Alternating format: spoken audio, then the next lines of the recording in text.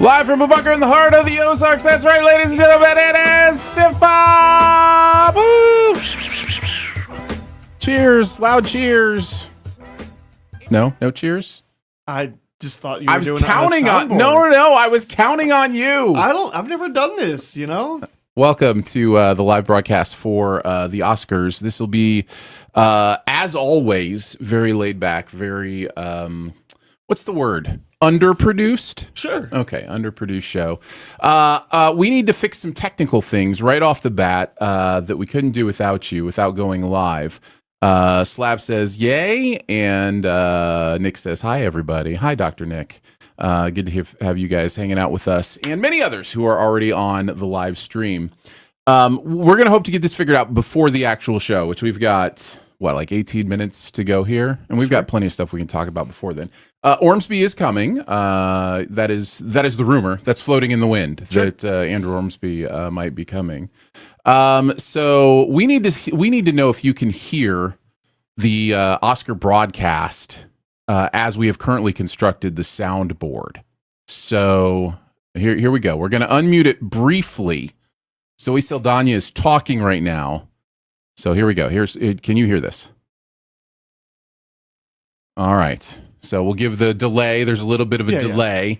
We'll let people in the comments let us know if they heard Zoe Saldana speak. If so, we've got to figure out another avenue to get the audio. So then if that is the case, I'll just let Aaron just vamp for a while I figure out the board. You can just talk about Sposcars weekend.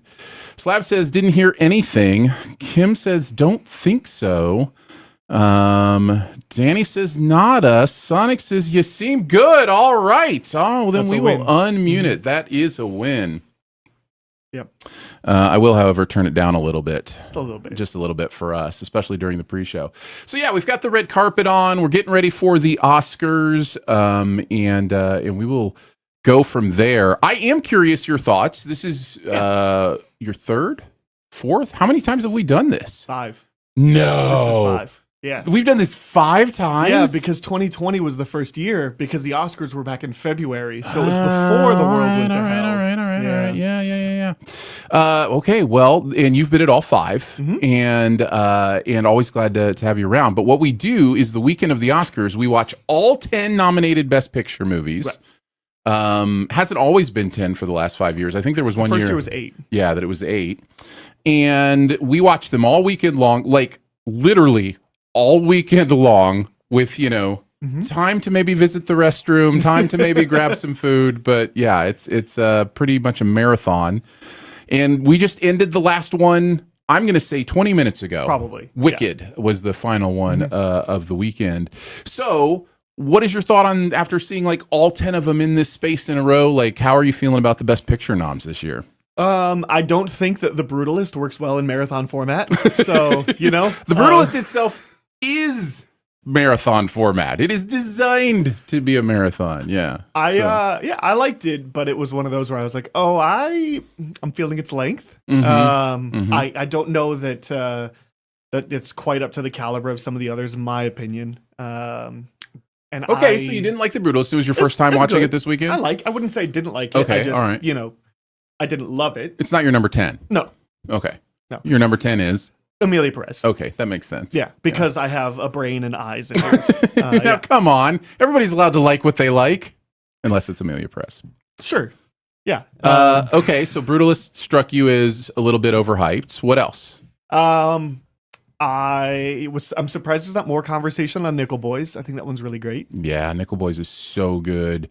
That is my 3rd time through Nickel Boys, and I am amazed at the artistic choices in that movie and how they relate. I don't want to spoil anything, but there's a perspective thing in that movie. Sure. I don't think it's spoiling much to say it starts in first person perspective. That is the from this character, and what it does by the end is kind of mind blowing. The way not only that it moves through its artistic choices, but where it lands with them. I think somebody could write a thesis on that movie and the way that it's choosing those camera angles.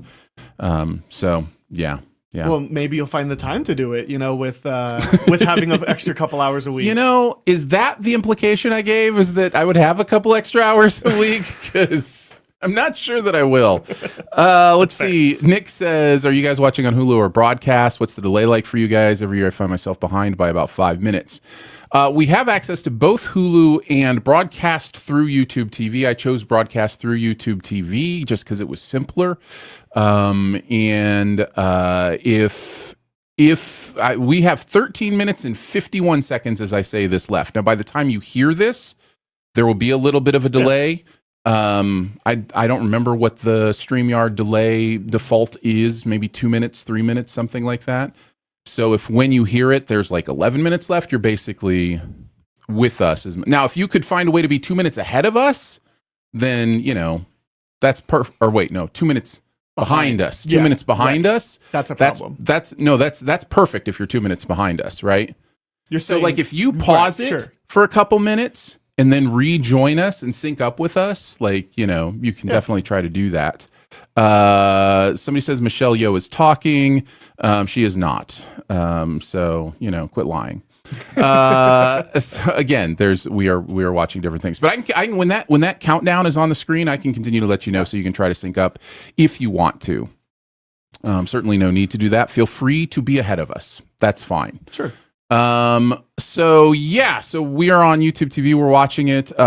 Any other thoughts on the 10 films that we watched this weekend? I know why it's not being talked about as much, but I'm Still Here was the big surprise for me this weekend. And I really hope that it takes the lead actress performance. Oh, wow. Award. That'd be something. I pulled it in my Sposcars pick. I don't think it will win, but I do think, at least in my eyes, it's the deserving performance. And I go like 80% head, 20% heart, and that one was enough for me to pull it in.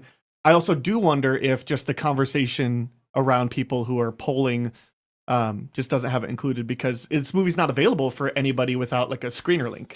It in fact, this weekend I thought it was on Netflix. I thought it already dropped on Netflix. Apparently, it will be dropping on Netflix at some point. Right. I just remember they had promoted it, and I tried to load it up on Netflix, and it wasn't there. And I was like, "Oh, I'm gonna have to plug in my screener app to actually watch this, because it is not available anywhere." So the only way to watch that's a mistake, by the way. If you're nominated for Best Picture and you don't hustle to get your movie available, it's Robot Dreams all over again. Yeah. So the best way to watch I'm Still Here is to drive 6.5 hours to your movie critic friend's house on Oscars weekend. That's the best way to watch. Don't even tell them. Just knock on the door. Hey, there's this movie that you're the only way I can watch. I'd like to watch it. No, watching through them, Anora elevated for me a little bit. Me too. I had some qualms, especially about the ending, and it kind of locked into place for me this time. Me too. And it is by far my favorite Sean Baker film. By far. I haven't connected to any of his other movies. In this one, especially this time through, I did. Wicked continues to just levitate me. Sure. It is. I am defying gravity when I watch that movie. It is absolutely it's just, there's something about emotional manipulation when it works, and it's so perfect in that movie. Oh, it's so good. So yeah, I really enjoy watching that one. I still have a complete unknown. I thought that was good another time through. Conclave remains my favorite. That one also went up for me this year. Yeah, on the rewatch. It goes up for me on every rewatch as well. Doom Part 2 is just astonishing filmmaking. Big picture stuff. Cinema. There is like a just world where Dune wins Best Picture. It's not going to happen. So if you picked it, sorry. But there is a just world where that one wins. Yeah. And everybody sleeps happy tonight. Yeah. But I would also say I am less excited about almost all of these Best Pictures than I normally am. Okay. I don't know that there's a true one that I really feel is a stand above the rest. I think they're all just solid 4 out of 5s. Yeah. On Letterboxd. Okay. All right. Versus last year, I thought there was Oppenheimer was incredible. Poor Things could have won this year. Poor Things could have won last year. But, but easily a lot of them from last year or prior years could be in the conversation to win this year. So I don't know that there was that like standout for me. I'm not like super over the moon about any of them, which is kind of a problem for the Oscars, Yeah. They need to lock down their Schweitzer appeal. That is definitely true. We need hundreds of beavers in here, or You're not wrong. That's an amazing movie. I mean, Challengers was exactly my vibe. Could you submit hundreds of beavers for animated? No, it's not. That's all live action, even the costumes and stuff, right? Yeah. That's a great movie. We are at Timothy Chalamet talking 9:05, 9:04, 9:03, 9:02, 9:01. 9 minutes to broadcast. That's where we're at if you're syncing up. I also wanted to mention the Sposcars picks. Schweitzer's got his in. I've got mine in. Many of our amazing Sif Pop contributors have theirs in. You can check all of those out if you go to sifpop.com and click on Sposcars. You click on Sposcars at the top in the menu. It'll take you to the entire spreadsheet. And this is what we do every year. We just make the spreadsheet public. So your picks are there with everybody else's. It is currently in alphabetical order by first name. And then as things are awarded, it will adjust through the night. So we'll be able to continue to re-rank that through the evening. I already see several of you are there spotting it. I'll give some shout outs to Anonymous Raccoon, Anonymous Hyena, Anonymous Gopher, and Anonymous Hippo. Thank you for checking into the Sposcars. Anonymous Elephant yet? No, I don't see an Anonymous Elephant yet, but there are others there that aren't showing up. Yeah, they'll show up eventually. We'll try to give you a heads up on kind of how people picked overall as we go through the awards. So when an award comes up, I've got, the pie charts here that I can look at and kind of tell you what people picked. I guess I'll say this as we kind of head towards the awards. We often talk when you're making picks. The winners each year are like 10 or so are ones that they picked that pretty much everybody agrees with. And then they pick like 4, kind of wild shots or 3 kind of wild shots. And that's what gets them the win. Sure.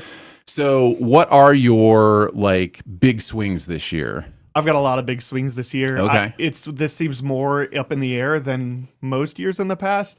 Right off the start on your spreadsheet, if you're looking at it, I have Fernanda Torres for I'm Still Here, the leading actor, because she is the most deserving. Both leading categories, you took a swing. Yeah, I'm trying to will Coleman Domingo into existence. It's not going to happen. I can guarantee you he does exist. He actually touched my shoulder a couple weeks ago, so I know he's real. Well, I'm jealous of your shoulder. It's not going to happen for those of you that voted with me. It is the performance. It was the Sifties performance of the year as well for us. But it's just not going to win. But I'm hoping I can. Kieran Culkin should be a pretty big lock. I picked Ariana Grande. Yeah, 3 out of 4 are upsets that you picked. Yeah. I do wonder if the Academy is souring on Amelia Perez since the nominees came out because the public outcry has been so loud. So you think they've soured so much on the movie that it's going to hurt Zoe and Best Song and like down the line? Like you didn't pick any Amelia Perez. No, I didn't pick any Amelia Perez. I'm going to be wrong. Like here's the thing. I'm going to perform worse than usual. Okay. But like I said, 80% had 20% heart, but the heart was strong this year. And look, I saw Amelia Perez for the first time Friday night. Yeah. Zoe Saldana is fine. She is. She's really good in it. She not Academy Award good. Right. I don't know. You could argue. You could argue every year that there are 60 to 70 Academy Award level performances. Sure. Like it's just the weird magic that is momentum and word of mouth and that pushes some above. Like, my number one performance of the year didn't get nominated for anything. Neither did mine. Civil War didn't get nominated for anything. Civil War didn't get nominated for anything. By the way, Marianne Jean-Baptiste, Hard Truth is my favorite performance of the year. But so I just think it's just, yes, I do think it's Academy Award level. But that doesn't mean that I don't think there are 20 other performances that might be better than that if I really thought about it. I'm trying to think of what other snubs I had on there. I put Fly Like the Bird song from Sing Sing. Again, just because I think maybe that's how the Academy justifies having Sing Sing get an award. Mm-hmm. And you've got a lot up here that are like you even picked let's see, what Nosferatu for cinematography. I think there's a chance. Yeah. I was gonna pick The Brutalist, but that one was one of those where I was so close. I changed it last minute. That was the last one I changed. Yeah. But also, 5 hours from now, I could look like a genius or a savant or a prophet or something. It's not going to happen. Yeah. But, we'll see. All right, they're closing up the pre-show. Looks like maybe like 4 minutes of commercials. I'm gonna turn this up just a little bit so we don't miss Conan coming in. You excited for Conan O'Brien? Sure. It's not like who I would pick, maybe. Yeah. Nick has the best pick. For the Muppets should host the Oscars. Wouldn't that gimmick get old though pretty quickly? 1 year would be fine. I don't know. I maybe would like to see like John Mulaney host the Oscars. Personally. Okay. I like Conan. I think he's going to be great. I love Conan. I think he's a great choice. It's just been late night talk show host for a while, and frankly, but there's a reason. I know. Well, how about Taylor Tomlinson then? She's sure. killing it on After Midnight. Yes. She's incredible. Sure. And then you get somebody who's been doing it for forever, Sure. a little bit maybe more fresh than it has been in years past, while also still being a late night talk show performance as opposed to like still having those skills. They did the Amy Schumer one a sec, and not that one was bad, but it's certainly different than Jimmy Kimmel. Yeah. Oh, I guess I should talk about my big swings before we get into the show. Let's see, where am I up here? I thought it was. Oh, yeah, I'm Dicer, not Aaron Dicer. So yeah, Conclave is one of my big swings for Best Picture. Sure. I just think it's going to perform well in ranked choice voting. I think everybody's going to have it at like 2 or 3, and not everybody's going to have a Nora at 2 or 3, and not everybody's going to have the Brutalist at 2 or 3. But I think Conclave is going to be 1, 2, or 3 for almost everybody. So that's just I don't know. That's just kind of my. There's a very real chance that Conclave wins. One of my big swings. I'm trying to think. Nothing more really there. That's kind of chalk. You do have Adrian Brody for the Brutalist, and it seems like the scales might be shifting to Timothée Chalamet. I think Brody is still considered chalk for that. But yeah. I'm not saying that's a snub. I'm just saying that I think right. that one seems the most like close out of anything. Yeah. And then let's see, what was my other? I know I had one more big swing down the road. I'm just not seeing it right now. Anyways, so yeah, Conclave will be the big one I'm looking at. Sure. Tonight. And I like that. I like big picture swings because it's the last award of the night and it can determine everything. And it kind of means like, even if I'm kind of in it by the end of the night, I'm in it, you know? Yeah. And I'll let him say what he said, but you do not have the same nominee as Ormsby, so this could come down to the wire. Yes. I'll let him, talk about his picks. Yes. But that could be really fun. Yeah, totally. Reports on the chatter that it's like a 6-second delay, so that's not bad. I imagine it's different for everybody. But yeah, I'm glad it's not as much as I thought it was. Let's see. Nick says, I'm excited for Conan. Cool. John Mulaney. John Mulaney's a good choice too. Yeah. He's just like, I don't know, maybe a safe choice. He's been killer at all the like SNL monologues. That's what they are. Yeah. Lolly says, wait, Oscars has a presenter that isn't Dicer? I just watch Twitch and wait for Aaron to tell me. Fair enough. I will be your host this evening for the Oscars. I didn't realize I've hosted the Oscars 5 years in a row, Aaron. I hosted when Will Smith slapped Chris Rock. I was the host of the Oscars that night. Did you know that? When that happened, and when they saved Best Actor for last and didn't give it to Chadwick Boseman. We've had some moments. We started the year after the La La Land debacle, so we didn't quite get that one. But yeah, we've had some live moments. You can still go back and watch those on YouTube for sure. So yeah. Another thing this year. We didn't get to eat before the show, so like I have pizza here that you get the pleasure of seeing me eat while we are live on air. So I'll dip out when Andrew gets here, so I'll just wait. Yeah, that makes sense. All right, here we go. It has started. The orchestra is warming up. No Place Like Home, Red Slippers.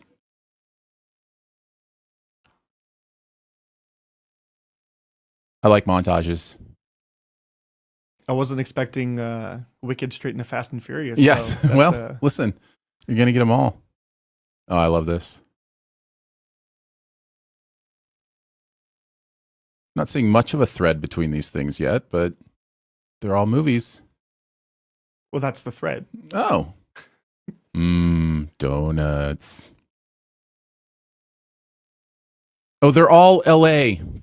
That's the theme. They're all LA landmarks. This is like this is going to be very heavy. I love LA with the fire happening and all that stuff happening. Like this is all like LA landmarks. I'm just learning that I'm just learning that Big Lebowski takes place in LA.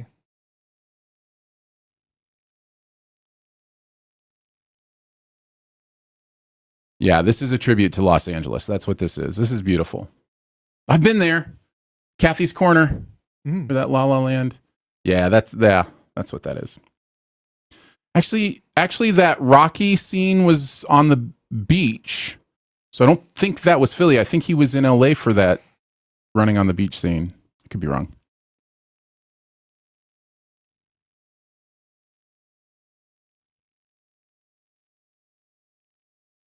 Is that Ariana?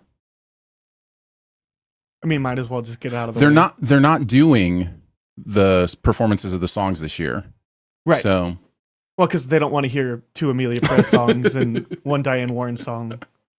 Maybe it's Diane's year, though. By default, I guess.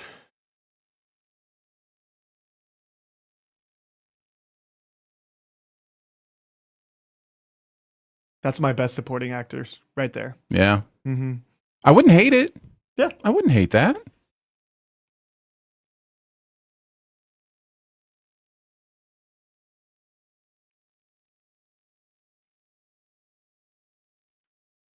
You ever been to the Dolby? You ever been to LA? When I was young. Okay.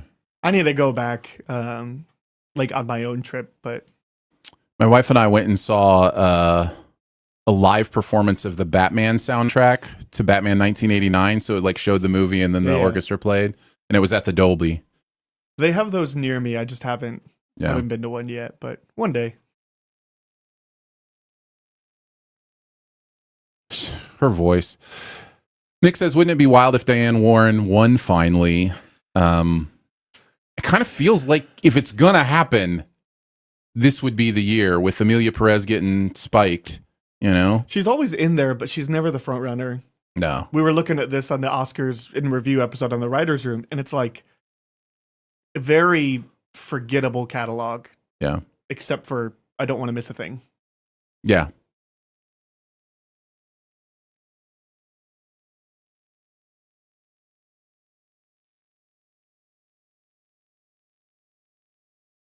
I just moused over. The scheduled time is 3:30 now. The Oscars is no longer scheduled for 3 hours. It's scheduled 3.5. That's the first time I've ever seen that. It's always scheduled for 3. That's interesting. Cynthia now? Uh-huh. I love that dress. She just needs to be considered one of the greats already. She's just her voice. Yeah. She slayed me in Bad Times at the El Royale. I just fell in love with her during that movie. And been a fan ever since. She'll get her chance to do whatever she wants after Wicked this year. Yeah, for sure. If not already after Wicked this year.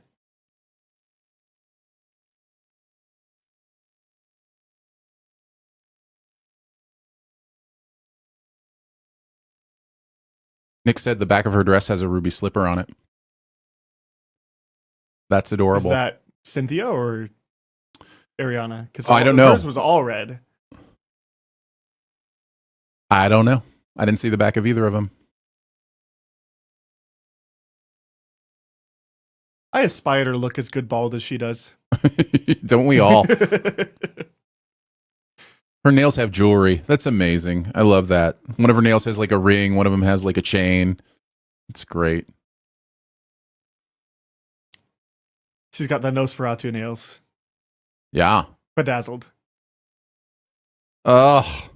Sing it, Cynthia. Let's go.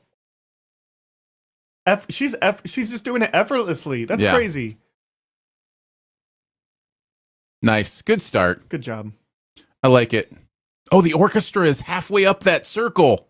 Yeah. Did you That's think so that was just cool? the camera? Oh, there's like the a ruby LED slipper wall? right there. Oh, Yeah. That's a good touch.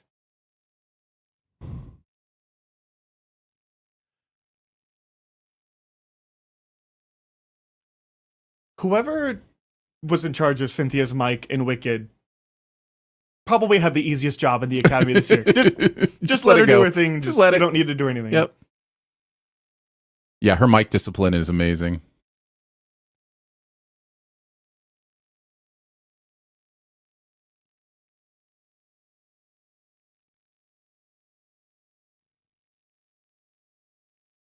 This place should be erupting. You are not appreciating this enough, LA. I know they're waiting for the moment, but savor it. Here it goes.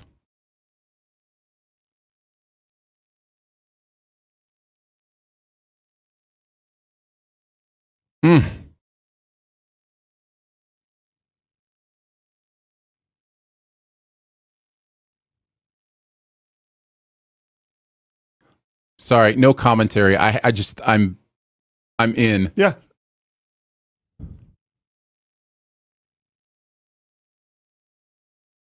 How is this not the showstopper? Like, you might as well just cut off the stream after this, right?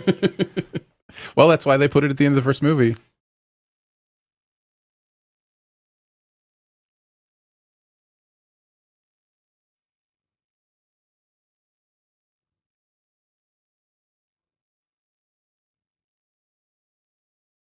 Yes.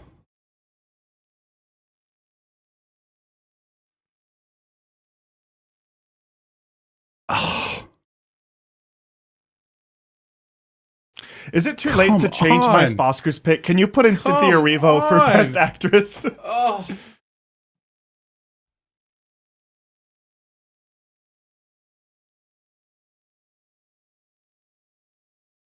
Yep. All right. Now, how do they go from here? Right? How do you possibly? I'm not even faking these tears. Like, I love music, man. It's just such an idiot. What do you? You got to cut to commercial and just be like, we can't follow it, right? That was sheer talent. Sheer talent.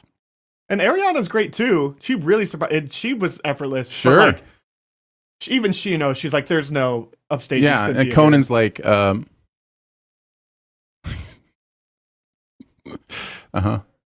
Oh.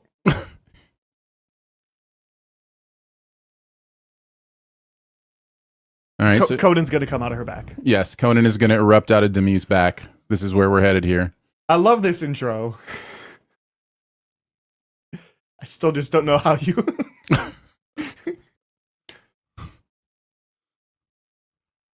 All of the people that are...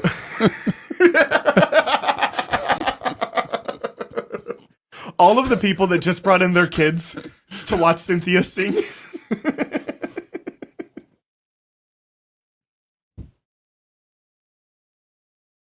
Shouldn't he be naked?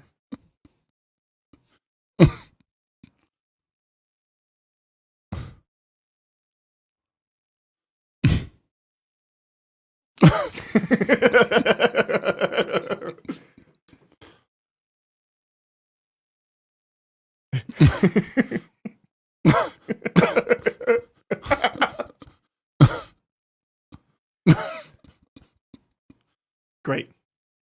Yeah. Love it. Here's to you, Conan.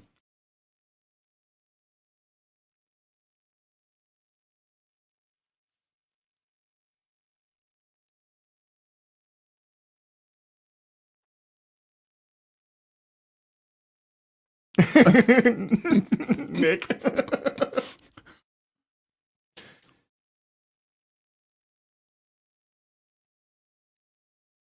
Nick's pointing out exactly what I just said. Yeah, exactly.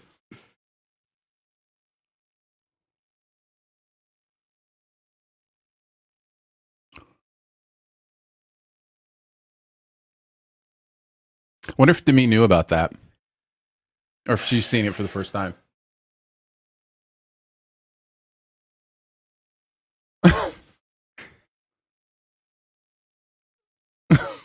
Sure.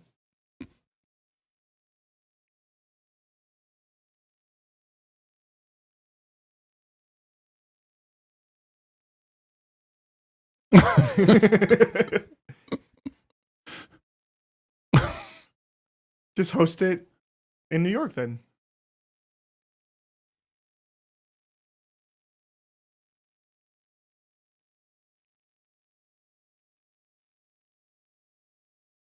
I love the backdrop. Yeah.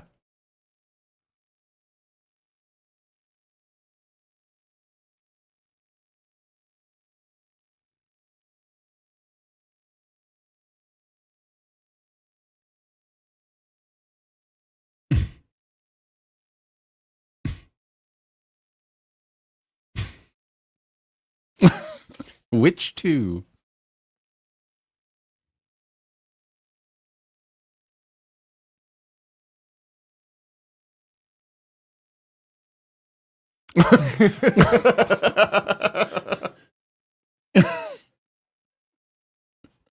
They've Wake Up Dead Man this year. That's true. Worth the price of admission. I'd pay a whole year just to see Wake Up Dead Man once. Mm-hmm. Although I'm a normal American and don't pay for Netflix. Right.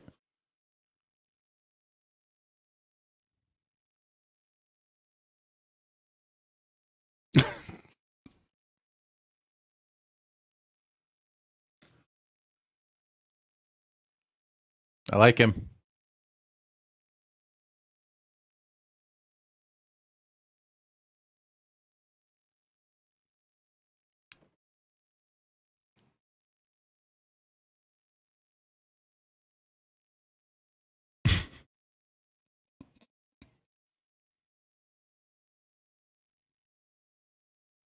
Conclave, conclave.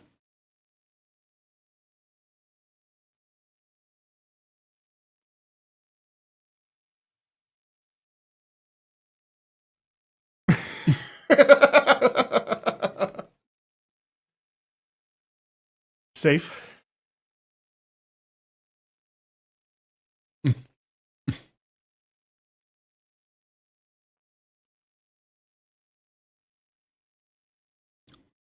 Agree. Rafe's great.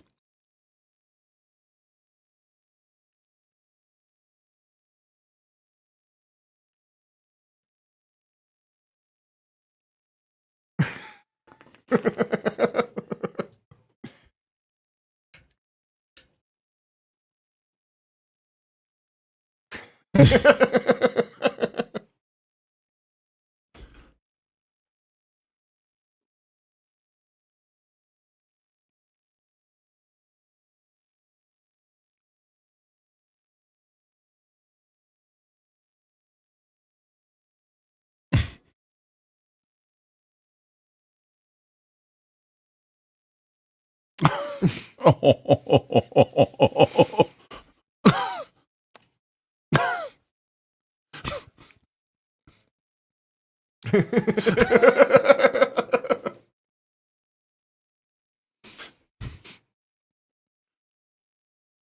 think she's there. I think she went. Mm. That's all that matters. She So she's here. She is there. Yeah. Yes. Mm-hmm.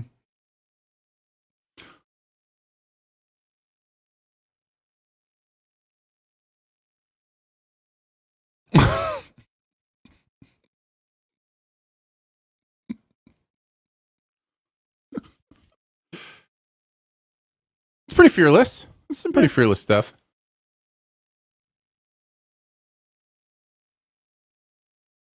It's not like edgy, but it's yeah.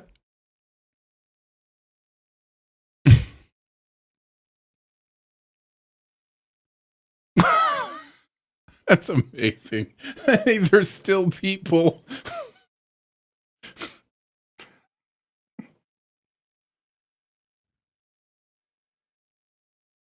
Insert joke about nobody having a chance to see it. Mm-hmm. Mm-hmm.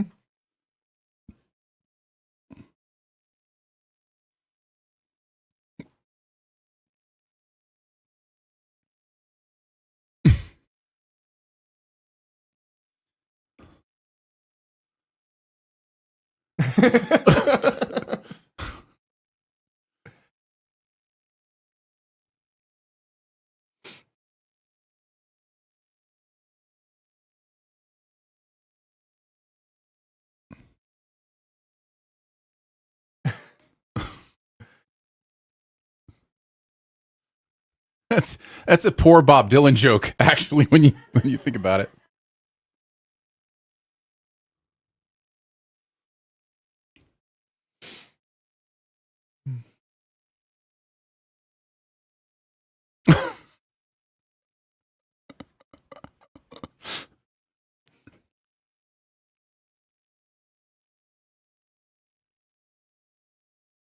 There you go. Doing part 2.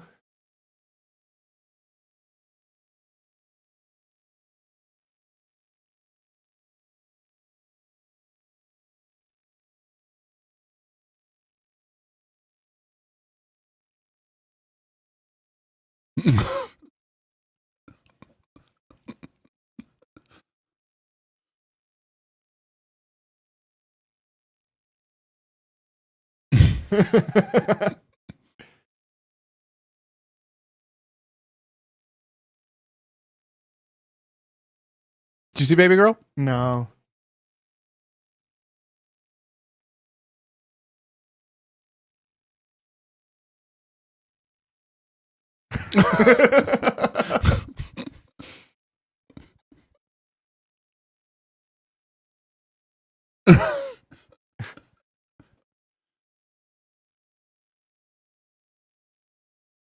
Oh, Conan.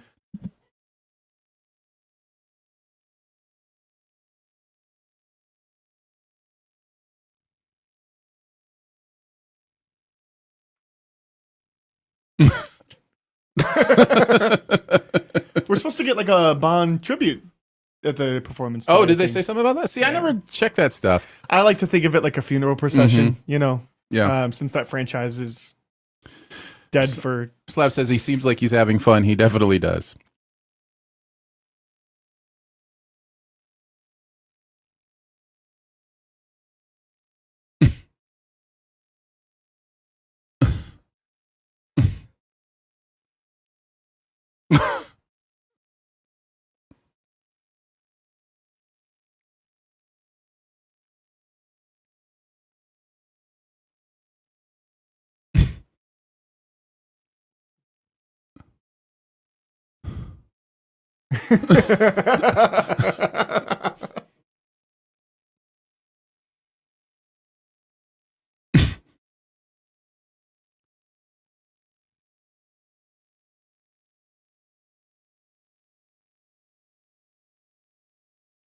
No slaps.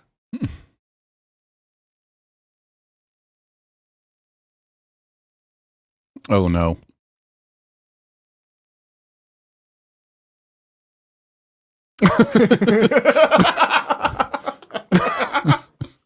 It's our next Dumbledore right there, I think.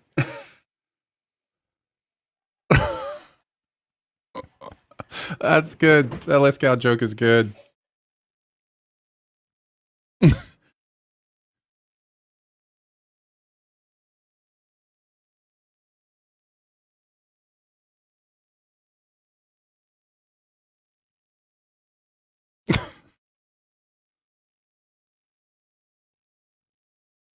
Oh, wow. This is a fun game.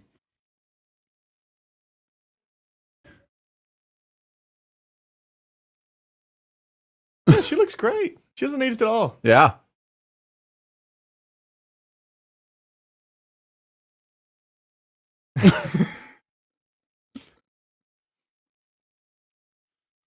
See, this is where they could put the joke about, like, Uh-huh. if you don't stop talking, we'll show you Amelia Perez. Right. Yeah. Yeah. Yeah.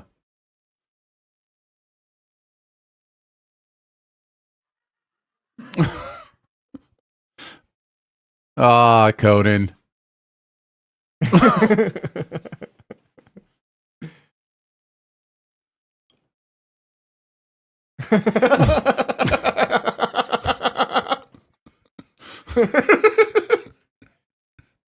That'll be a meme by the end of the night.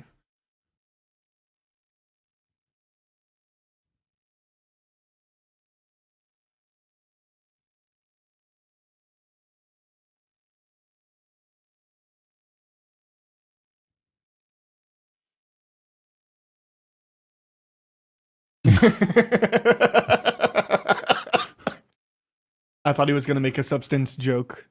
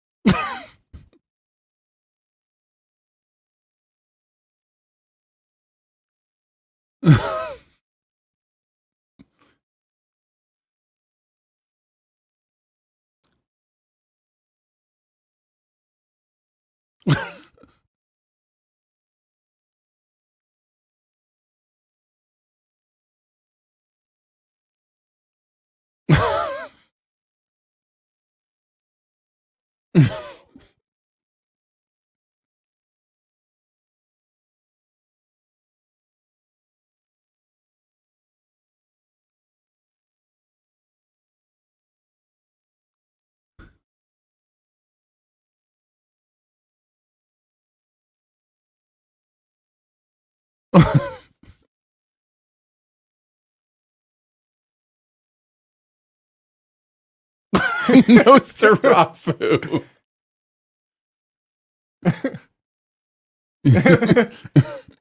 This is the most fun that Sandler's had since Uncut Yeah. Gems. Like, that's...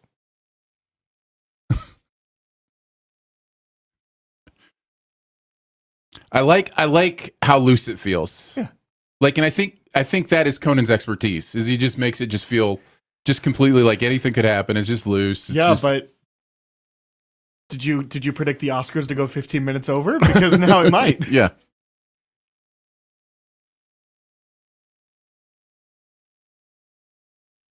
Oh no.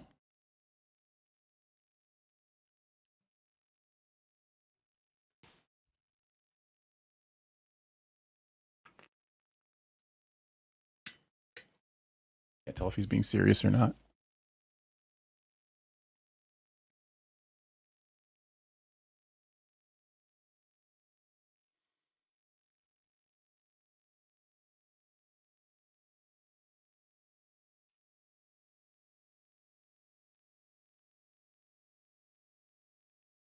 He so rarely goes sincere. It's Mhm. weird.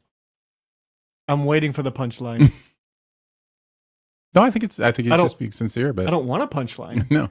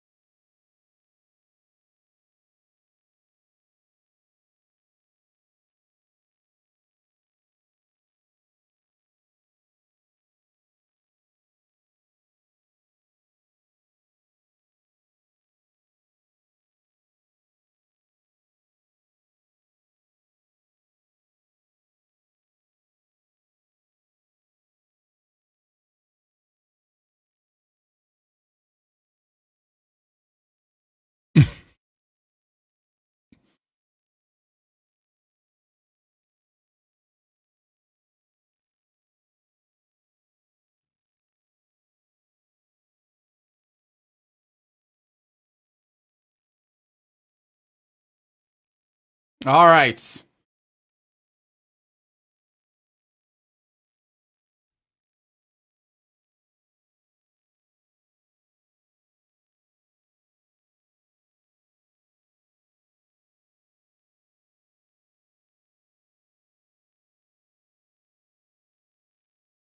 Oh,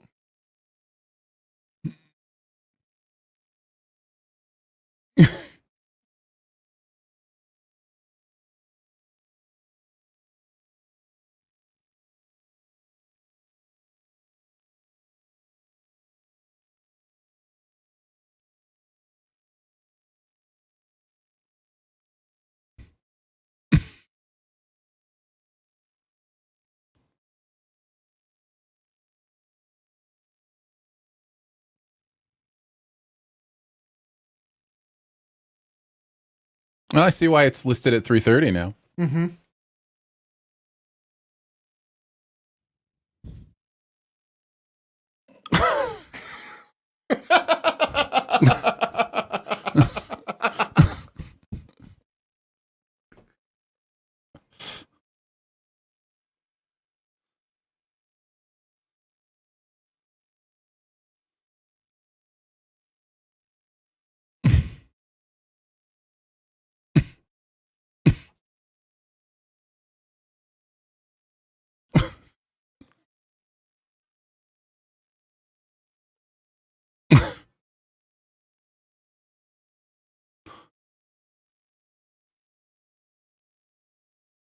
Respect. Yeah.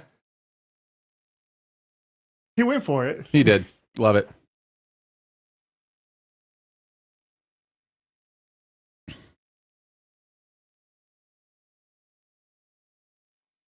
All right, let's get to the first award, shall we? I'm guessing we're doing actress in a supporting role, maybe? Would they have the actor from last year do actress this year? Maybe it's actor in a supporting role.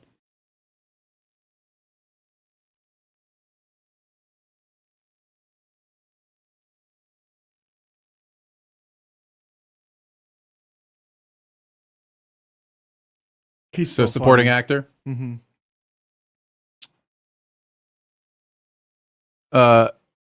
80.3% have Kieran winning this. Yeah. This was an easy. This is the closest thing to a guarantee. Hey, ladies and gentlemen, Andrew Ormsby has entered the room. Andrew, hop on in, man. Thank you, Schweitzer. Yeah, Thanks for hanging out. I've been booed off the stage, so we'll welcome the wheel winner tonight.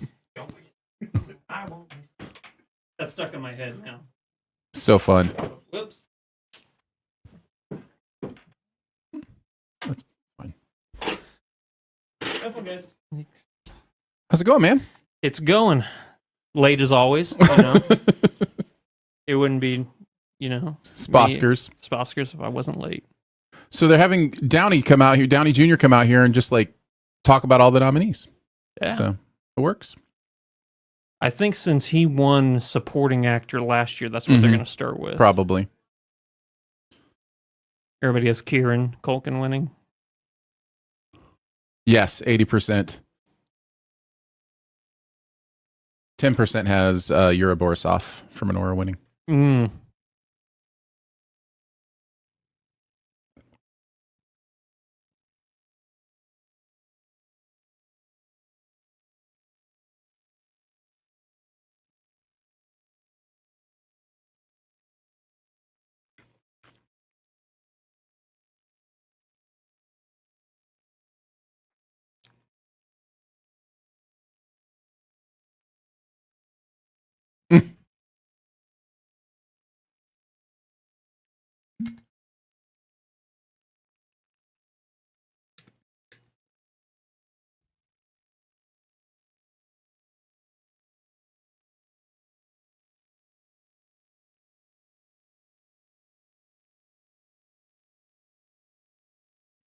He's really good.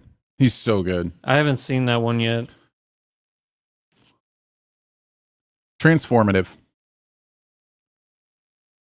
All right, here we go. First award. That is Chalk. All right. Actor in a supporting role goes to Kieran Culkin. So we have that inputted. We will rearrange in order.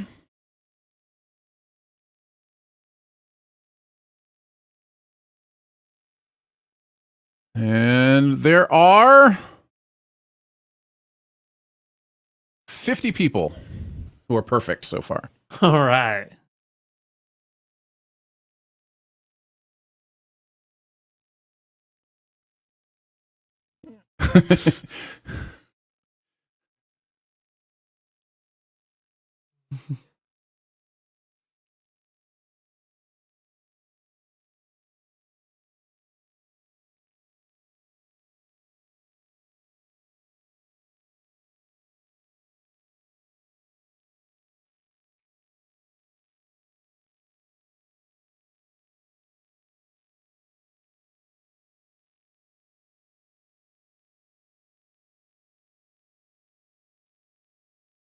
Oh yeah, the movie I'm nominated for.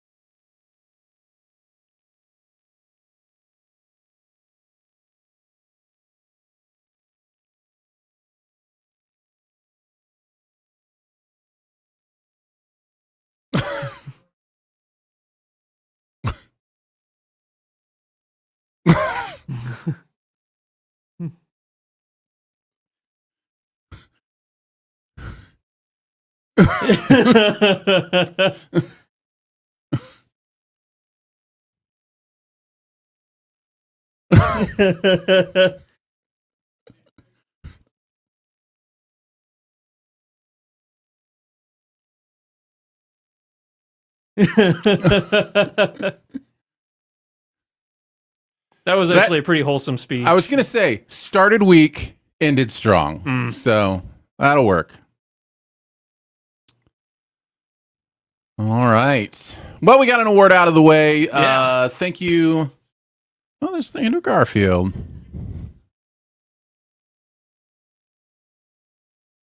It's Nick Offerman, right? Isn't that Nick Offerman's voice? It sounded like him. I think that was Nick Offerman doing the voiceover for the Oscars. That's fun. How are you, man? Good, and you? Good. How are you feeling about like this show? Like, what are you thinking? How you feeling about your picks? How you feeling about the movies? The choices? I say this every single year. Mm-hmm. I don't think this is going to be my year, but somehow I end up in like the top 15 or something like that. Yeah, most years. I did a lot of research, previous winners and predictors and stuff like that. Yeah. So I think that I have a fairly strong ballot, but at the same time, I just don't look at this year. And maybe it's the same for you. Do you look at this year and go, "There's a standout winner for Best Picture"? No, and Best Picture feels fairly up in the air. Maybe the most since Coda won a few years ago. It really, I mean, Anora is the favorite, yes. You know, but it feels like Brutalist could win. It feels like Conclave could win. Wicked could win. Like, Wicked is one of those movies that sneaks up like in everybody's top, 3 or 4, and then all of a sudden has, ranked choice voting, numbers to push it above. So that's definitely on the outside. But any of those first 3, it wouldn't be like a super shock if they won. No. So yeah, I think it's there's no clear in my mind like, oh, this movie was so much better than every other movie. So, exactly. Yeah. But that's how I feel pretty much every year. Yeah. How are you feeling about your ballot? I was looking through it and it's a lot more chalk than I thought. I really just have 2 swings. I really didn't go for it. I thought about picking Chalamet. That seems possible to me that he could beat Adrian Brody. I'll tell you right now, I'm not going to get points for that one because I'm so adamant that Coleman Domingo. You just were unwilling to put anybody else. I was unwilling to vote for anybody else. I'm like, no, he wins this award. Yeah, but Adrian Brody is definitely the favorite for that one. Yeah. Jay Bouge says, just like the Wicked opening, no one's topping that speech for the rest of the night. I don't know. That wasn't a great front, start to finish speech. It really kind of struggled there. It was kind of had to find its footing, but it was definitely strong at the end. So I think somebody could give a better speech than that. Let's see. Nick says Nora losing would make it the only movie other than Brokeback Mountain to not win Best Picture after winning DGA and WGA. So, well, there you go. Has happened before. Yeah, the fun thing I hear about Conclave is it won the SAGs. It won Best Ensemble, right? And that doesn't necessarily mean Best Picture, but the years that the Best Picture winner has been a shock, like Parasite, Coda, the SAG Awards. The SAG was for both of those was for Best Ensemble, and so people are like, that might be Conclave this year, but that's probably me just wishing it so because that was my favorite movie this year. So, yeah, Nick says Conclave also won BAFTA. Yeah, BAFTA is not a great indicator, though, which is fine. I don't need award shows to be indicators of the Oscars. Oh, we've got something going on. I think they're introducing the original songs or something. I guess this wouldn't be original song. Maybe it's just they're doing the Complete Unknown Best Picture. Mm.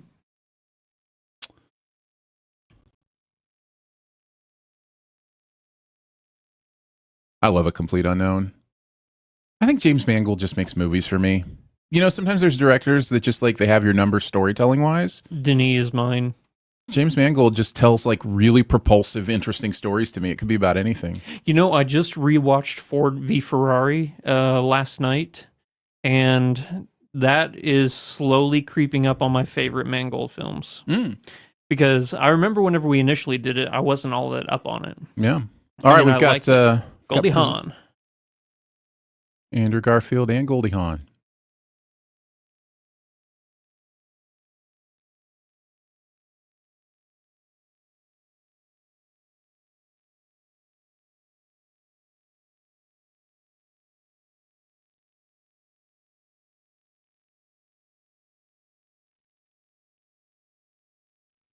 That's sweet. That is sweet.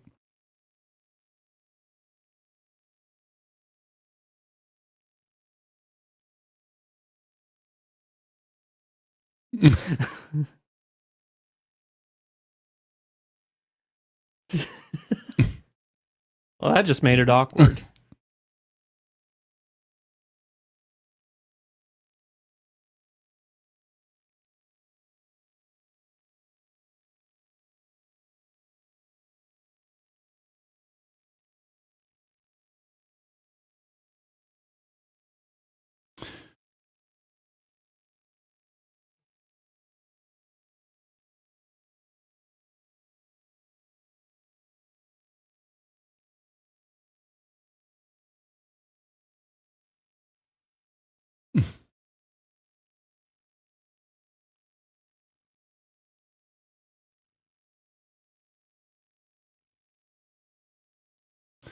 I hope not every presenter shtick is going to be sentimental. I'm fine with a few, but we're doing animation.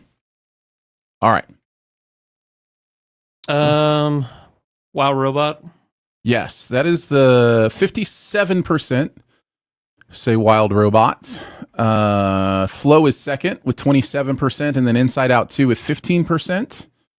I'd be very surprised if the Wild Robot doesn't win. Although Flow is kind of one of those that can come out of nowhere. So we'll see. Inside Out was the best movie, though. I mean, listen, you don't have to convince me. All right. Animation. Although I do have to admit, Memoir of a Snail, while I don't think it has a chance of winning, really surprised me with how good that movie was. Yeah. This is going to make you so mad, Aaron. You haven't seen the Wallace and Gromit yet? I've never seen a Wallace and Gromit movie. What? A single one. Show over. That's amazing. You've got. I know that you love Aardman. No, you've got some fun in store for you. Yeah.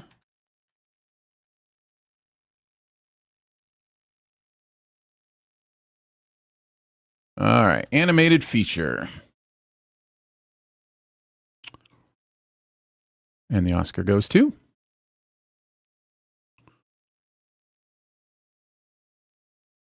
Oh! There you go. I listen.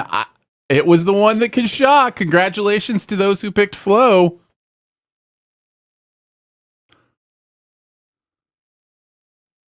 It's That's what going to country is separate it people. from? Yes, it really is. So this is a thing I've started to hear the last couple years. The international voting body has beefed up quite a bit for the Really? Academy.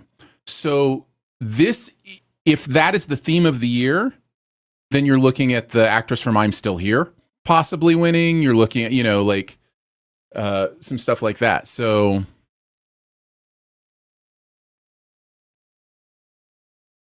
all right, that's going to separate some people out. Yeah. Let's see. Just like that, we are down to 13 perfect scores. Wow. Only 13 people are 2 for 2. One Latvia, of them is Ian Whittington. Oh gosh, we're not going to hear the end of this. That's all right. Let's look through Ian's ballot. I'm sure Ian has some clunkers in there somewhere. I mean, he has The Brutalist winning Best Picture. That could happen. He has Mikey Madison winning Actress. That could happen. So, but those are... Okay. Animated short now. Oh, he has Isabella Rossellini winning Supporting Actress. That's not going to happen. No, it's going to be Zoe Saldana.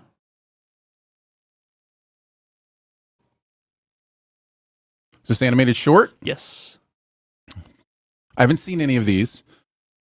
I saw one and I voted for it. Which one? Not that one.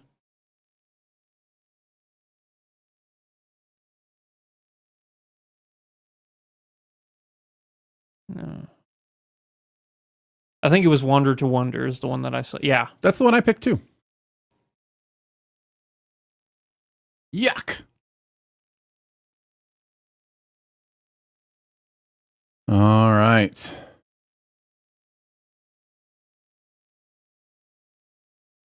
Oh, wow. Okie dokie. Not going to be my year. No, mine neither. We are 1 for 3. It's a little early to say, but I'm loving it. Like, let's go, Yeah. By the way, for animated short, let me see if I can find it.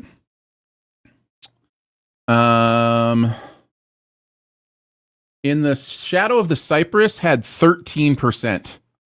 There were Wander to Wonder and Yuck were both above that in our picks. So, wow. Nice, shocking beginning. Like it. This is. We are down to 3 perfect scores. All 3 are Sif Pop Gurus. Ian. Ian is 3 for 3. Good job, buddy. All right, let's listen to a little bit of this.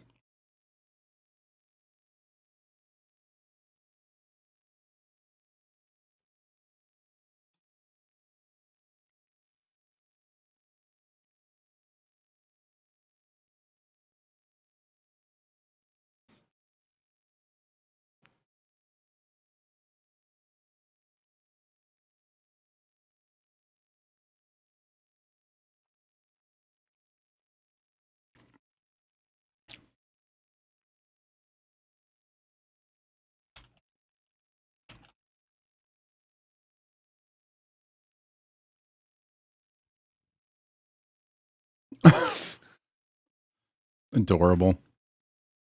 It reminds me of when Godzilla -1 won the Oscar. Yeah. And they're like, we're not native English speakers, so. So, Ian, congratulations on your 3 for 3. Unfortunately, you're going to be regretting your big swings later when they keep you from winning. That's the unfortunate part. When you take all big swings, you have to pick just a few. Have you looked over his list then to see what he's picked as far as other big swings? Yeah, we talked about the couple actor big swings he's taken. Best Picture is a decent swing that he's taken there. Definitely not going with the typicals. Although, none of the top 3 have Anora picked as Best Picture. Really? And they all have different Best Picture winners. Let's take a look here. Conclave, Brutalist, and Dune Part 2. Well, Dune Part 2 is the best movie of the year. It's not going to win Best Picture of the year, unfortunately.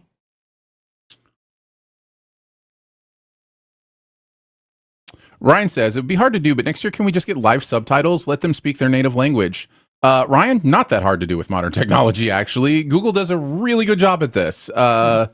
So, yeah, I think that would be great. I guess you should let them decide what they want to say, but if they want to speak their language, we had a translator come up with somebody at the Critics' Choice Awards this year. So Really? yeah, that's Nick Offerman. Yeah. Yeah, it's definitely Nick Offerman. All right. Well, we are off to quite a start. Yes. Did not see this go. Now, in fairness, like the shorts and stuff, I never know. You know, like I listen to a few podcasts. I go see what they're about, and and then just kind of flip a coin. So yeah, that's great. But Flo winning, that's definitely a shocker. But yeah, I think it might be that international voting body, I mean, it sounds like that's a very reasonable explanation for it. We'll see. All right. Yeah. I haven't heard your thoughts on Conan's opening. I liked it. Okay. Yeah. Did you get to see all of it? I'm not sure what you got to see and what you didn't get to see. I saw, when I was out there, I saw maybe... Did you see any of Ariana Grande and Cynthia Erivo starting with their medley? I did not. Like I was in tears by the end. Really? Yeah, it was so good. It just brought me to, it was great. I knew as I was driving over here, I'm like, I'm missing the good stuff because they always front load the good stuff. Yeah. So you didn't see all of Conan, but you saw quite a bit of Conan. What'd you think? I liked it. I love Conan. Mm-hmm. So his style of humor, I thought was going to work perfectly for the Oscars. He's going to come in, he's going to take some jabs, but it's going to be very lighthearted. And that's what I got, and that's what I wanted. Although the Carla Gascon stuff was, he didn't shy away from it, He even called her out by name. She's there, so that's interesting. I just think he's so funny, and that Sandler bit was hilarious. That Won't Waste Your Time bit was hilarious. Like, there's just some good stuff. The Lithgow stuff was great. It's just, I don't know. There's just, you get something with somebody like that who has that much experience in front of an audience, doesn't get shaken. The most shaken he was when he had to be actually sentimental. When he actually had to be, I listened to his podcast. I've seen his show so many times. Mm-hmm. I can count on one hand, the number of times I've seen him be genuinely sentimental about something, because his whole gag is to start sentimental. And then what is he doing? Showing him a map of Europe. It's amazing. Is to start sentimental and then throw you a big zinger and be anti-sentimental. And that's what I thought it was going to be too. Yeah. But no, it was sentimental straight all the way through. No, it's great. It was worthwhile. It's so, I genuinely just don't see him do that very often. So, he also, you didn't see this. After Ariana and Cynthia Erivo did their stuff, it cuts to Demi Moore looking in the mirror from The Substance, and she injects, and then she falls to the ground, and Conan crawls out of her back. Oh my god! And it just goes on and on. And he had to go back in and retrieve a shoe. He left a shoe in there. So he came out in the tuxedo and everything. Yeah, that's amazing. Yeah. Yeah, it's good stuff. It was a really great opening. So let's see. Malamber says, didn't Bong Joon-ho have a live translator back when Parasite won? Yes, I think he did. I think he had someone on stage with him. So that can definitely happen. But I like the instant subtitles even better, because then it's not interrupted. I just think that would be the better way to do it. Yeah. Let's see.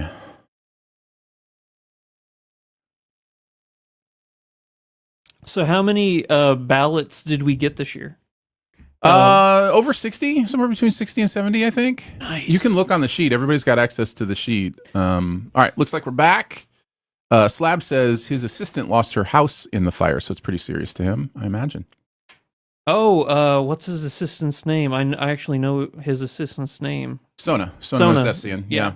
Yeah, because She's great. She's on the podcast too. Yeah, she is, isn't she? Mhm. All right, so we're getting the Wicked. She did that song live and sounded just as good. Of course she did. She's incredible. amazing. She's amazing.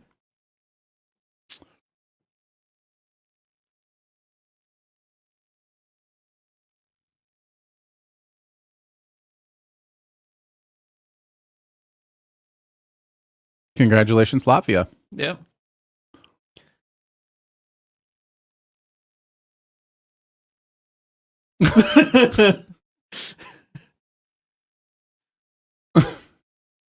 I like that. I like jokes in the moment. Yeah. Love that.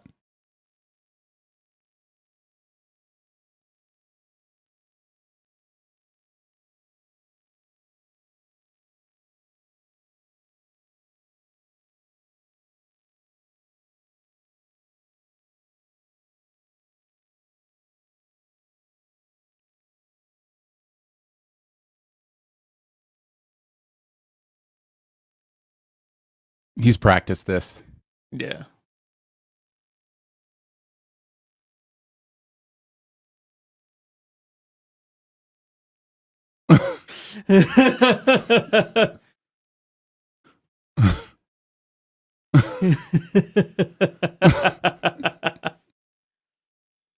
Comedy comes in threes. He sure does. Sure does, Andrew Ormsby. It sure does. All right. Costume. Did he just say stick around? That's amazing. Yeah. All right. Costume design. Wicked. 87% of the people say Wicked's going to win costume design. Nosferatu and Gladiator 2 have a few votes as well.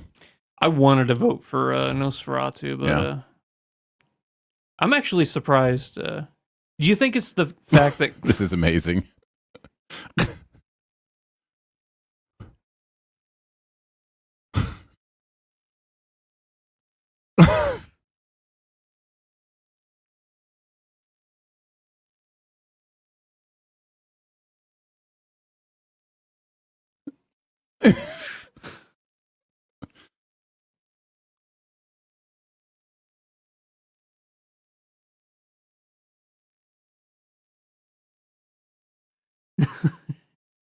Mhm.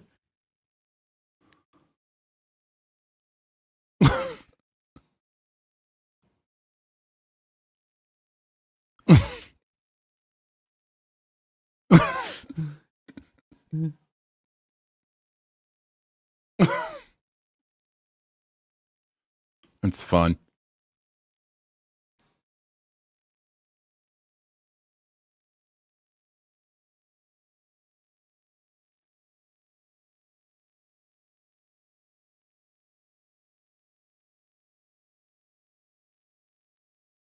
I like this. I really like this. Mhm. See, this is my thing. Like, the awards don't have to just be laughs and funny. Like, There's sincerity to it and heart. yeah. Well, in education too. Like, I want to know about these costume designers. I don't just want to hear their names. Yeah.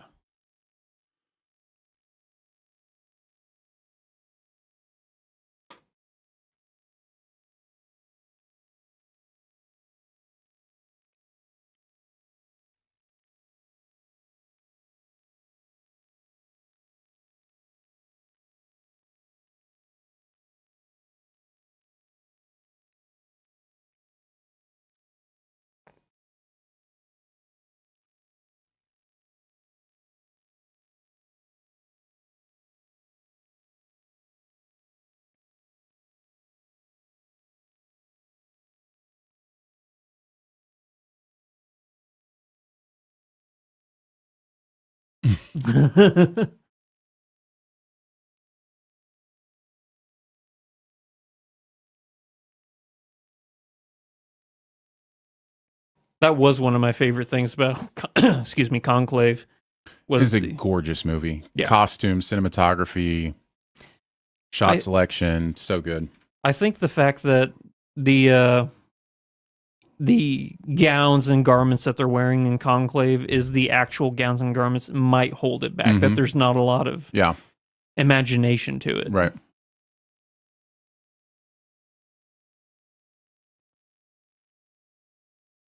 Gladiator 2.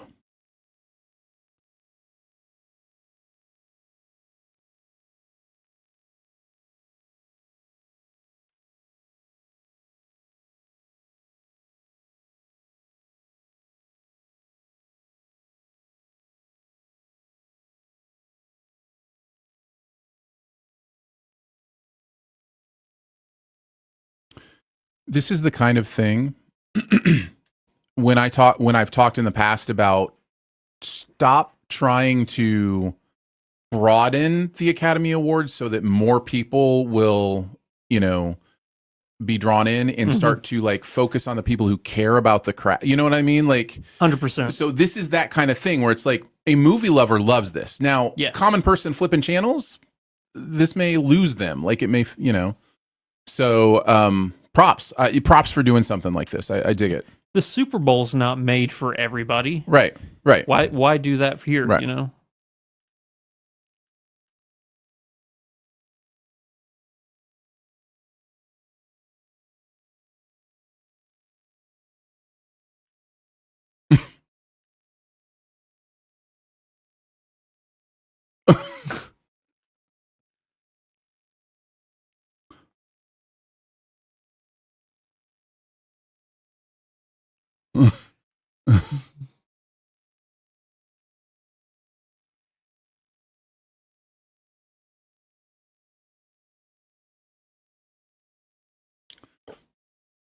Love it. Who's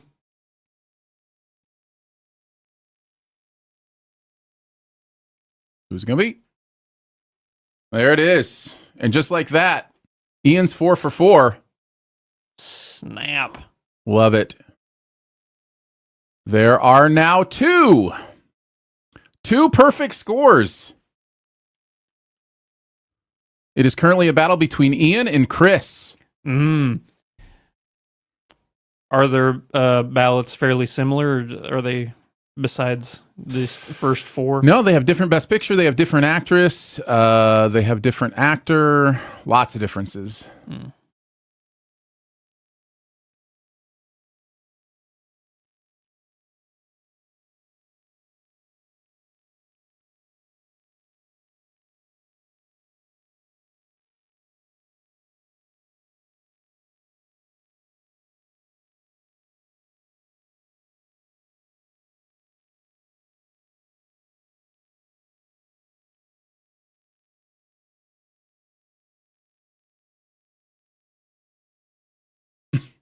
I love that Coleman Domingo's bravo came through loud and clear on the audio. Bravo!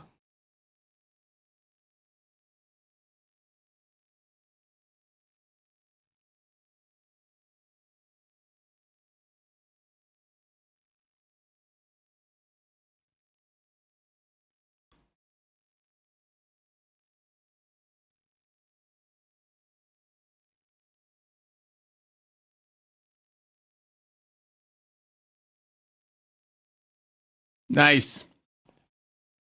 It's always one of those things when you hear somebody say something like that. I'm the first black man to win, costuming Oscar or whatever, and you go awesome, and also it's 2025. You know? I mean, some of that is certainly what people are led to go into or led to be into, or opportunities, or so. But yeah, it's that cognitive dissonance of like. How is it just now? They've been giving these things away for, a couple years now. A few years now. All right. So yeah, two people left in the 4 for 4 slot. I mentioned they have several differences coming up. So I think this will even out eventually. But again, I'm hoping so. There's only 14, right? So No, 22. Sorry, I don't know why I keep saying 14. There's only 22. There's 23. Did it used to be 23 and now it's 22, or did it used to be 24 and now it's 23? I can For never remember. nominations? For awards that are given out. I think that it's 22. Okay. So, yeah, still a long, long way to go. Ryan says, it's very cool that the Oscars are streaming on Hulu. This is the first time in years Yes. I've been able to watch. Totally agree. I think this is the first time it's been streaming live. Yeah. So I think that is awesome as well. I think that's the way things are going. I think these companies are learning that they can sell ads on streaming and make, just as much as they would if they forced people to watch it live, and maybe more because it's more accessible. Let's see. Curbside says, a James Bond in memoriam coming.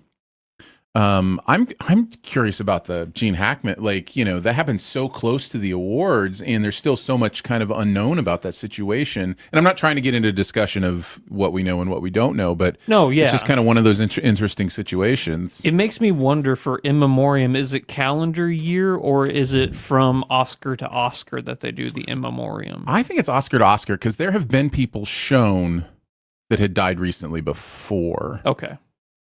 No, you're right. You're right. I could be wrong, but I just seem to remember that there's been because it happens in March, and it would be weird if somebody died in like January or February, that it would be the next March before the Academy, remembered them. But Yeah. But maybe I'm wrong. Maybe I'm misremembering that. I don't know. Let's see. Kim says 4 awards in an hour. How long do we think we're going? I put down 3:31:23. I remembered. So I did this earlier. It is scheduled for 3:30.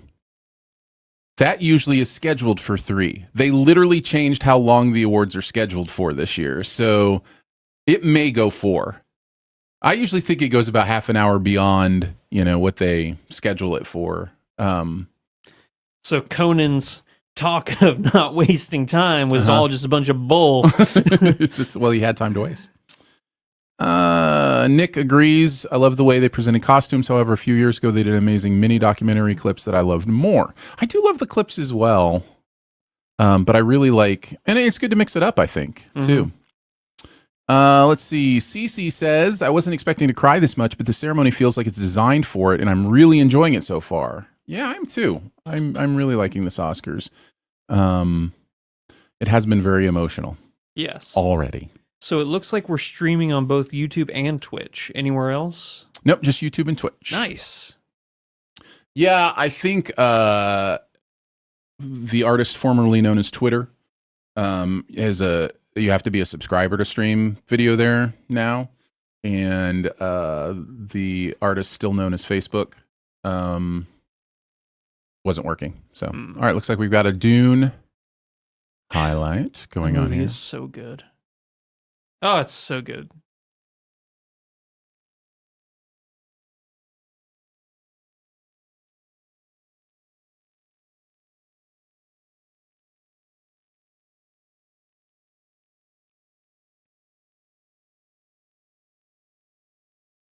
Yeah, watching that movie again this weekend was just like, oh my goodness, this movie is so amazing. Yeah. It's so like spectacular.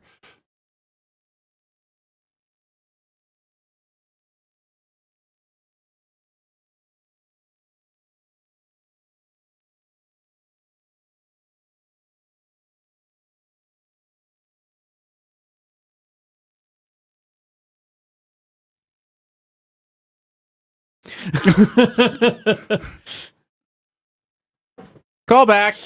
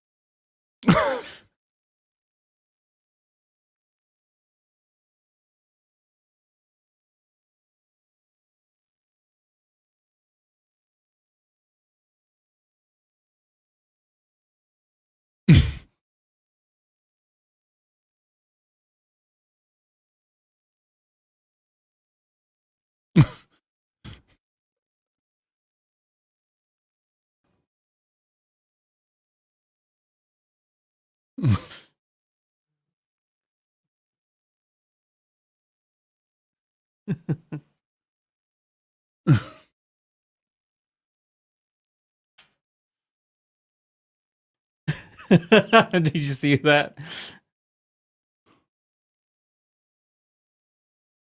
Screenwriting. All right, so we're doing screenwriting. Looks like it. Which one? What are we starting with? We doing adapted screenplay, original screenplay? I think we're doing both. Conclave, huge favorite according to our voters, and Nora, a slight favorite.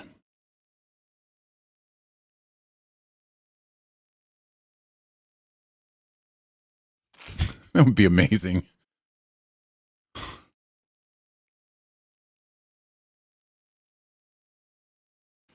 All right, we'll start with original.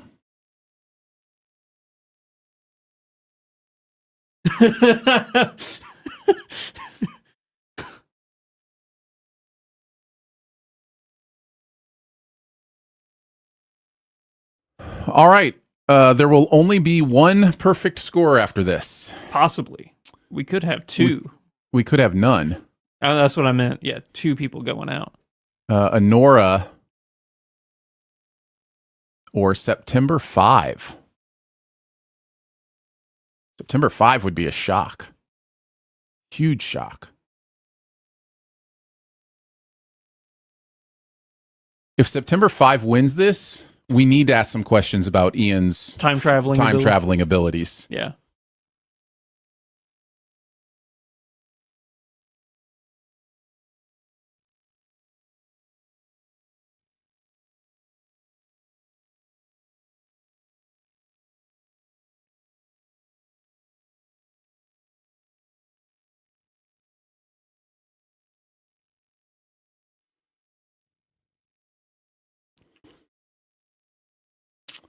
So the order our people have it in is Nora, and then tied in second, The Brutalist and A Real Pain.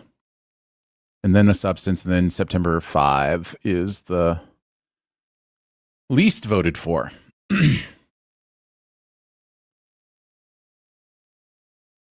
Yeah, there you go. And then there was one.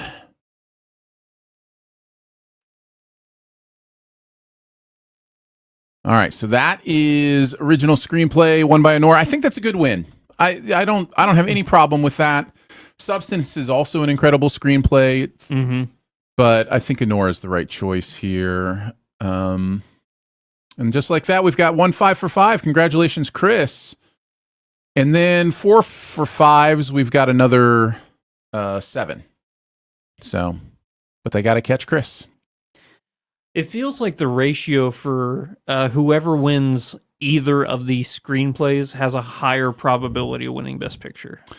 I don't think so. You don't think so? No, in the past, screenplay has actually veered from Best Picture quite a bit. It's been like its own special way to award, like a Quentin Tarantino movie or, something that's just written well but doesn't necessarily, go for Best Picture. So I must be misremembering. Well, then. So the good news is we're both right. I mean, there's 2 of these given away, and there's only one Best Picture. So clearly, one of them doesn't win Best Picture every year. Yeah, but yeah.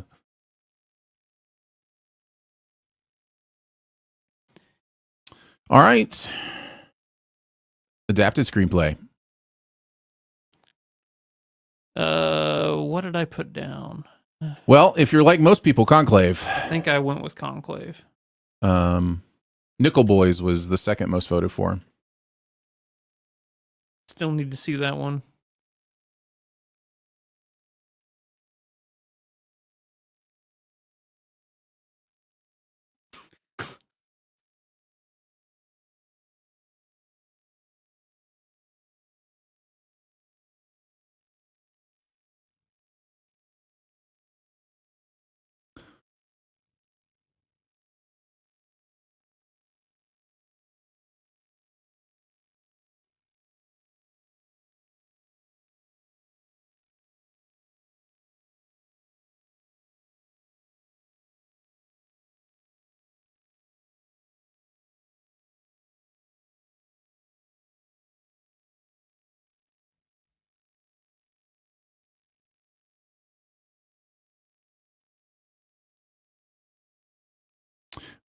We do have Chris Backinson in the chat with us too. So I saw that.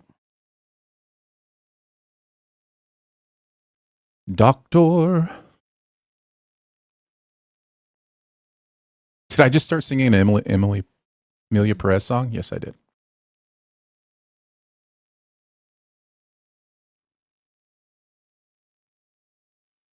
I love that movie. The only nomination other than Coleman? Hmm? Were there more than this in Coleman? I don't believe so. I think supporting. No, not supporting actor. All right. Now, if Conclave doesn't win this, then I think that bears meaning towards its chances. All right.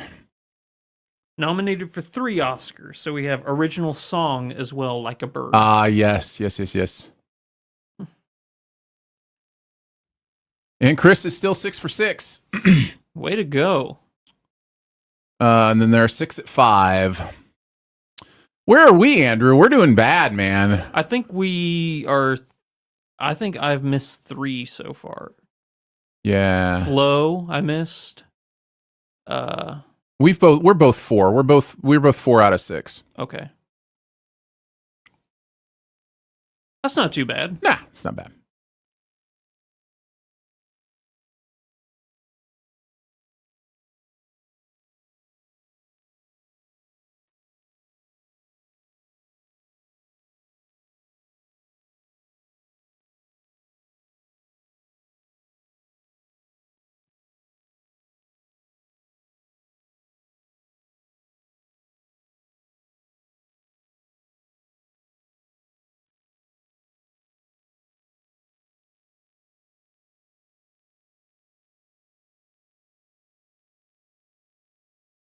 Got to tell you, if Conclave wins, I'm going to be very, very happy.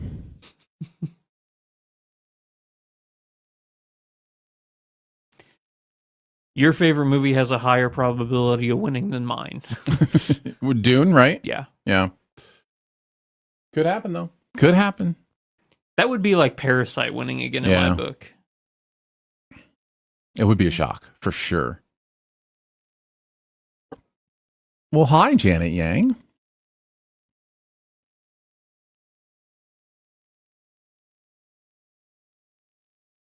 Is it too late for us to win Oscars? You and I? Yeah. What would we have to do? Just like hole up and write an amazing screenplay and just have some magic happen or something? Either that or we got to get really good at animation. Yeah, you're right. The best category would be like a animated short film. Mm-hmm. That's like one where you could like sneak documentary short. Yeah. Let's do it. We could sneak in something there and get ourselves an Oscar. So, all right. Well, it is 6 down. Yes. And still have a perfect score. What's the longest somebody's been perfect on the night? Let's go to our helpful friend Jonathan Pola. Hey, look at you, looking dapper. Oh, I can't hear you. What about now? Yes. There we go. Yes. I didn't want to wear a hoodie. It felt out of character. How are you, gentlemen? Happy Oscars night. Yeah. How are you enjoying the show so far? I'm loving it. I thought Conan seemed a little nervous during the opening monologue, but the humor was right down my alley, and really, really appreciating all of it for sure. Yeah, I thought he was great. The only time he seemed nervous to me was when he tried to get serious. He doesn't know how to be like serious. He can, but that is where he steps out of his comfort zone a little bit. So yeah, I totally get that. Yeah. What about the awards so far?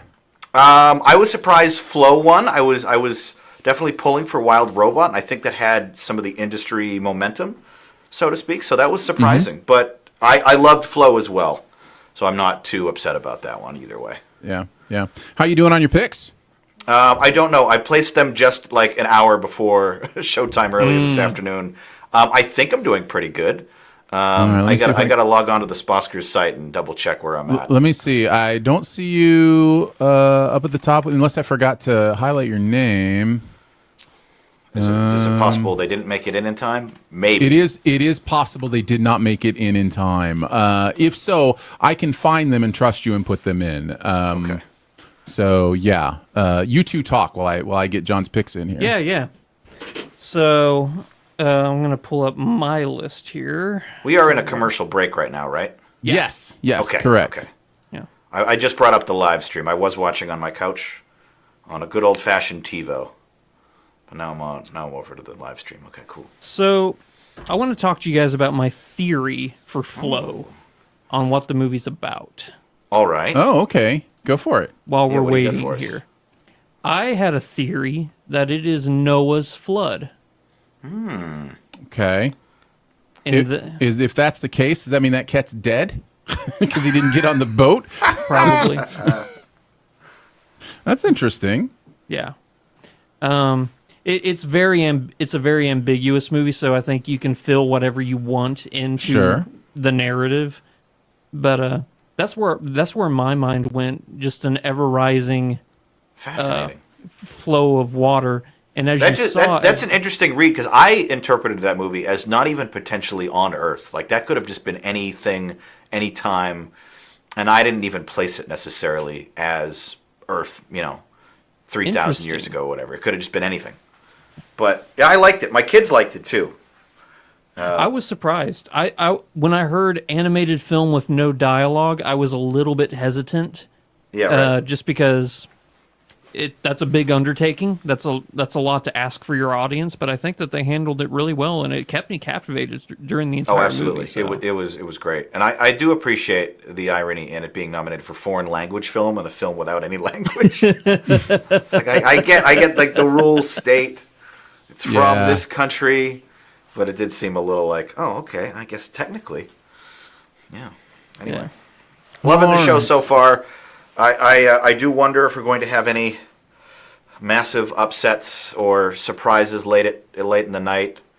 The last couple of years have all had one unique moment or two, and while they get everyone talking, and they're certainly great for the Monday morning headlines, I miss the years where it was just sort of a perfunctory experience where like the movies we expected to win would win, and like nothing colored outside the lines. I miss that. The excitement of like Moonlight and La La Land getting flip flopped and Al Pacino going, "My eyes see Oppenheimer." Like that stuff is fun, but it's like, can we take this? My eye. I like when we take it a little seriously. All right, I have your picks in, but Okay. I'm having trouble making the formulas work without a bunch of editing. So I'll have to do that after the fact. But we can look at your picks. Have I got anyway? Check those out. But we just got Amelia Perez. Got its little highlights. Yes. Nice. Conan did an outfit change. He did. He's wearing gone blue now.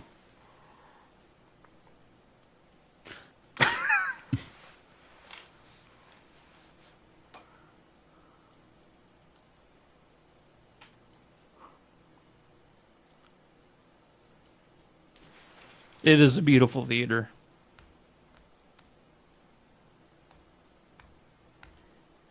Have you been inside? Aaron has. I saw Batman 1989 live. There, they showed the movie and the orchestra played all the sound.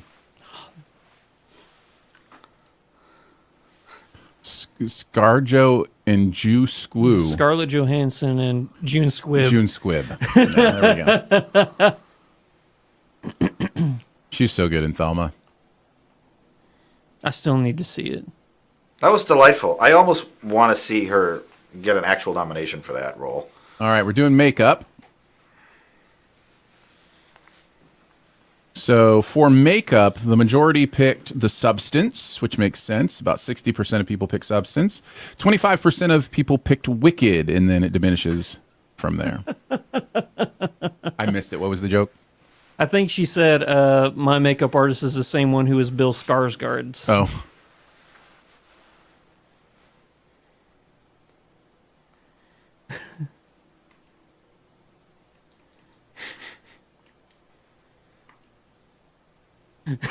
Oh, she's saying that she is Bill Skarsgård. I got you now.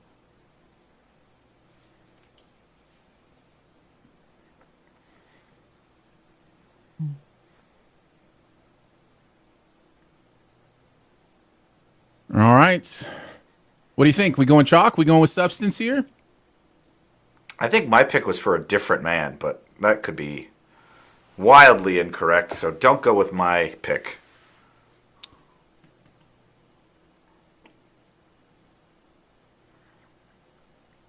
Well, we will see.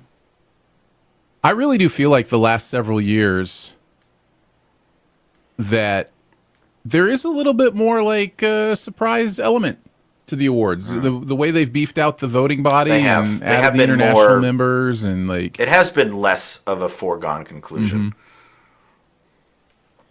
Also, they need like a disclaimer before they show this footage from the substance. The substance. It's revolting. that opening was great though. It was. There you go. All right, so substance wins and Chris is 7 for 7. We still have a perfect score. Fantastic. There are now 4 people who are 6 for 7, and then a bunch of people are 5 for 7. A total of 31 people are at least 5 for 7. Wow.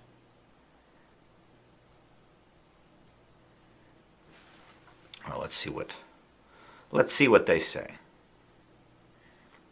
Gotta wait for June to get out of the way.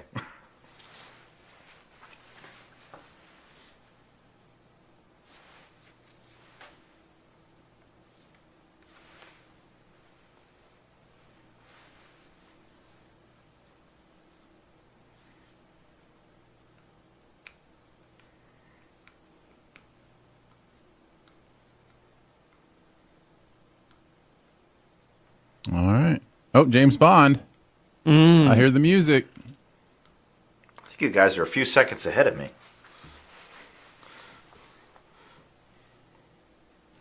She was a Bond girl She was.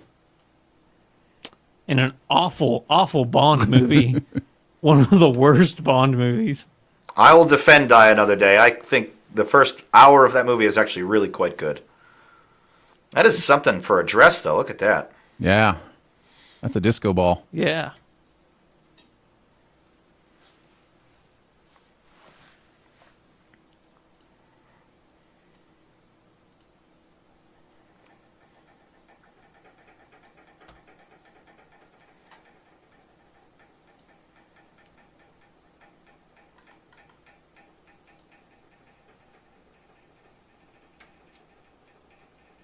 It is going to be a weird future for Bond. I'm not Going to be very Star Wars, you know, kind of. I'm not looking forward to it. I don't think it'll be good.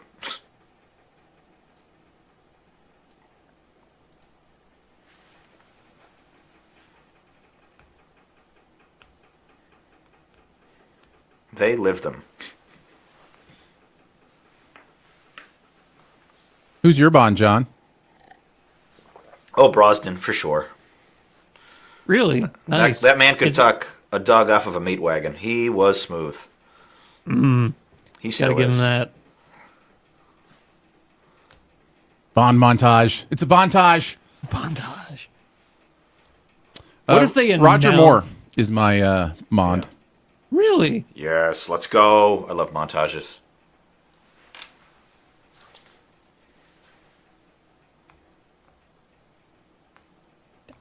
So good. Yeah. Scotland forever for me. Yeah.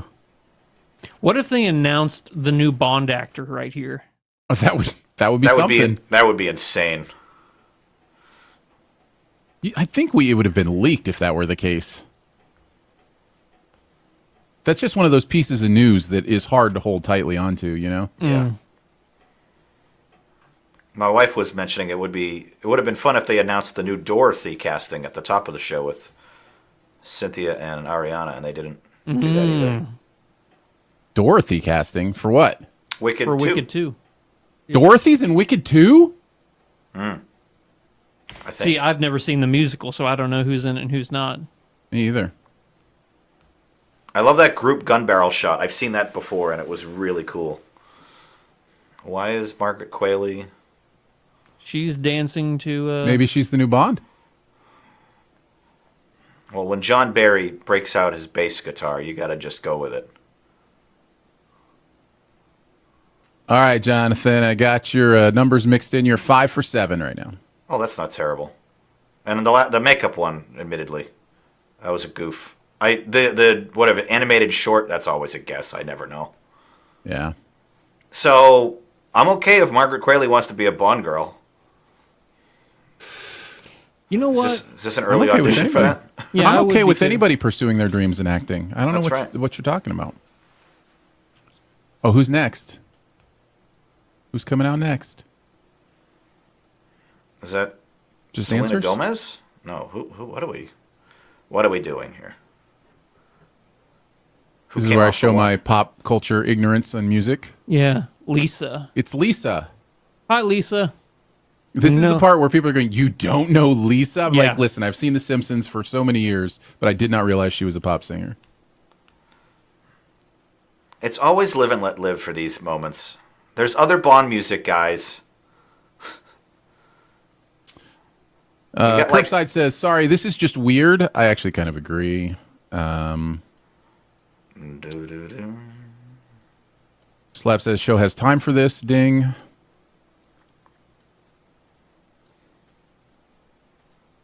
So, It is a weird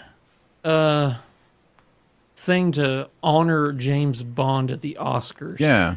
A Well, 'cause this franchise, isn't- to my knowledge, that has never Ian is won loving an this, Oscar. guys. Our UK resident Mm. is finding this awesome. So, I mean, don't get me wrong. I am a huge Bond-ophile. But this is not an anniversary year for the franchise. And a week after the news that they just sold off the franchise for... is that why they're doing it? No, I'm saying it's not an anniversary year. No, I That- know, but are they doing it because they sold it off to don't honor know.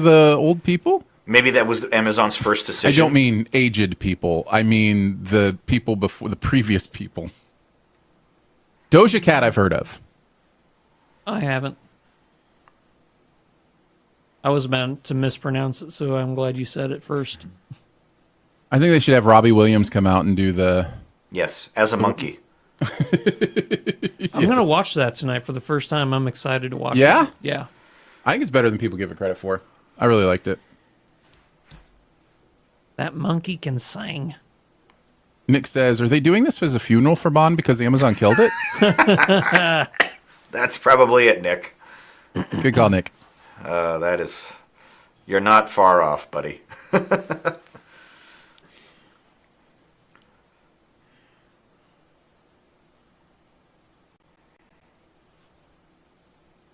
Sean says, "So with Bezos' jokes earlier, did Amazon pay for airtime?" I Oh, can yeah. afford it. They can afford it. I bet this is a paid segment. Do you think? It's weird. Do they do that? Would they sell That's a awfully segment like cynical of this? you, Aaron. But you might not be wrong. That is awfully cynical of me. But you're probably right. I mean, are there rules in place stopping that? There have to be rules in place about stopping like contenders from buying. Yeah, right. Well, but I don't know. All the votes are already in and counted. I don't know. Well, There have to be- what would they be buying for? Well, that's what I mean. Like I'm saying, like, did Amazon purchase 10 minutes of the Oscar broadcast to pump up Bond? Like, you know. Yeah, but it's not like Bond is up for any awards No, this no, no. year. Yeah, no, that's what I'm saying. I'm saying, are there rules in place even for, like, are there any rules in place about selling actual broadcast time? I just don't know. I've I never just don't heard know of how it anything like works. that. That would be complete news to me if it were true. Yeah.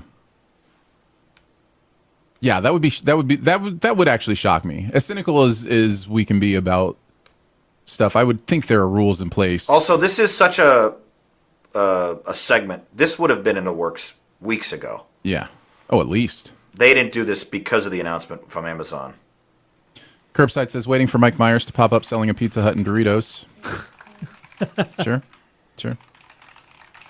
the taste of a new generation. I don't know who any of these performers are, but I don't either. the performances are great. Doja Cat, that's the only one I've heard of. I will say, though, had they actually got, surely Basie's long deceased, but had they got, like, Adele and Billie Eilish and even Madonna, had they got some of the contemporary Bond singers, like, what's Aha doing? They're still around, right? Bring them out. Let's get Aha on stage. Let's get Duran Duran to do View to a Kill. Like, this could have been awesome.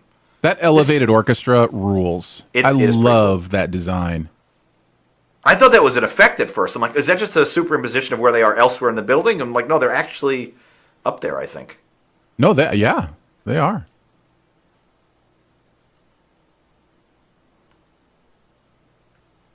Ian says, at this rate, Avatar 3 will be here before this broadcast is over. You think Adele would do a great cover of this song, Ian? I do too. I can't wait to hear the Adele cover of that song. Ralph likes it. Well, yeah, he's him. He has to like it.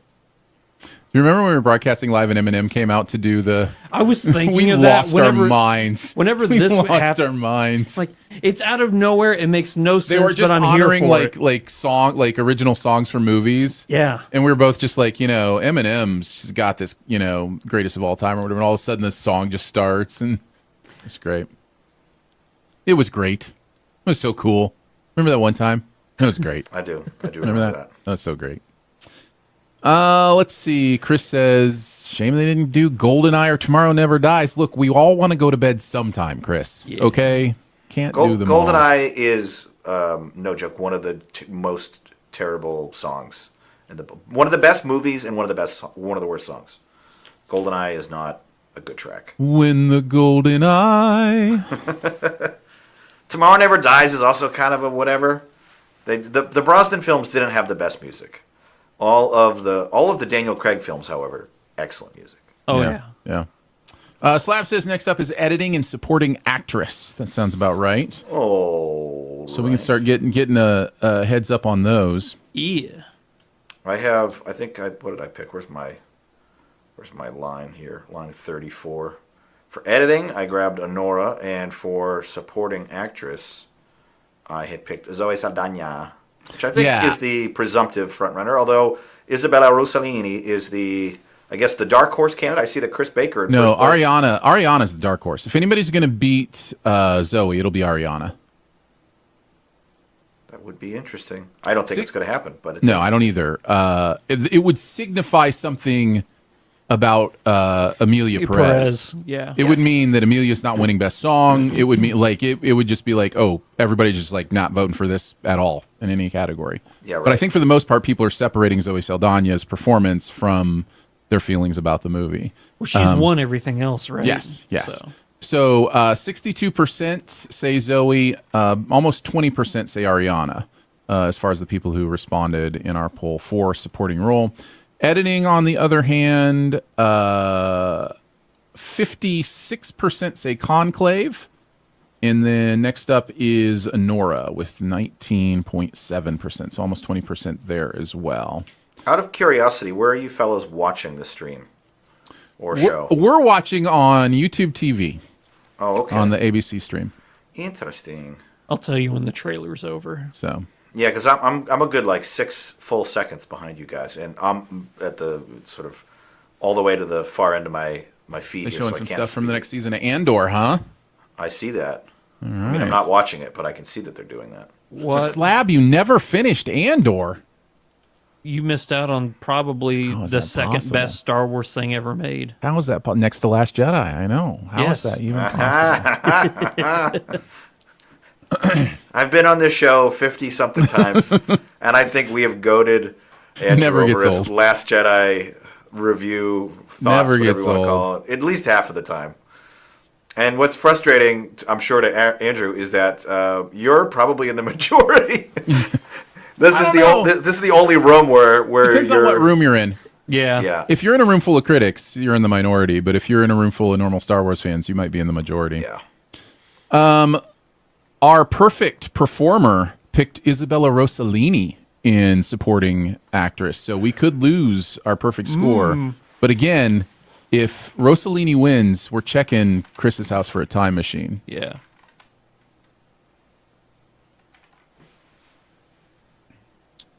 Okay, what do we got here? All right. Let's see what's next.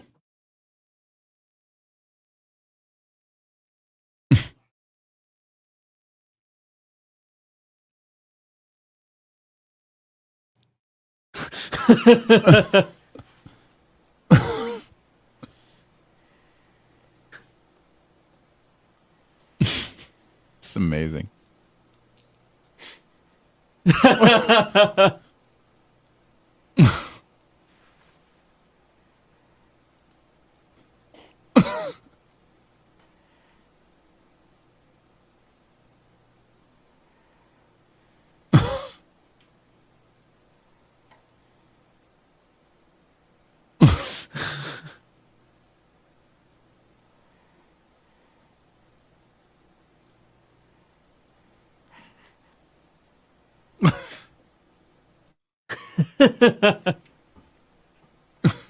Oh, wow. Tell him Marty sent you.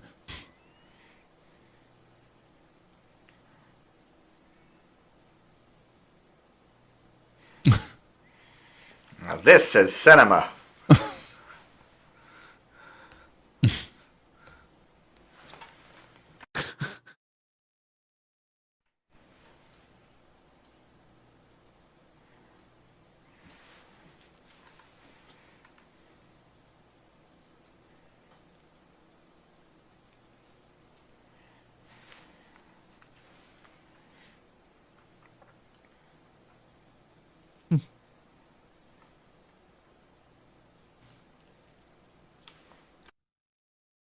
All right, what's Daryl Hannah coming out to do? Is this editing?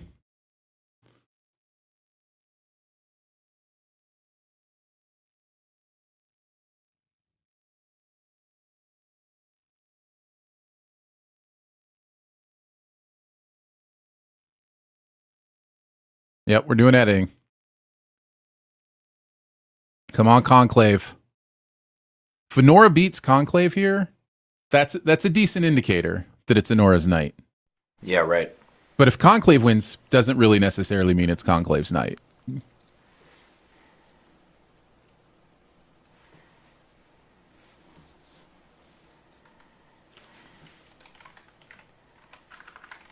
Nick, there unfortunately is not a stunts category. It should be. There should be.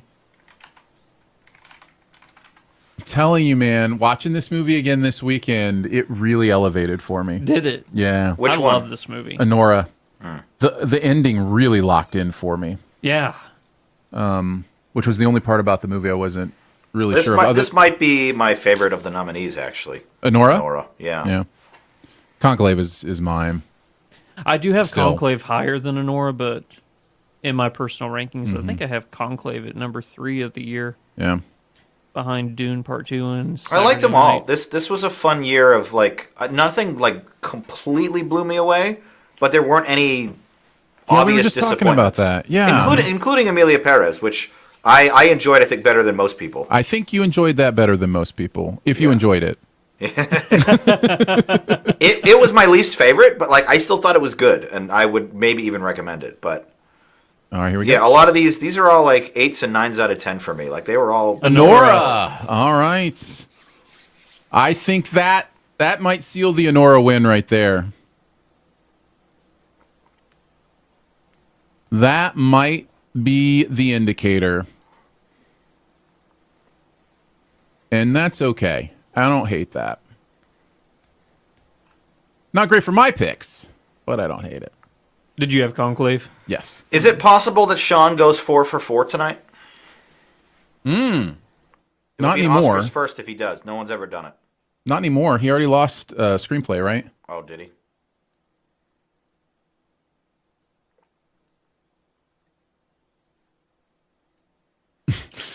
No, he did. The screenplay did win.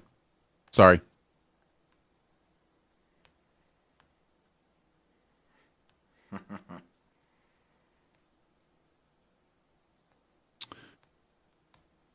So no more perfect. Mm. 7 for 8. 2 Chris's.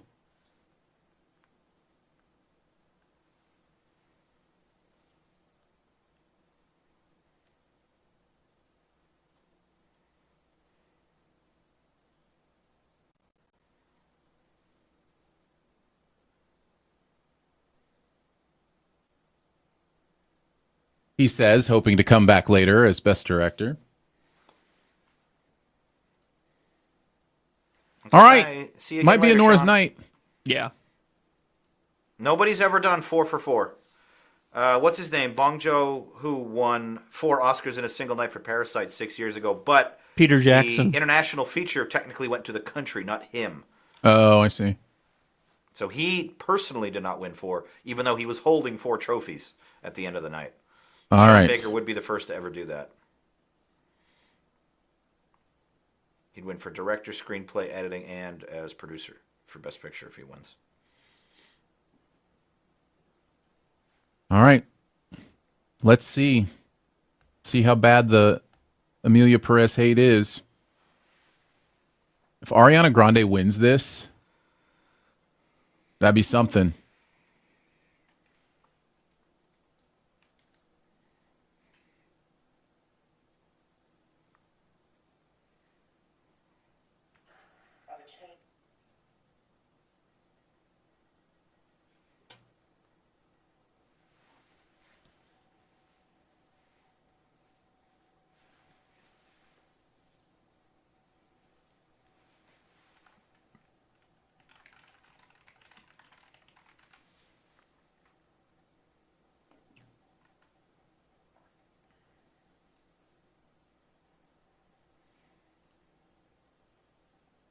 She was great in The Brutalist. She really was. Mm-hmm. Everybody was. That was. John, I never actually got your thoughts on The Brutalist. I only watched it yesterday, so that would have been impossible until now. I really liked it. It definitely could have lost like 45 minutes. And emotionally, it felt like the whole thing was at arm's length. I never really connected. But technically, I was blown away by how gorgeous everything looked, and the acting and everything was really, really solid.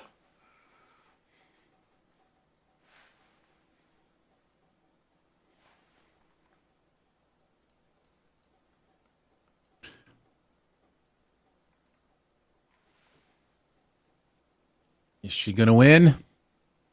I think if there was a sure thing tonight, this is the closest thing you can get to No, a sure thing. Kieran was the surest of sure things tonight. You thought so? Oh yeah, I yeah. thought it was Zoe.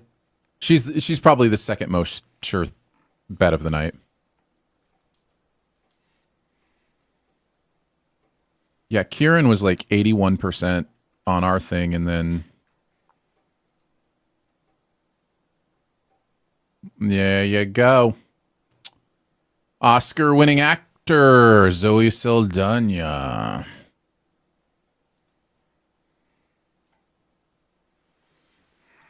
Wow. I really do think they should stop saying actress and actor. I think it should be female performance, male performance, if you want to keep the genders separate or whatever. I think it's semantics at that point. More trilogies than any other female.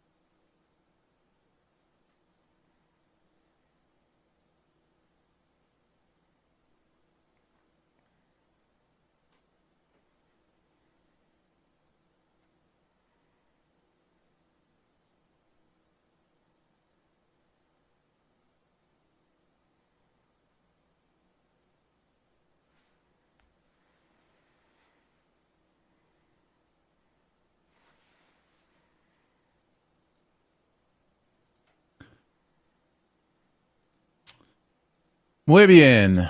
Muy bien. Nicely said. That was a great speech. Yeah, that was a good one. It was a really good one. All right, so let's take a look. We now have a solo leader, 8 for 9. And that is the other Chris. The other Chris B. Are you and I tied still?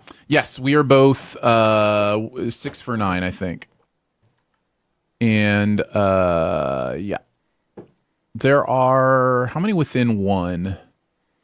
Looks like there's like 11 within one of the lead that are have only missed 2. So one has only missed 1, and 11 more that have only missed 2. All right. As Ian says, balls in your court, Estonia. That was a good bit. I enjoyed it. Kim says that was beautiful. I agree. Scott says nice. Yeah. Danny says good for her though. It's a huge win. Totally. I don't hate it.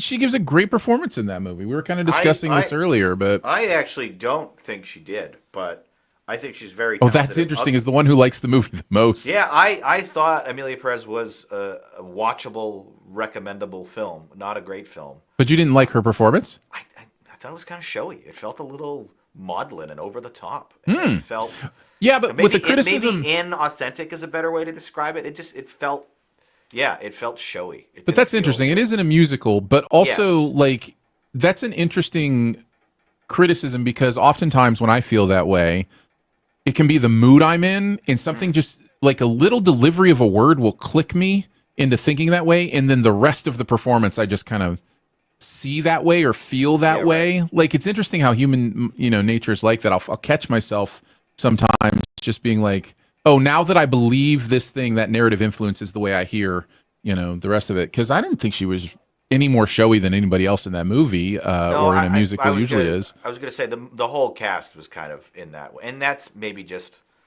the that's just tone. That's the pitfalls of doing a musical in another language. Yeah. It has to kind of be, I don't know, soap opera-ish, for lack of a better description. It was interesting. I'm surprised she was nominated because she's given, in my opinion, better performances in other better films. But that's just my opinion. I think she's better in Avatar 1. I'll say it. So Chris wants to continue the conversation about gender, which I wasn't specifically speaking about the gender issue as much as I was speaking about the idea of how our language influences how we see people. We don't have doctors and doctresses. We don't have, Maybe we ought to. You know what? Maybe we should. John just begging to get canceled tonight. So Wait, that's what did about, he say? He said we should. We should have doctors and lady doctors. I think it's only fair. Right. So there's a diminishing that can happen. They've had the right to vote for long enough, Aaron. John's just embracing the new era of America. That's right. So yeah, there is a secondary conversation that Chris is getting into here, which I've talked about before, which is the idea that increasingly it's less helpful to even separate these categories by gender. We don't separate categories by race. We don't separate, by these other things. The problem is there's this history of awarding people. And so the idea is if you join the categories together, all of a sudden, possibly it's just men who are winning. Now, I don't actually think that would happen. I actually think a lot of women would win Best Actor if it were like, 10 nominees mixed, and whoever. And But- not for nothing, and not to make it more political, but Carla Sophia, what's her name, Gascon. is a trans woman. Is like technically we're potentially looking at our first sort of crossover win, for lack of a better word, and we're getting to that point where maybe the gender gap in acting is not as significant. Well, thing but anymore. in my Maybe we opinion, don't- it's not necessarily about where the gender gap is. I'm sorry, It's the- about just it's the about split of- making, because like Oscars so white, right? Remember the hashtag Yeah. Oscars so white, because we don't have categories by race. We don't split director by male and we don't have director and directress. You know what I mean? So like there's this is element of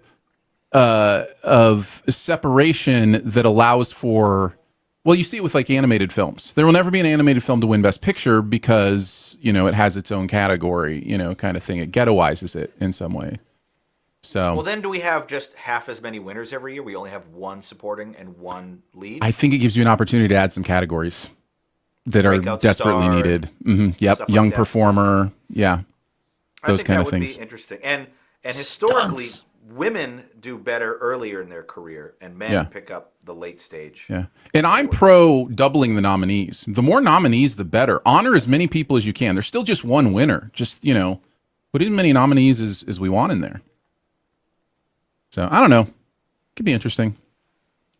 What did y'all think of Substance? Loved it. Or really liked it. I have complicated feelings on it that can be best summed up by saying The ending is it's a gross. satire, and my complaints are. Sorry, Ben Stiller just got. My complaints are kind of null and void because my complaints are how over the top it beats you over the head with its point. But that's what satires do.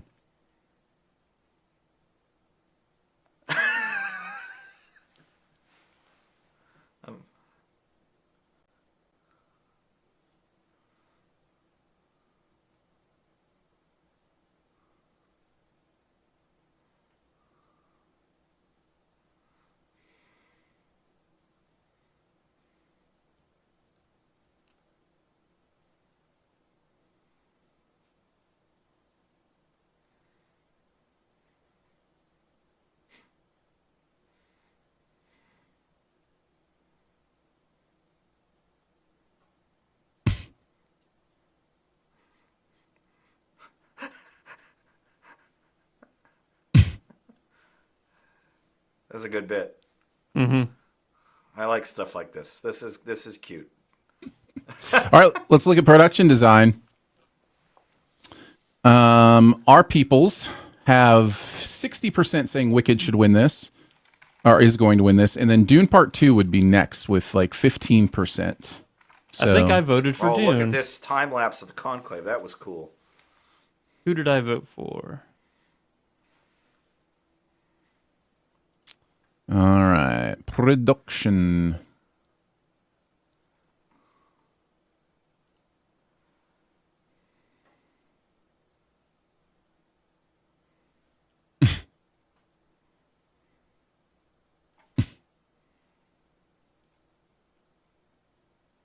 It's pretty spry.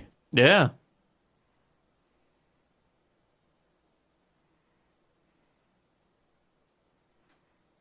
There you go. Mm. Wicked with another win.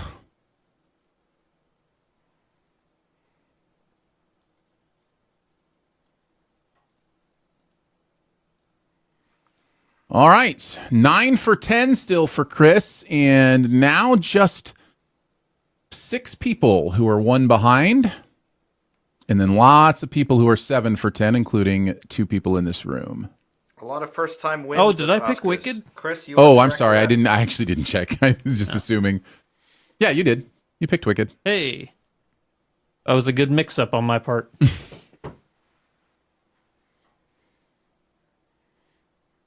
They did excellent on this. The design is probably my favorite part of the film, actually.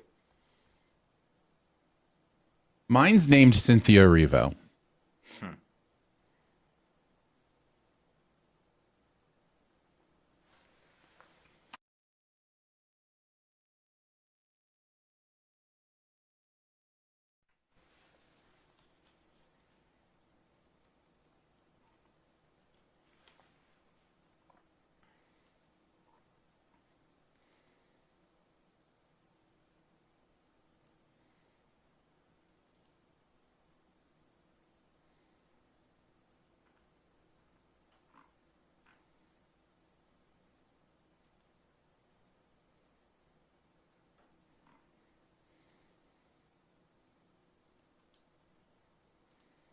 All right. Got best song up next. Is that what I heard? That's what they're saying in the chat. Oh. He's alive. It's a Rolling Stone. It's appropriate with Bob Dylan movie out this year. Push a Rolling Stone. Hey, it's Elton. Elton.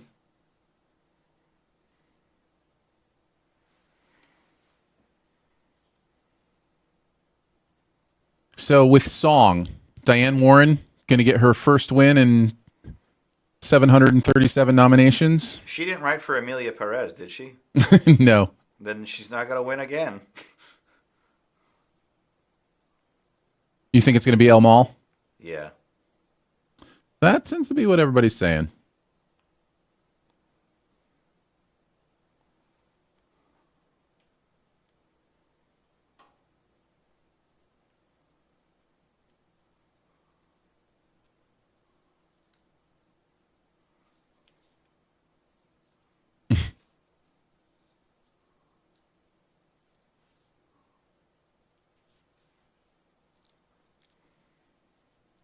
So Defying Gravity wasn't eligible for this, right? Because it was... It's not an original song. It was written for the Right.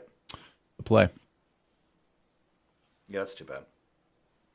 So, yeah, El Mal, 56% of people in our polling said that, and then 30% said Like a Bird from Sing Sing. So that's not too far down. All these guys are in their 80s now. Bob, Mick, Paul McCartney. I mean, June Squibb just came out. What's she, like 94, 95? We have the technology.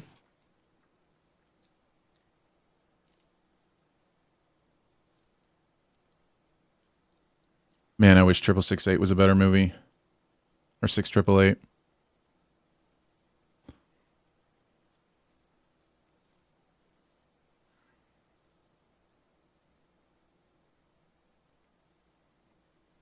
This is, She's 96 years old. 96. There you go, June Squibb. Presenting at 96. This is, I believe, the first year in a while, anyway, that they haven't performed the best song nominations at the show. Yeah, that's fine. I don't mind that.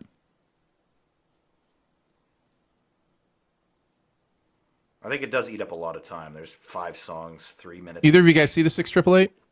I started it. I didn't finish it, though. It's really bad. Is it? Yeah, it's just...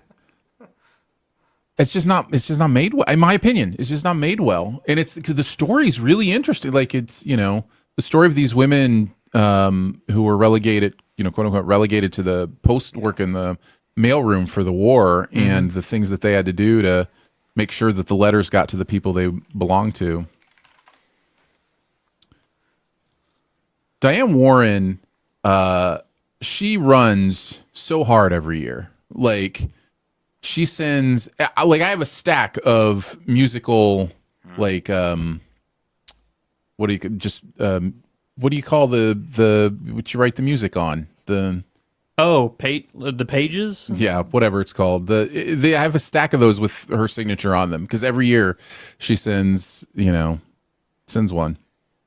This is her 15th nomination, Diane Yeah. Warren. Wow. She actually got an honorary award a couple of years ago, so she technically does have an Oscar, but never competitively. And 15 nominations without a win, I think, puts her in rarefied air. I don't even think, what's his name, the cinematographer, Deakins. I don't think Deakins got that many losses.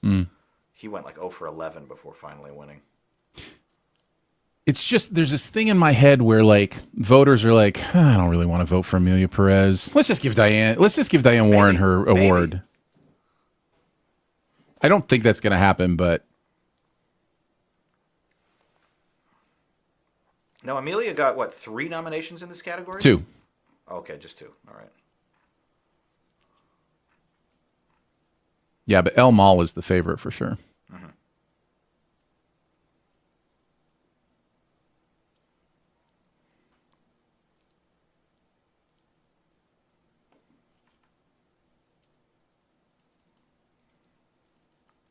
It would be pretty cool if Brandi Carlile won an Oscar, I'll tell you that much.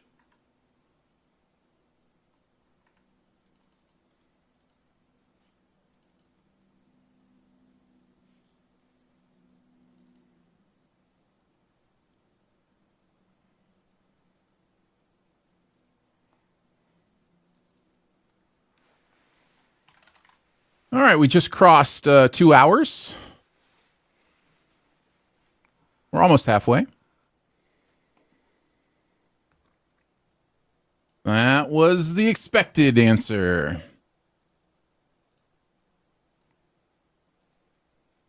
Therefore, things do not change too much. We have a 10 out of 11.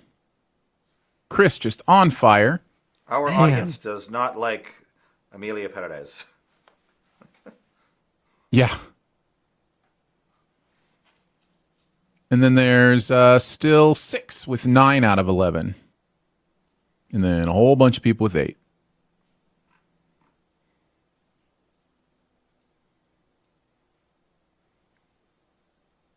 That was a Rolling Stones reference. That woo-woo.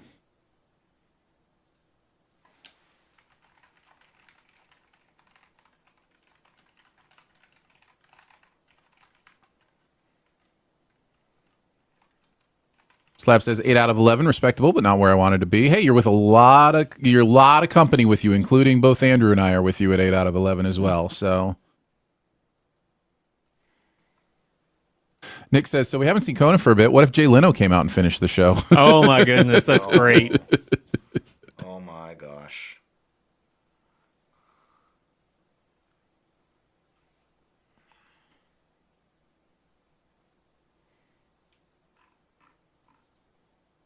CCE says, or Ceci, if I remember correctly. I actually think it might be Ceci. Sorry if I mispronounced it.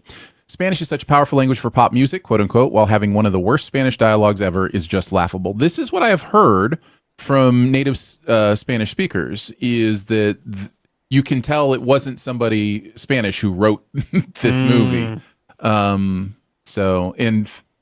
Famously, there's the Johannes Sacre Bleu takeoff on YouTube where a Spanish director directed a movie about a French person and just made it all about, all the stereotypes. And, yeah.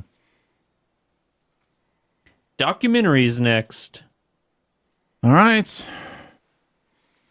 Are they going to cut away to Lithgow looking disappointed? Did they get played off?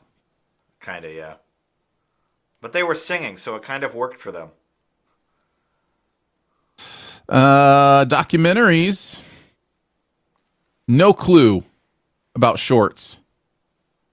Documentary short subject is the most divided of all of the choices. Listen to this.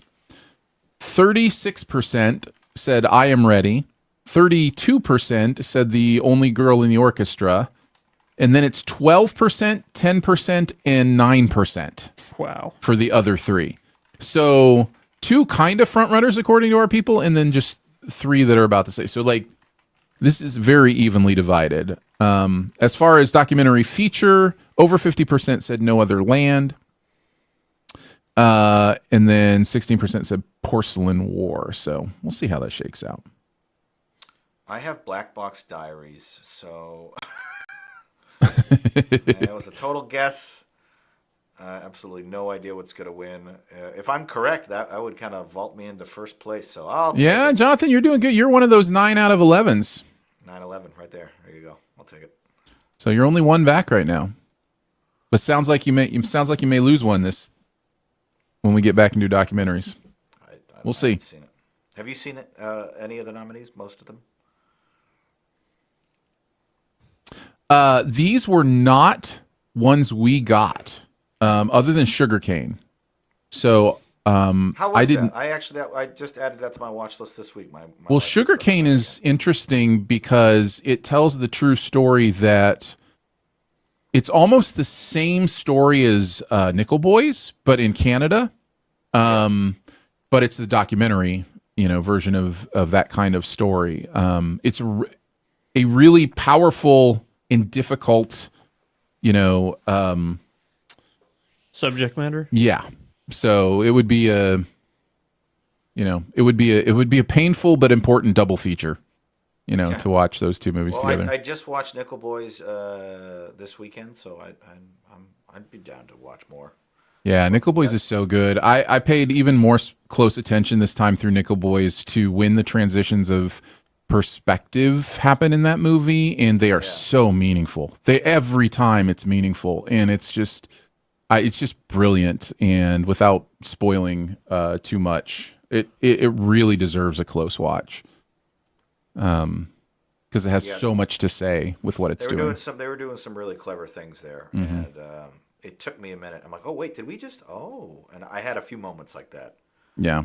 Where I kind of had to lean forward a bit and be like, oh wait a minute, I see what they're doing. Good night, Ian. Bye. See you, buddy. It's not like it's like 4 a.m. over there or something. Yeah. Aaron, could I bother you to pause your feed for like 6 seconds? Not doing that. I don't want to be spoiled. You keep reacting before I see stuff.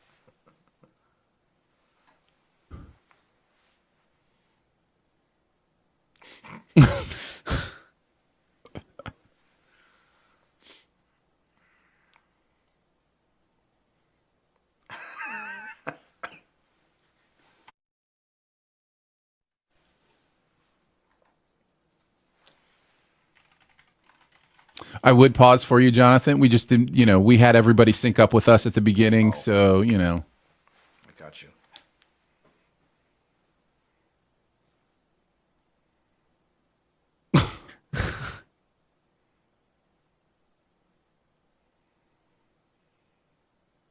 Take that, Estonia.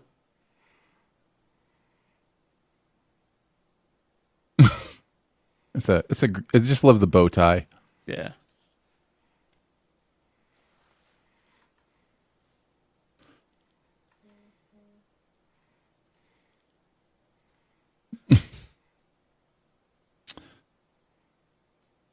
All right, Sam and Selena, what you got for us?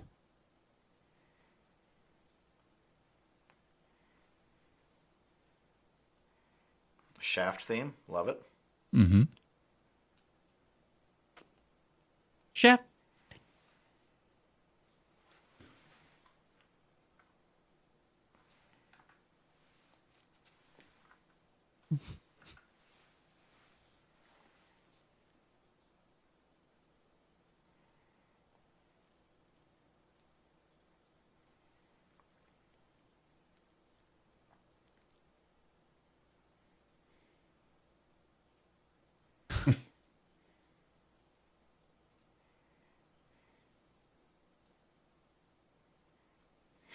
This is going to be an interesting one. This is going to separate people a little bit. Yeah, this is going to make a difference. I haven't seen any of these.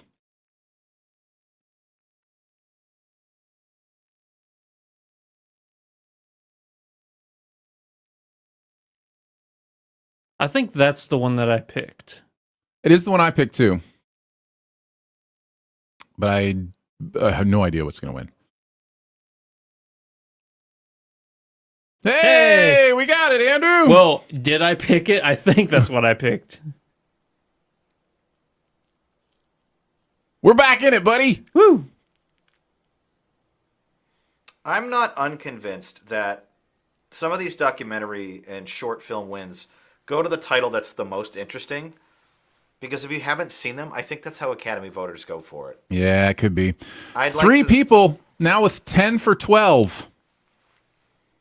So we now have a 3-way tie. Jonathan Paula is one of the 3.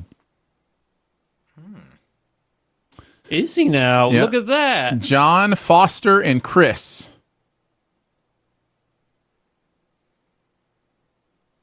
And then at 9 out of 12,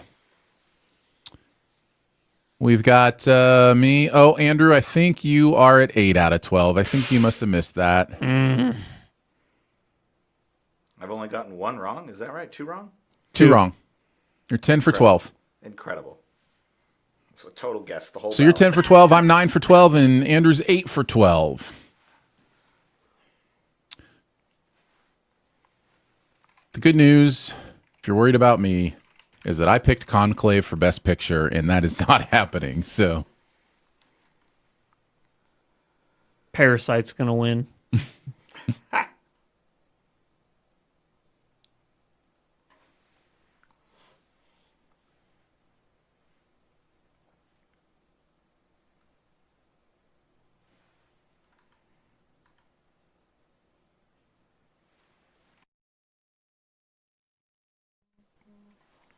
All right. Time for documentary feature, which most people have no other land. I love the speeches for these sort of also ran categories, the non-movie star categories. They always give the best speeches because these people really want it. They're there Yeah. for the love of the game more than anything. And they usually have a message.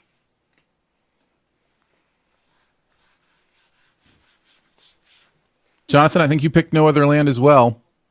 I didn't. I picked Black Box for this. You did? I did, yeah. Oh, you did? I haven't seen it, but... You did.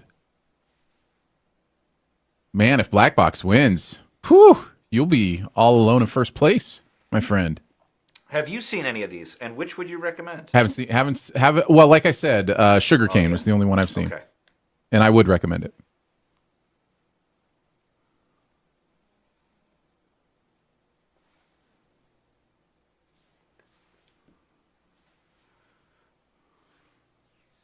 So it's the Canadian native population, native Canadian population.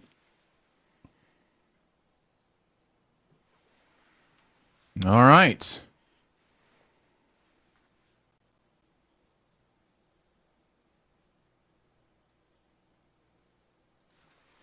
That means that there are now two tied for first.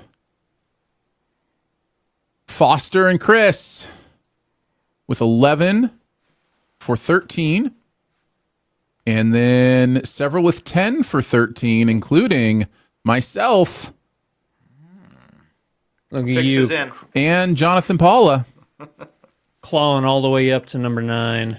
I hope Conclave wins Best Picture.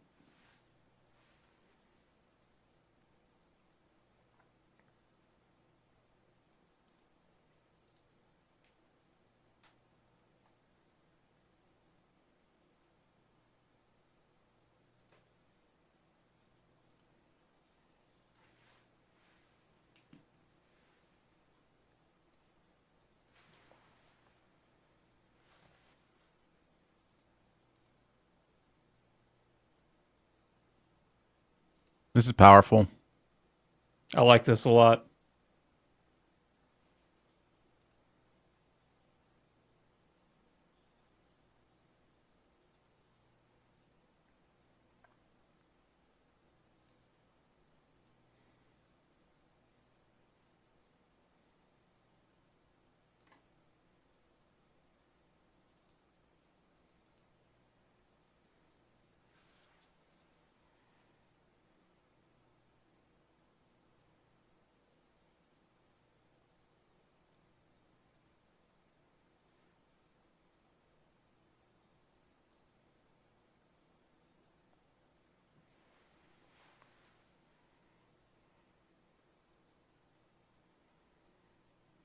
Oh, that was wow. Oh, wow. Just Good that's speech. just that's the core.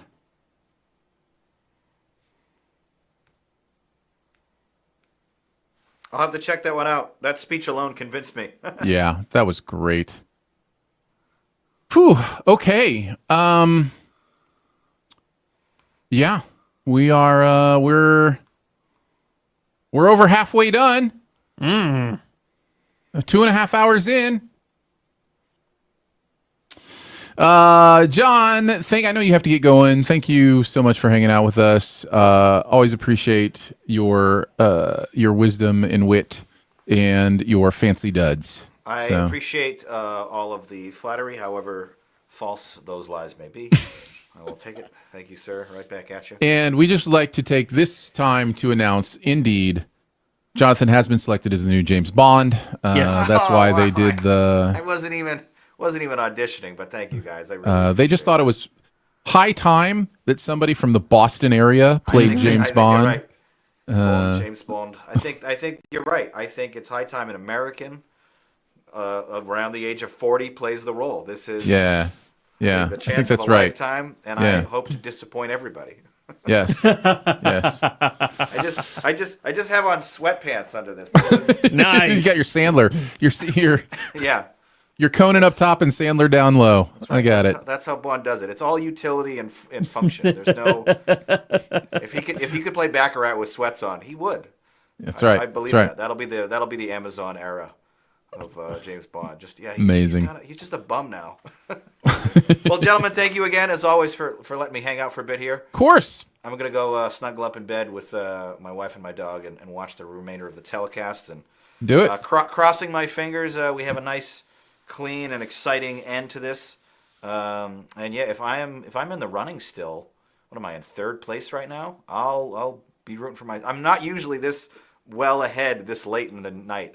No, you're only one back. You're in second place. I know, You're I'm only saying one that- back. That's what I'm saying is usually I'm very far down the list. I mean, I guess one back is technically, you're right, tied for third. But Yeah. Usually this point in the night I'm already 6 or 7 out of the running. Yep. And so I don't know. Maybe it's because I totally didn't care and I didn't do any research. I just guess. now we know the secret.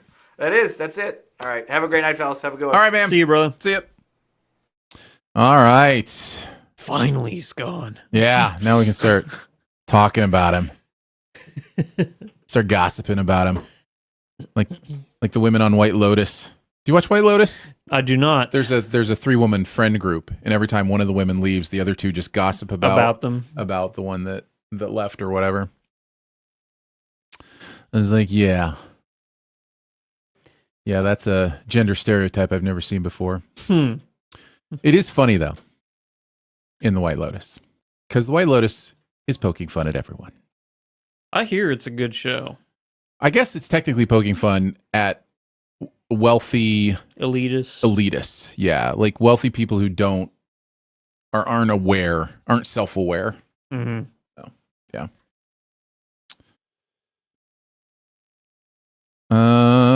Lolly says, "OMG, it's White Lotus Day. What am I even doing here?" Fair point.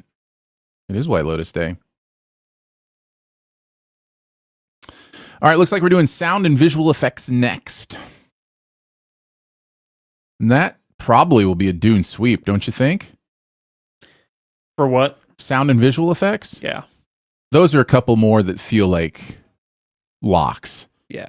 I think 82% of our crew said Dune would win sound, and 80% said Dune would win visual effects. So yeah, anywhere time you get above 80% with our crew, that feels like what it's supposed to be. So yeah, let's hustle through these and get to some of the more interesting ones. Yeah. How you feeling so far? I'm liking it. Yeah? Yeah. Nothing dramatic has happened. I mean, Like- the flow win, No, I mean like a slap Oh. or nobody's calling the wrong called name, the wrong name or anything. finishing with the award because you think a certain person's going to win. Yeah. And then Anthony Hopkins wins. I mean, there's still a lot of show to go. Yeah. Plenty of time for John Lithgow to slap Coleman Domingo for some reason. Yeah. Yeah. What best picture are we doing? Oh, I'm Still Here. The one that's very hard to see.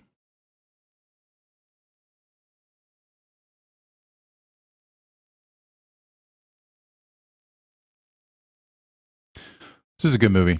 Very powerful.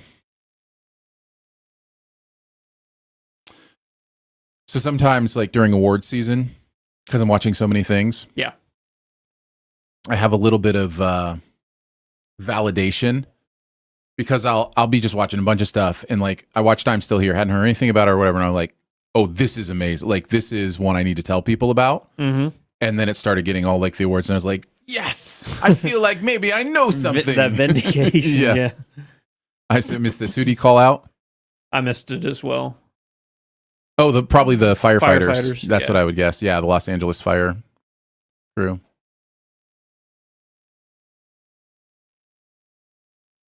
That's cool. And Coleman Domingo's so sharp in that red suit.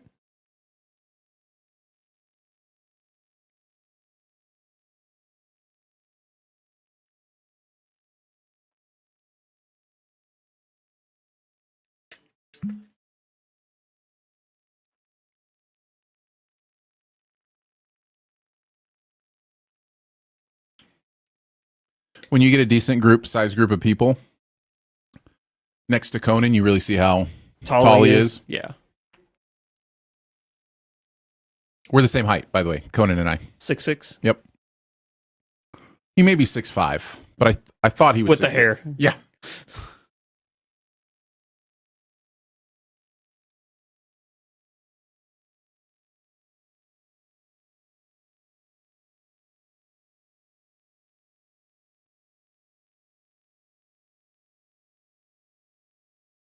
Oh no. Oh no. This is almost like the Colin Jost Michael Che bit every Yeah. Christmas. Which is my favorite SNL bit of recent years, the joke swap.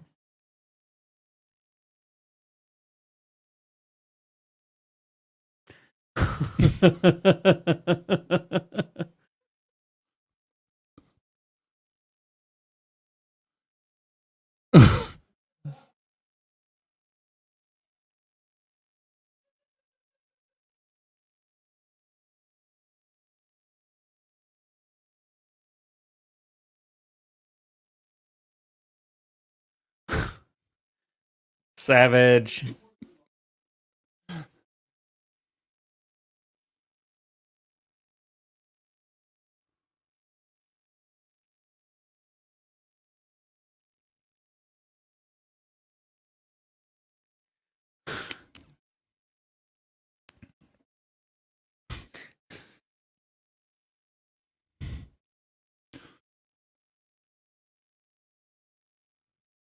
That's a fun bit. Yeah.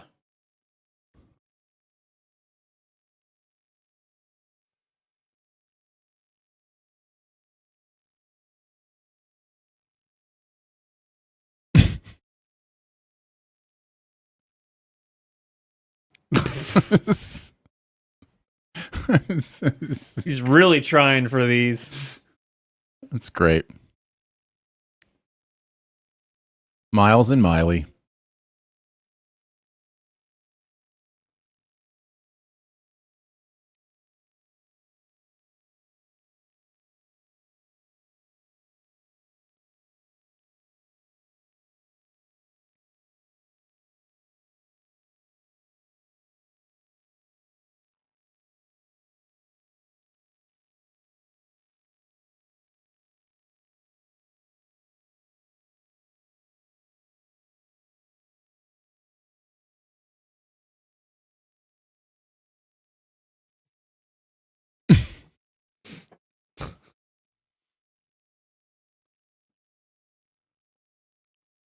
Shocking if Dune doesn't win these.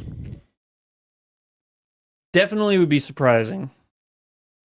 I'm trying to think, like, who would I be like? Okay, if it wasn't going to be Dune, I guess I get that. Maybe Wild Robot? Some interesting sound choices there, sound design there.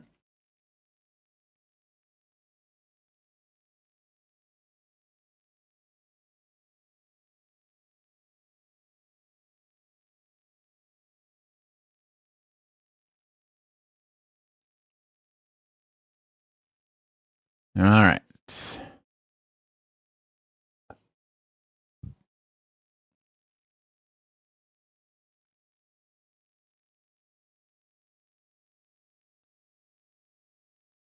And the Oscar goes to Dune. Come on, Dune. How You Dune. All right. It doesn't shake things up to, well, actually, that did shake things up. Did it now? We have a single leader now. 12. Chris? Yeah. 12 for 14. Is that right? Wow. Several people at 11, including myself. I've held strong at 29. You're on a cold streak. Yeah.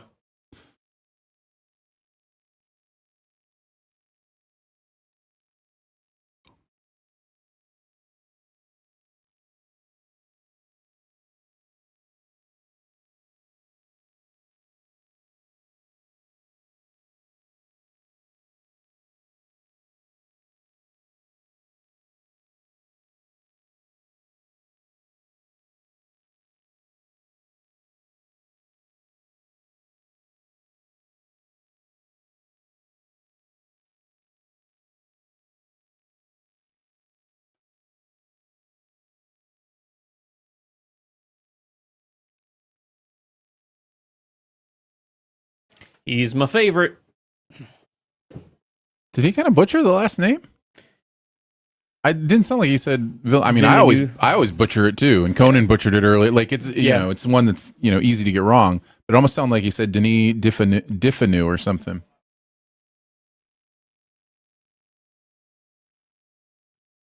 Oh, did somebody else try to talk and they just played him off? I missed it. Gedoot. Another name I mispronounce all the time.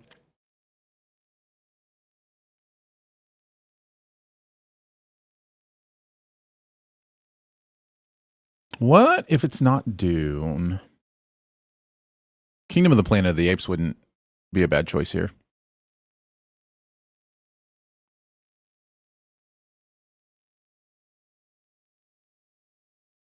Better Man wouldn't be a bad choice here, too.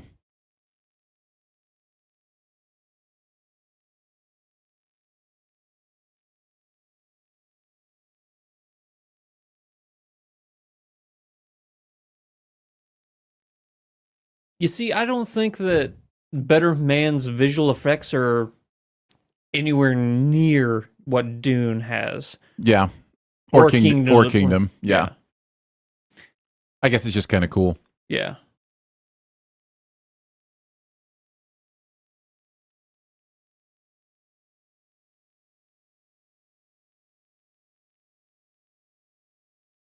And the winner is... How you doing? Think your favorite movie of the year is going to win more Oscars than my favorite movie of the year? I'm at 2, you're at 1. Yeah, I think so. What if Ray Fiennes wins? Oh, that'd be kind of cool. Yeah. Beats both Chalamet and Adrian Brody. Yeah. That didn't change too much. Still 10 people within one. Several names you know up in there. Susan Kamyab Stevens. Nice. Myself, Jonathan Paula. And then Chris still up there with 13 for 15, right? We're 15 in.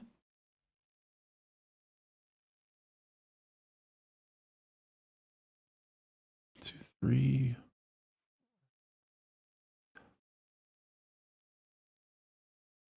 There's 8 to go.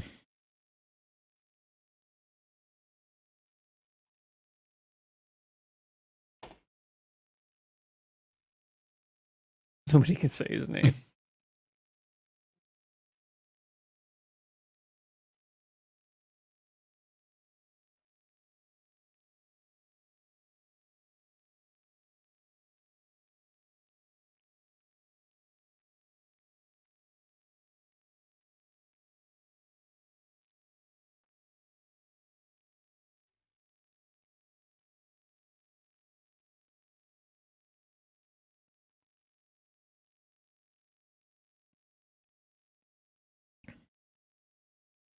Those keeping track of running time, we are now 2:31:47 in. We still have several awards to go.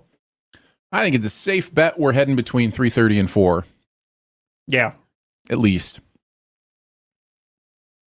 Although they can come fast at some point. They can speed them up a little bit. But Don't forget, we still have In Memoriam. We have all these other things that aren't categories. yeah, I suppose that's true. All right. Well, cool. We'll be here. Let's see. What are you guys talking about? Jay Bourgeois says actor could be what decides it. All right, let's take a look at that. I have Coleman Domingo. All right, so our I'm not gonna leader win. has Brody. Okay. And then among the people who are behind him, there's lots of Timothy Chalamet, lots of Brody, and one Rafe Fiennes. So yeah, if Rafe wins, that would be huge for that one person. But yeah, that'll be a big deal. That will be a separator. Probably the biggest separator. Although a couple people up there do have Mikey Madison. And as mentioned, a couple of us do have Conclave as Best Picture, winning Best Picture. Which I'm increasingly less and less enthusiastic about. I guess I'm still enthusiastic, but I'm less convinced that it's going to happen. Yeah. Other than that, yeah, everything looks pretty much the same. So could get interesting. Although live action short should be a separator, right? And there's no way everybody picked the same live action short, right? So that's coming up next. Yeah, lots of different live action shorts. That's a big one. We're gonna know a lot after live action short. Yeah, there were three that are all in the 20 to 30% range. I'm Not a Robot, Alien, or Alien if you prefer, and The Man Who Could Not Remain Silent. Which I think I picked The Man Who Could Not Remain Silent, which I'm not feeling very confident about because I have no clue. This was a total guess on my part. What'd you guess? I can't remember. Right. So, yeah. Yep, live action short's going to be a separator, guys. That's going to say a lot. And then cinematography. Yeah, we still got time.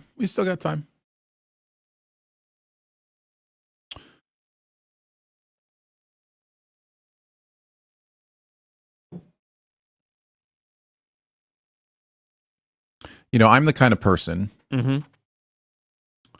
who, if I have a chance to pick something that might win for Best Picture but isn't like predicted, then oftentimes I'll do it because I like rooting for a surprise for Best Picture.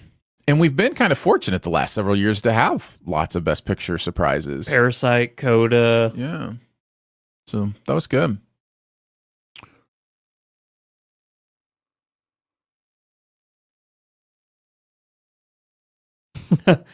Yes, we are hydrating. Yep.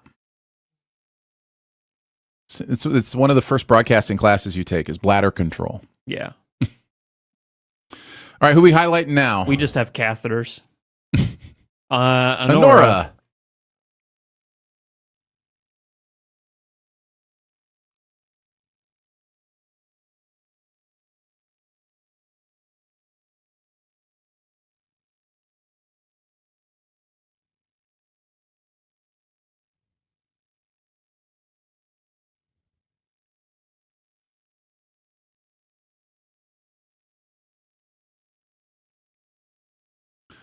Honora.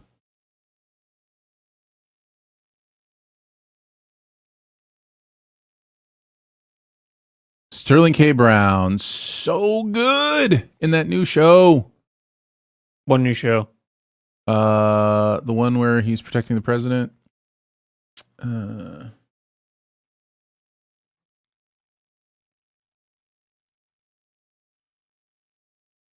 Paradise.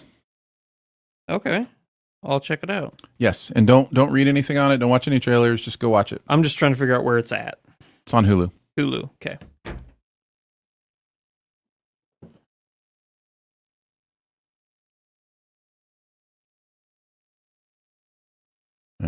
This is gonna be an interesting one. I am not a robot. I am not a clone.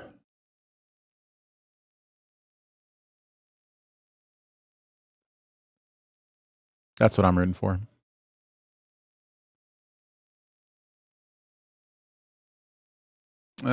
Ah, okie dokie, okie dokie. I thought that was Glenn Powell for a second. Interestingly enough, not a lot of people at the top had that one. So that's going to bring some more people up in the standings. That was live action short, right? Yes.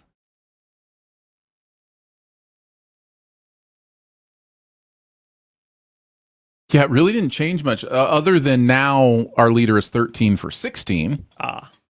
And then the behind him are people who are 12 for 16. And it's a little bit of a bigger group, but it didn't bring anybody up to tie him.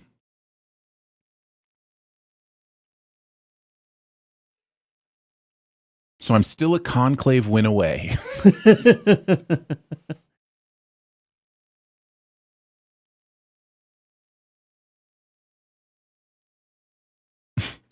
Was that a threat? I didn't hear it. I was reading Just anytime the chat. somebody says, you know who you are, Yeah. it just sounds threatening to me for whatever reason.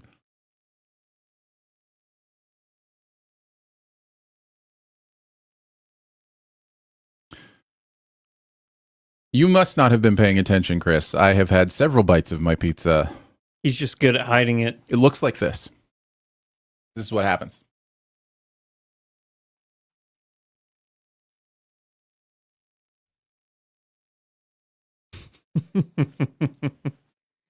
Cinematography. Morgan Freeman. So that's how that works.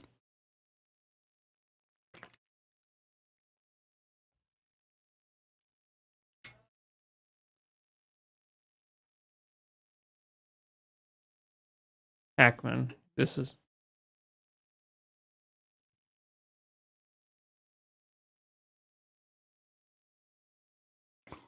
So is this in memoriam or? I think so. Okay. Unforgiven.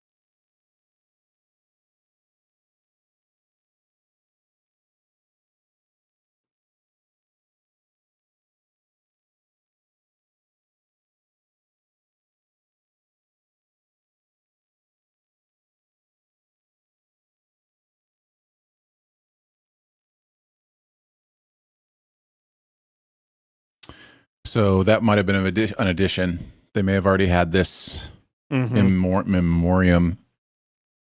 That makes sense. Maggie Smith.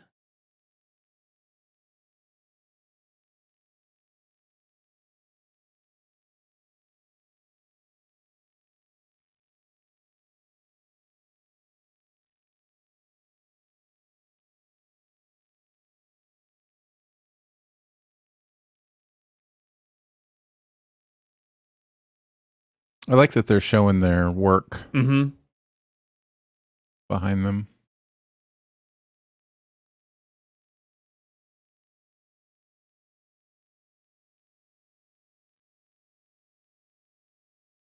Bob Bobby Newhart. Newhart.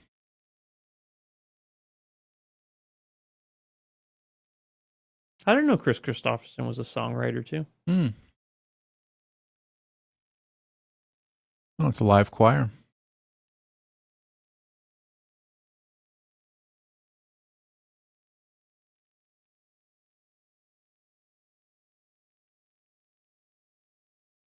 I don't mind this. Straightforward. Yeah. Honor the people.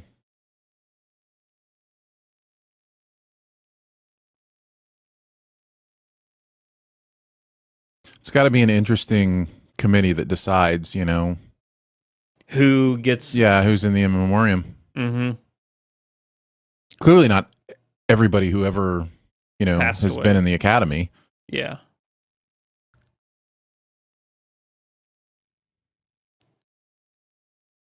Oh, I didn't know she passed. Or him. Well, that's part of what this is about, I think. Yep.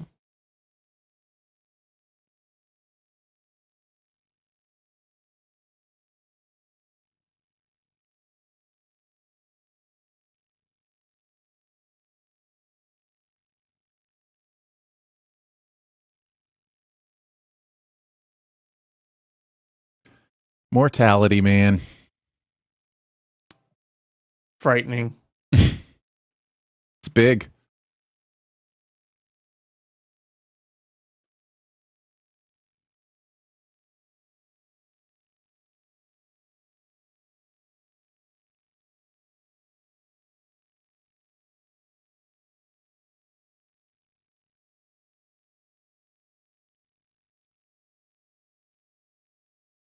For the most part, there hasn't really been any. I think people are being respectful and just letting. Like not clapping and Mhm. stuff. Yeah. Oh, interesting shift Mm. as the Zoom continues. Are these all musical people? Oh, no. Nope. Mm-mm.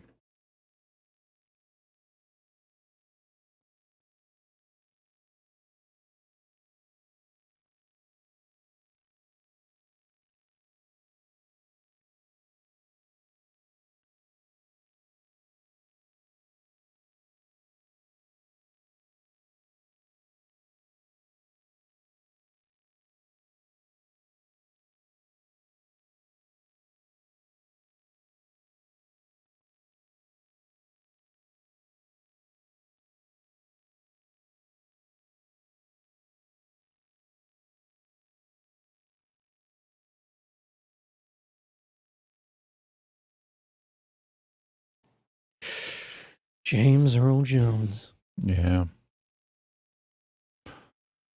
Yep. They definitely saved some closers. Yeah. Oh, they did add him. Mm-hmm. I say it shouldn't be that difficult.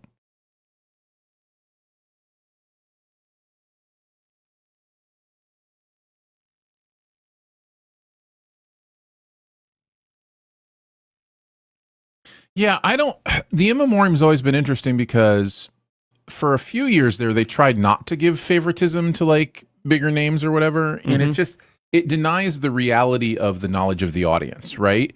And so I like that they've gone back to just being like, okay, we're going to finish with like our three closers, David Lynch, James Earl Jones and Gene Hackman. That's fine. We're honoring all of these people, but we know the audience really knows these faces and names. Yes.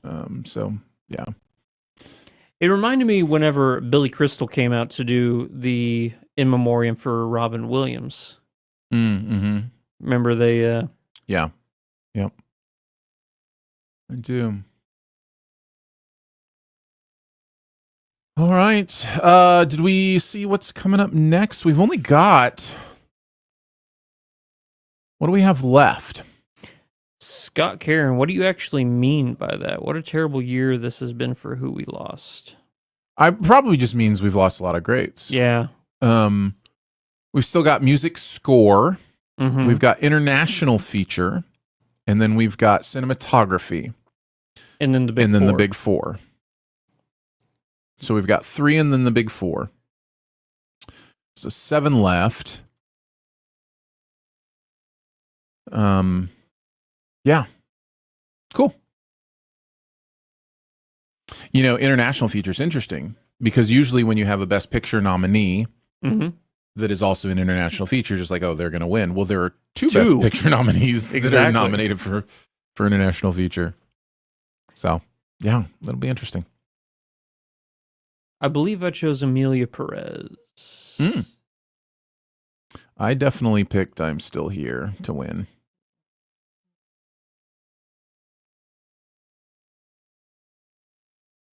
I figured if they were going to give Emilia Perez, besides the acting and the song, then the international film would be. Yeah.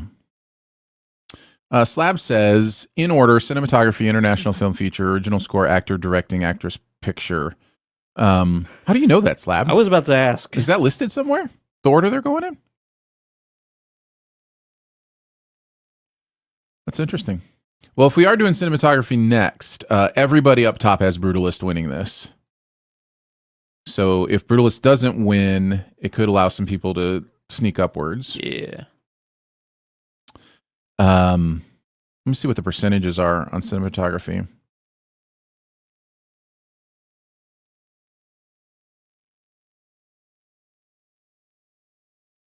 Cinematography, yeah, 62% of people said Brutalist. Dune Part 2 was next with 27%, and then Nosferatu, 9.1%. Mm. So, there you go. How you holding up? Not Good. so good on the On the ballots, scores? yeah. But that's okay. Like I said, I thought that this was going to be a little bit of a weird year Mm-hmm. for me. I just didn't really have a whole lot of, what would you call, confidence in Mhm. my picks. Yeah. I was really relying on like Vegas odds and stuff like that. I was just so in the dark whenever it came to, because usually I'm fairly good at Yeah. picking, what I think is going to win. But for some Yep. reason this year, I was just like, I don't know, man. This is just. Yeah. Sean says, I know he's better in better movies, but I always go back to Gene Hackman and Quick and the Dead. Love that role. Yeah. I agree, actually. It is a good movie. I like westerns, so. All right. Next best picture honoree, Brutalist.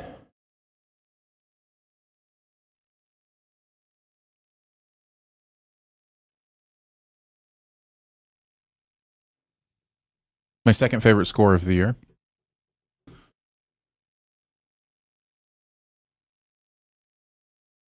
I think there are two movies this year that have iconic scores. Brutalist and Conclave. Just I found immediately identifiable. I found the Conclave score to be unmemorable. And I love the movie, don't get me wrong, but maybe it's just I'll have to go back and listen to it. I was just so captivated by the movie, I think, Sure. that the music just went by me. Oh, we've got a bunch of people again. We've got a 5-fer.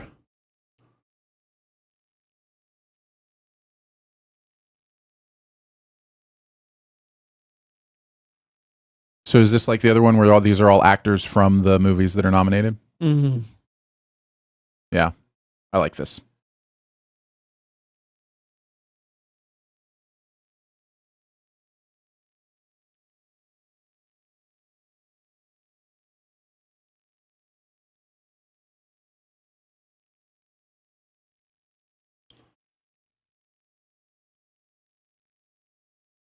Inward says, I'm starting to think it was a bad idea to make my Sposcars picks while under the influence. Never. Hey, you do you. Never.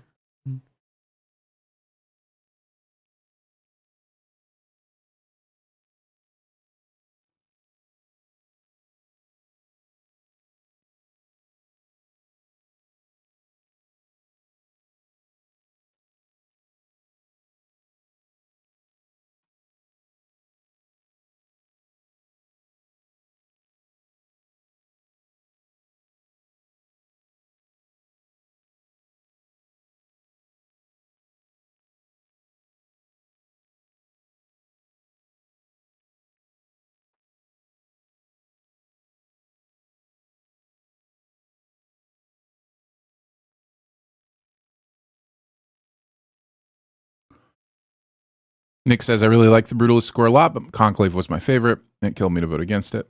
Mm. I love that we're talking about score during cinematography. That's my fault.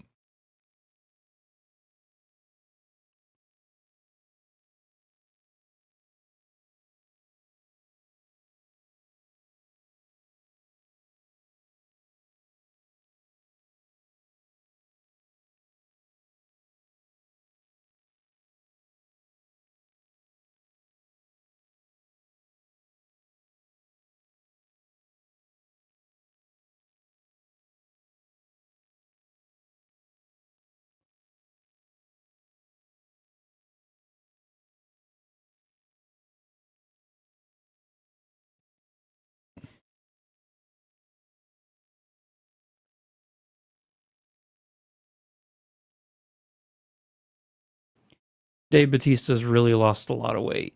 Have you noticed? Mm-mm. Must be for a role or something. No, he said he's done with the like wrestling and the big guy. So he's actually starting to cut down. See? Yeah.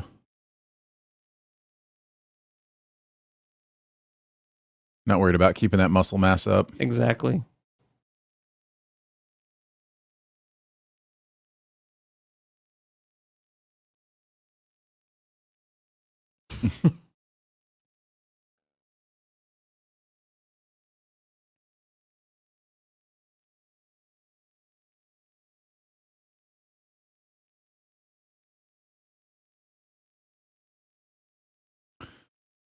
There are no movies that have won 3 awards yet. If I'm looking correctly, there are 4 movies that have won 2. Wow. Yep. All right, The Brutalist wins.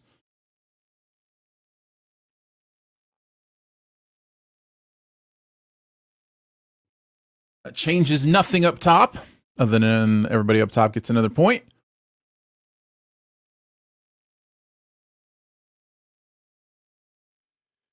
So, yeah. So, even with that win, still, I think 2 is the most. Amelia Perez has 2. Wicked has 2. Anora has 2. And Dune Part 2 has 2. Conclave has 1, and Brutalist has 1. And then, there are others with 1 too. But like as far as like the best picture contenders, like that's really interesting to me. That's why I think this is such a weird year. Mm-hmm. There is no front runner film. I mean, it kind of can sometimes just snowball with the big 4. Like sure, Mikey but Madison could win, Sean Everything Baker for could Anora. win, and Anora could win Best Picture. But I don't know.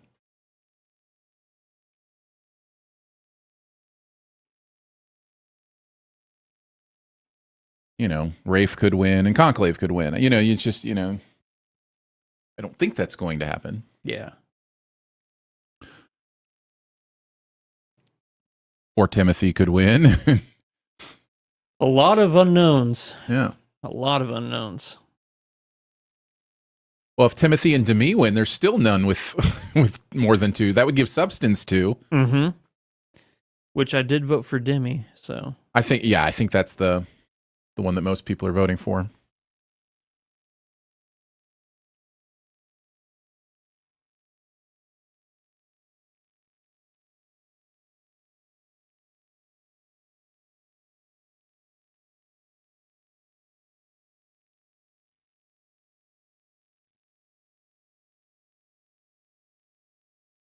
Pete Cruz.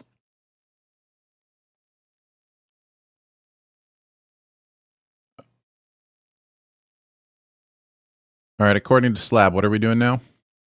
International feature? That makes sense.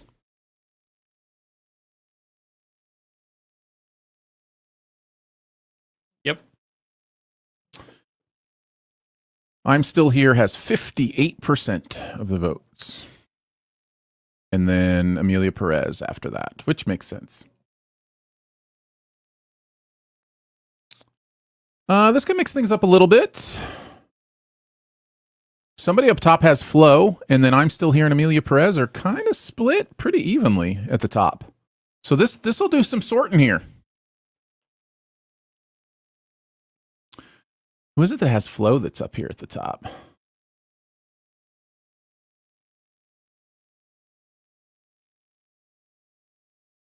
There you go.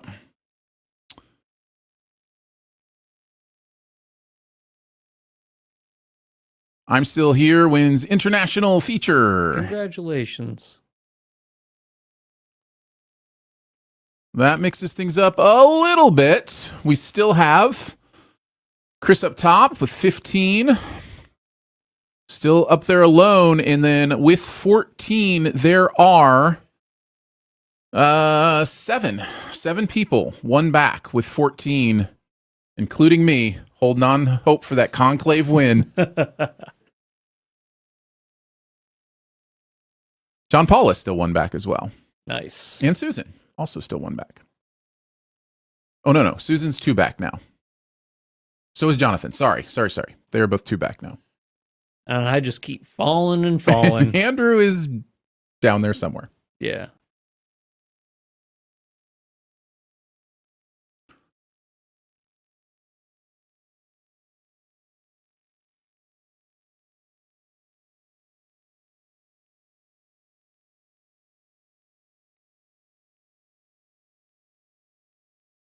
I do love this movie. I really need to see it. Yeah, it's really good. You do. Everybody does.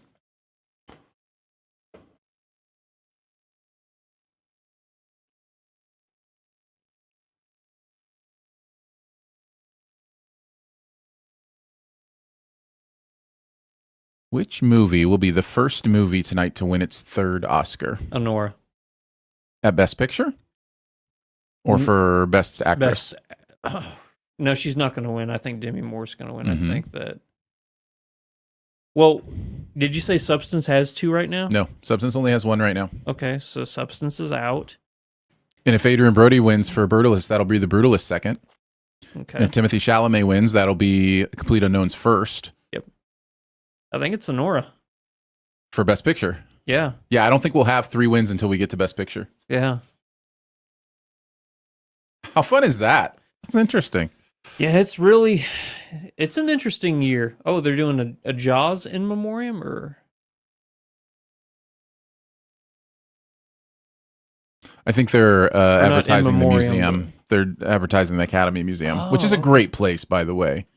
It's a must visit if you're a movie fan in LA. Like, they did a really good job with it.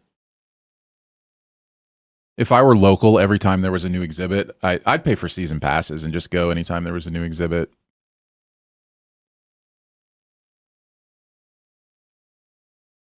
Jay Bourgeois correctly says Honora's 3rd could be for Best Director. Sean Baker. Yeah, that might be the case. Who did I pick for director? I don't think I picked Sean Baker for director. I think I went a different route.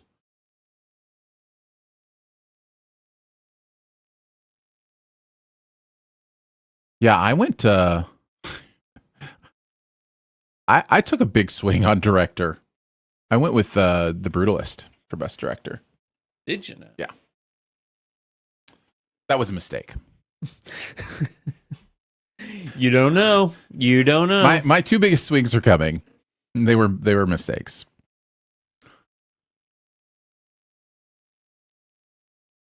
Going on a field trip for school. That'd be awesome.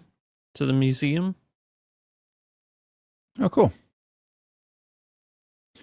Chris says, "Don't say that, Aaron. I took the same swings you did." No, you didn't. Did you really? No, you have Nora as best. Oh, no. You're not. You're different, Chris. Sorry. Yes, Chris. You did. Well, actually, you also have Ray Fiennes for Best Actor. So you've got 3 big swings left, Chris.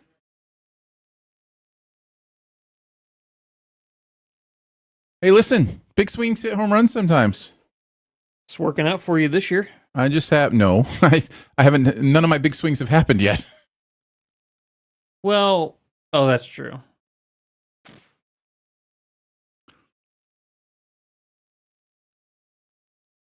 For funsies, I'm hoping Timothy Chalamet wins Best Actor. That to me is the most entertaining possible outcome in that category. Coleman. That's not as entertaining as Yes, Timothy it Chalamet. is. No, it's not. I'm not excited for Timothy. It may be Chalamet more winning. exciting, but I'm saying like entertainment value. Like this young kid getting up and like just after he came off that SAG speech where he's like, I want to be considered the Michael Jordan of acting. Like, you know, I didn't see that speech. it was interesting. I loved it. I there's an honesty to it that I don't think a lot of actors do when they do these speeches. Mm-hmm.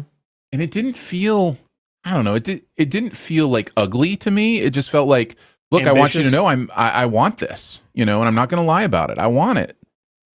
So I don't know.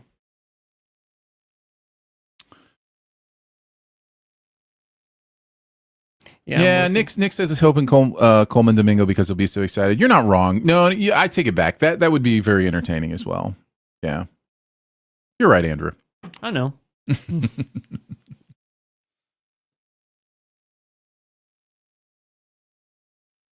I'll have to look up that Chalamet speech now. Yeah. Yahir says, yes, I'm still here. I'm so happy.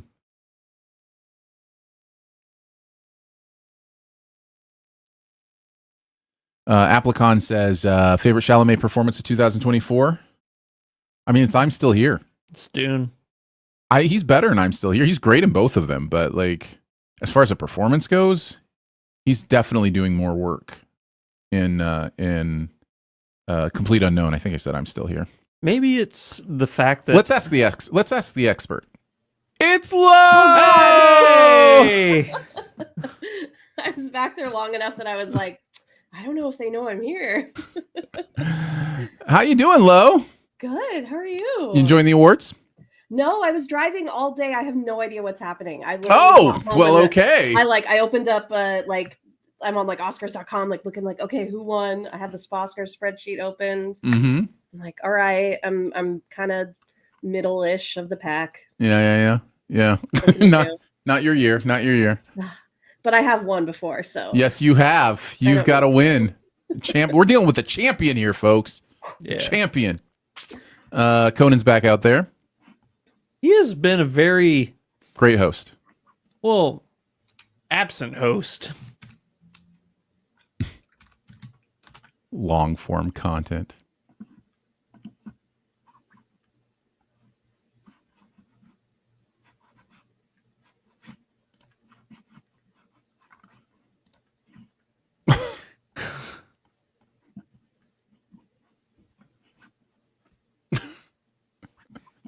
What? Conan getting political?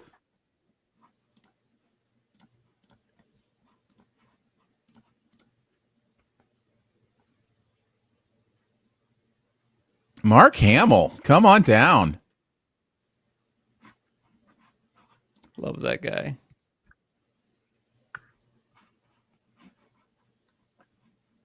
He's got to be so tired of that song. Who can be tired of that song?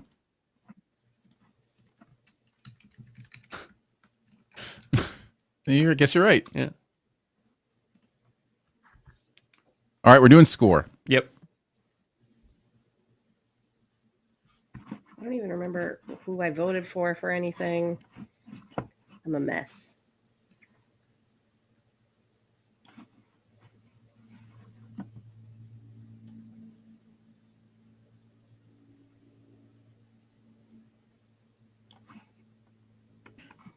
This is a great score. This was my favorite score.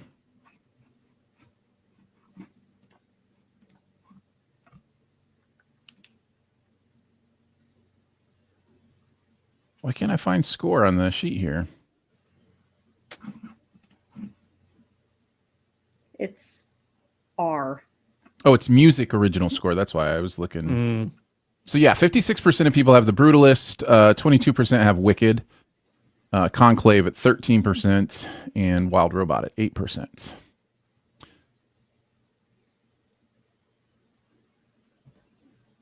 All right, everybody's right again.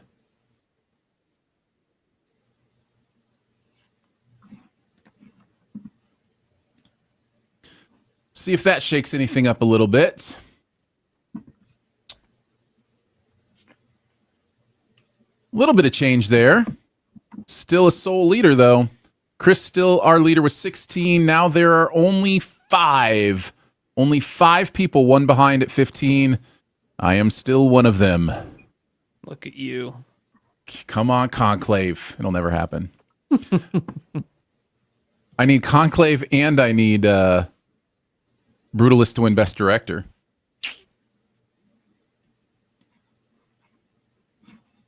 So you're still mathematically in it. Yeah. If those two things happen, I would win. But those two things are not going to happen.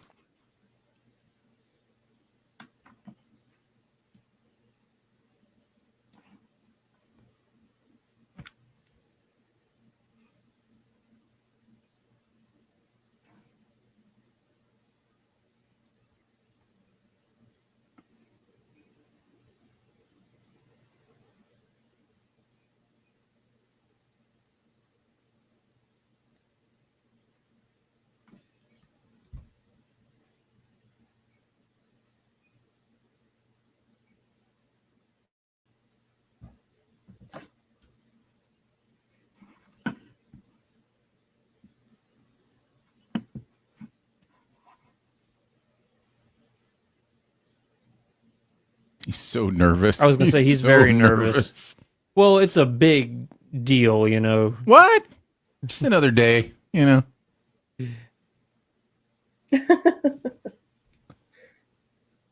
What would be your favorite thing to happen in the Big Four, Lo? Oh gosh. You want a Chalamet win? You know, you were talking about that earlier, and I do think I agree with you. I think that would be kind of That'd be so most entertaining. fun. Yeah. Especially after his speech that he just gave, Uh-huh. and like everybody's Yeah. thinking about him. Yeah.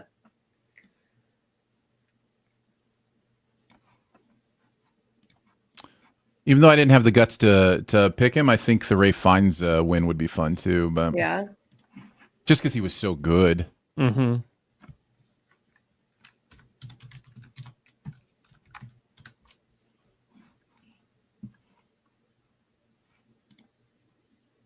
So we're just down to the Big Four, right?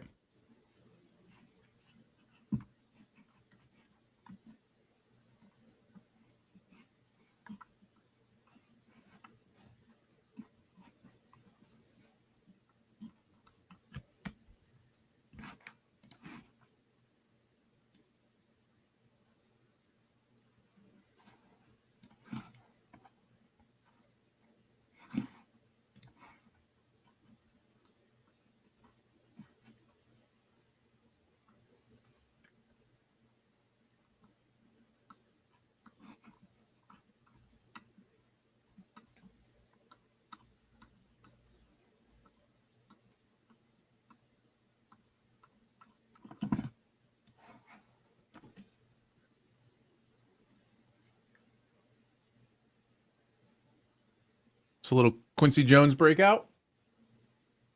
That works.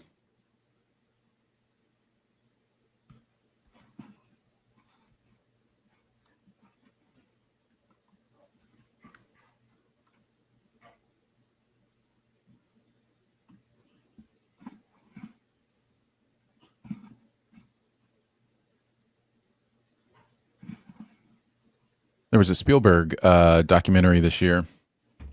Really? Yeah. The And- Fablemans? No, not this year. No, it was a couple years ago, actually. But hearing him talk about The Color Purple was really interesting. Really? Yeah, he regrets kind of Doing like it? trying, well, not doing it, but regrets the reasons he did it. Like he wanted to prove like his artistic chops, you know, because he was being called just like a pop filmmaker or whatever. So it was interesting to hear.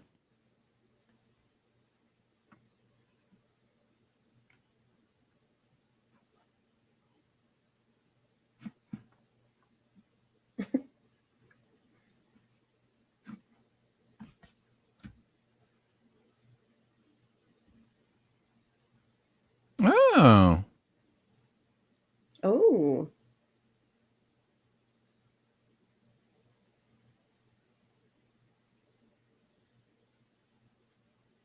a little bit of playing on Wicked with getting the whiz out there. Let's I love go. it.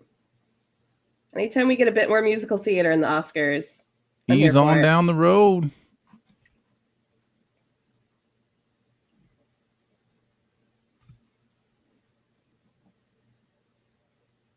Lowe's getting into it. Yeah, she is. I'm a Slab says, professional dancer. yeah, she is. Can't you Slab- tell with my finger guns? That's right. Slab says, O's got a O. She should have been like, and you get a song, and you get a song.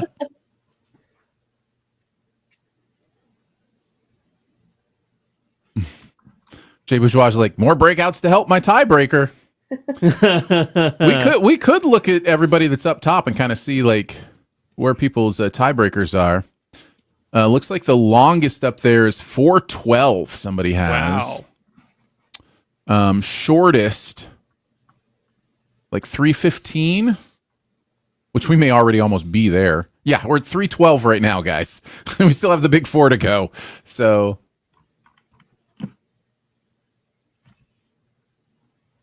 Yeah. Everybody's kind of up between 330 and 4, though. So it could be, if it comes down to the tiebreaker, it could be close.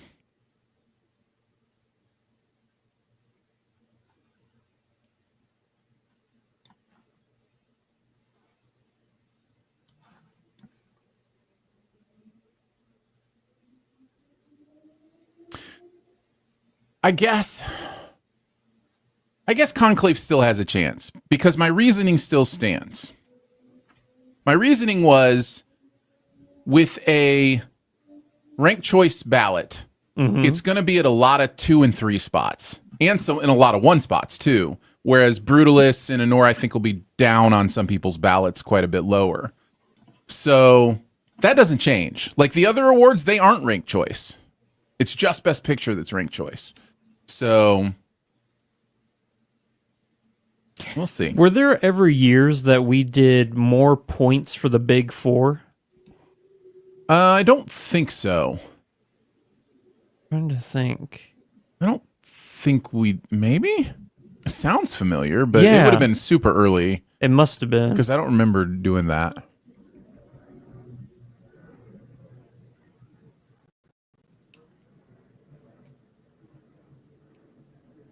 Got another commercial break?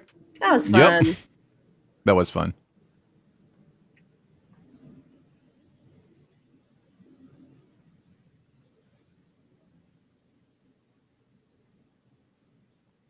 That's fun. Is that Nick Offerman?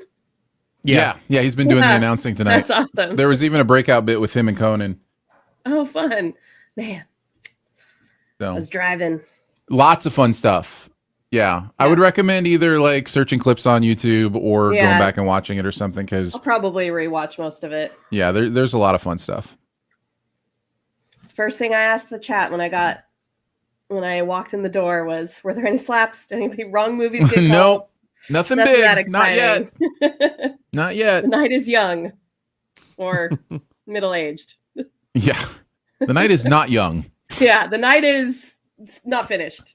Yes. Yeah. This is going to get interesting. This is going to get interesting. Yeah, So there's an best alien- actor is going to do a lot of separating. If Mikey Madison wins, that's good news for a couple people who are up there. There's 2 people who have Mikey. But there are like lots of Timothys, lots of Adrians, and even a couple of Ray Fiennes up at the top for best actor. So that's They're all wrong.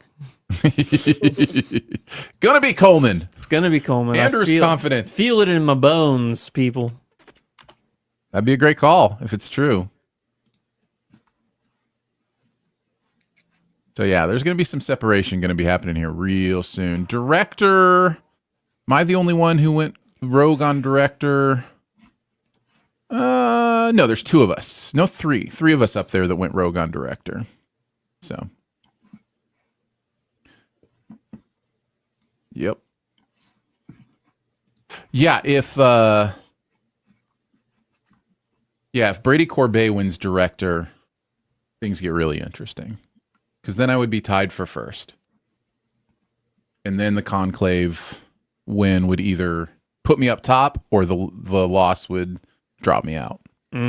So.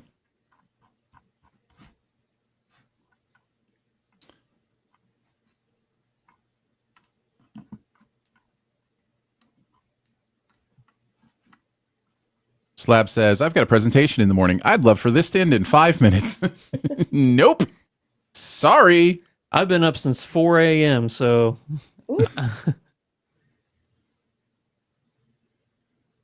Nick says, I've developed a sore throat today, so I'm thinking it's a work from home day tomorrow. Yeah, we're with you. We're with you.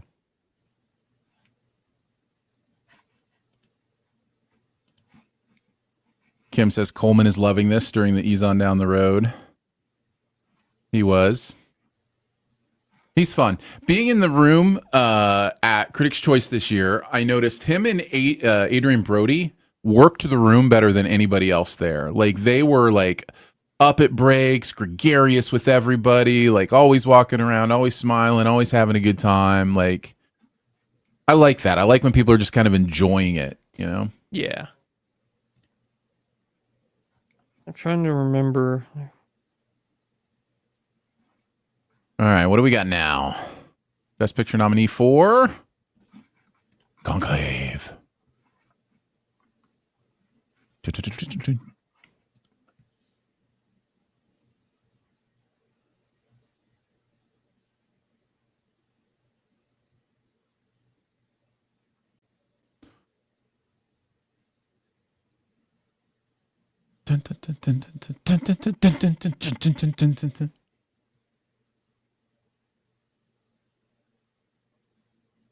I love this movie so much.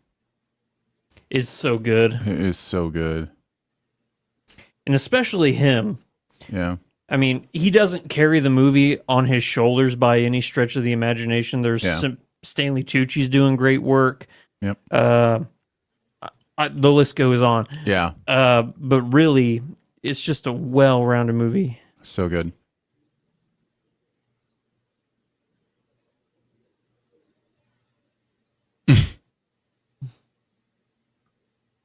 All right, here we go. Best actor. This is it. This is a big one for the lead. This is going to say a lot. I like how they're bringing up past winners to do the nominations as well for some of these categories. I think they usually do that with at least the best actress and actor. They try to.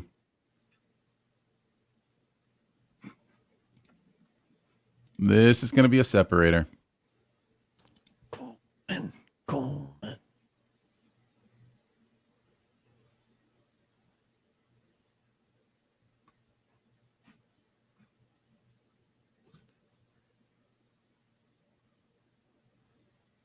It really is that R.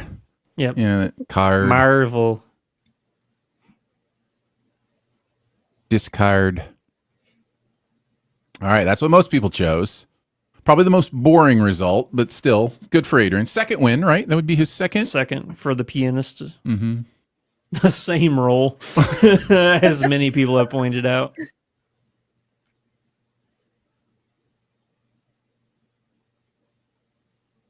Would be an incredible win.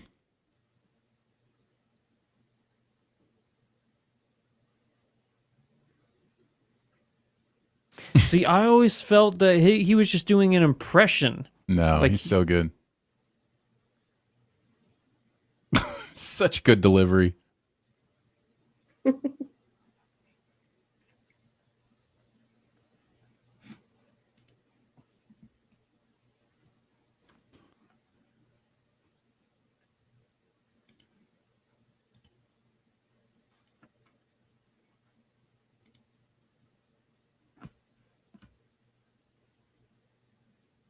Mm-hmm.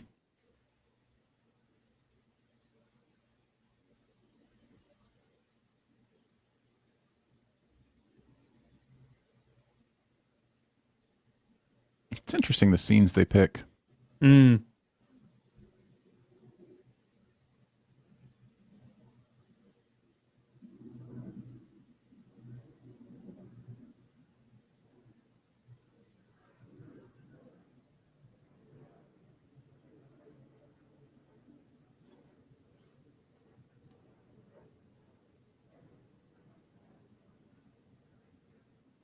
All right, here we go. The Oscar goes to. Let's hear it.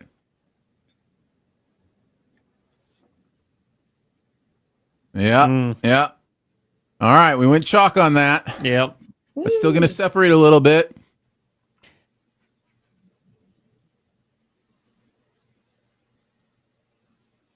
Wow. All right, so they're It's now. been 23 years since he won an Oscar.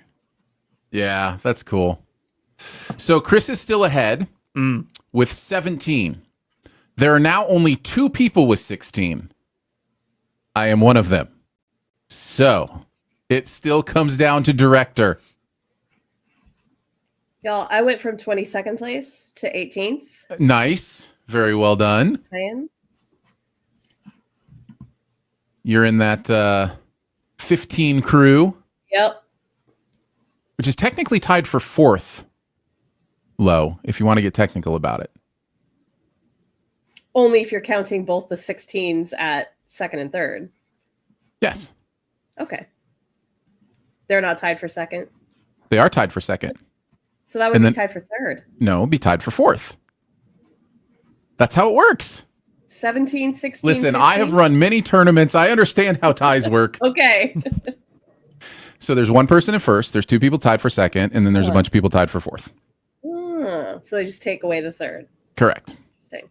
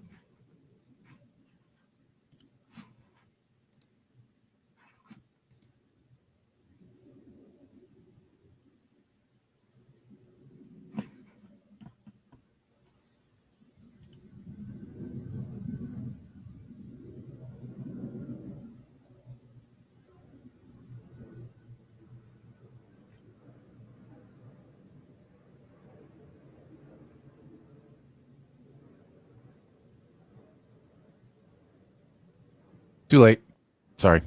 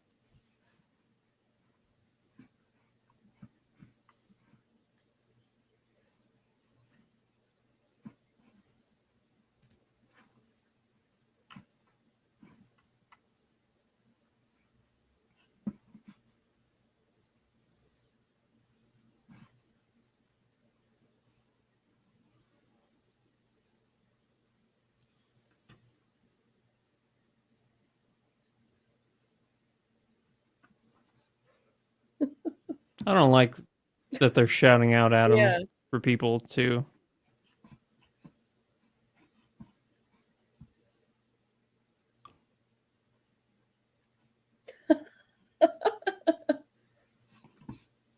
Too late.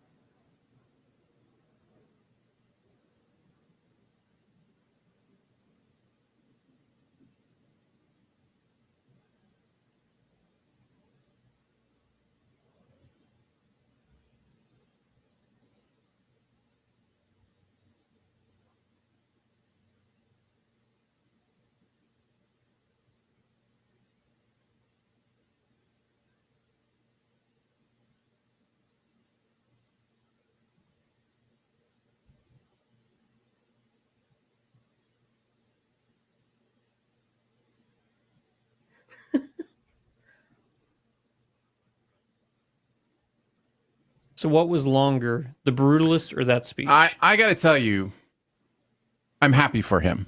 I'm Yeah. glad he gets his second Oscar, whatever. Let's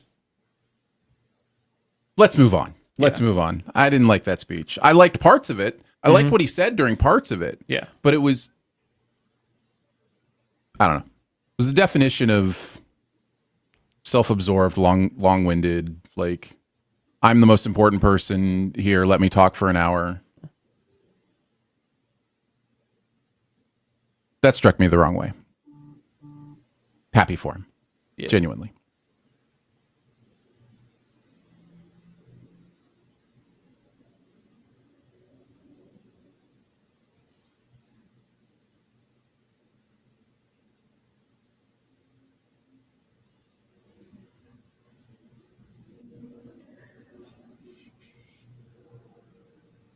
So we're doing director? Director. All right.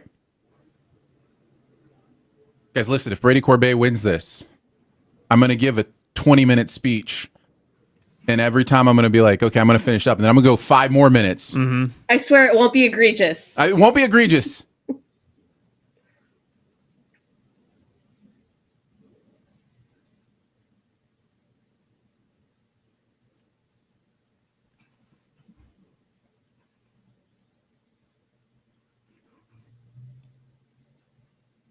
There you go. There's our 3rd win for Honora. I just said that, Nick. But he said it a lot better. He did. Let's be honest. All right, that sorts things out pretty nicely. There's a 1 and a 2. A 1 and a 2 and a 3. I was right. Honora was the first to get to 3. Yep.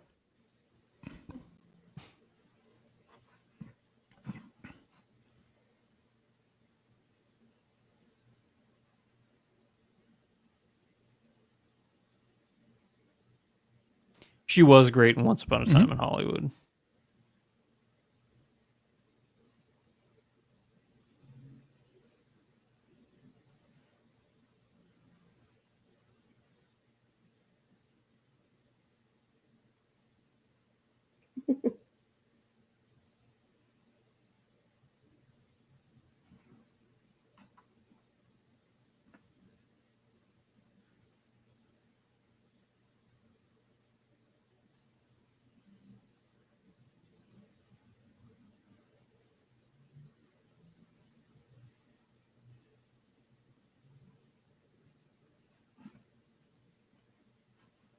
It's true.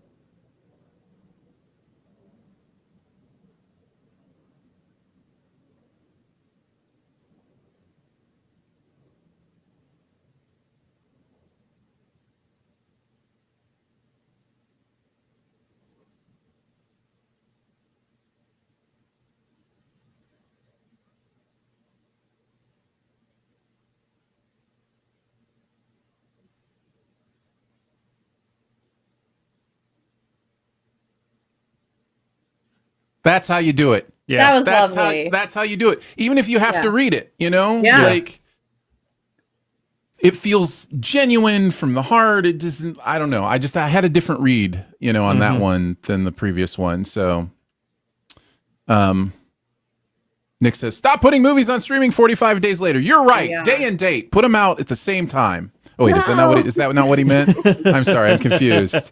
Sometimes I get confused. Look, I don't think that's the answer.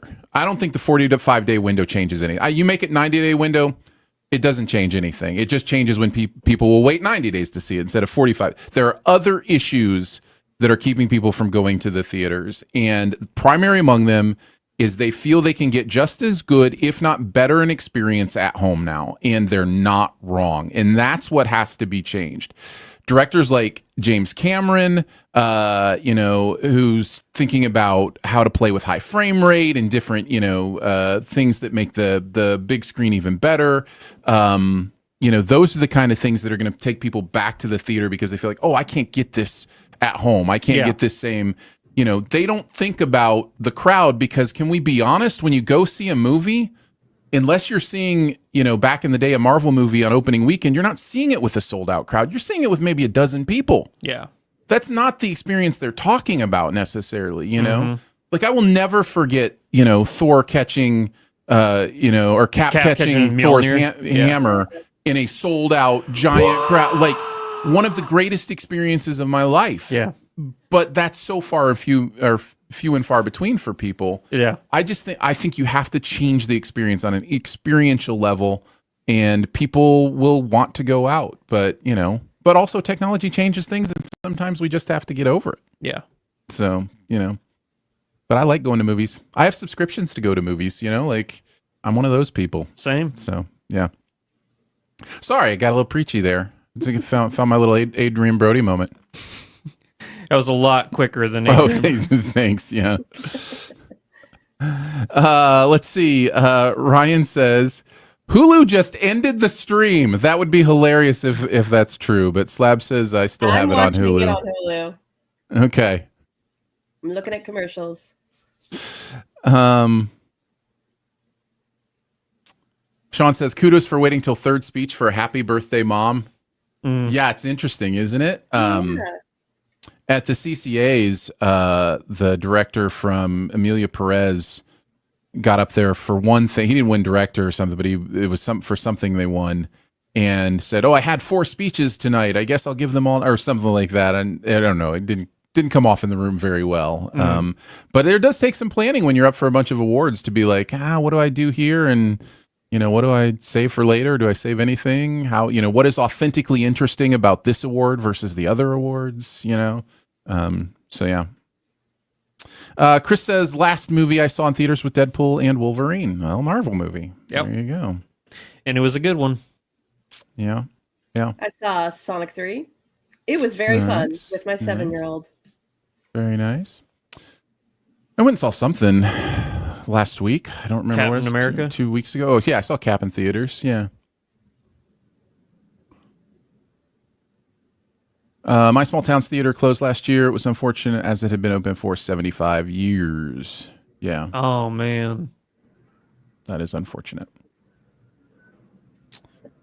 Because Adrian Brody's speech went so long, Baker needed to speed run his. He could have taken his time and had someone not taken forever. I love when you do the someone after you named them like 10 words ago.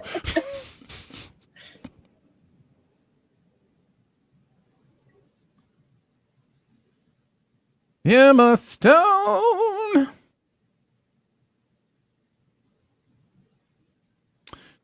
By the way, the second place person has Mikey Monroe winning this. Or Mikey Madison. Sorry, Mikey Madison winning this. So everybody else has Demi Moore that's up there.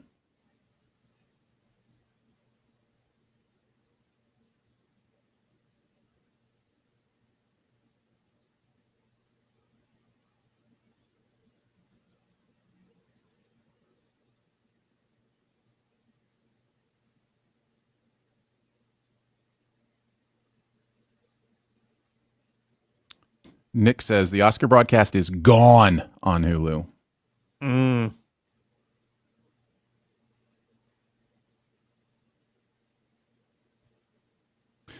According to my program, I am now 5 minutes into American Idol. So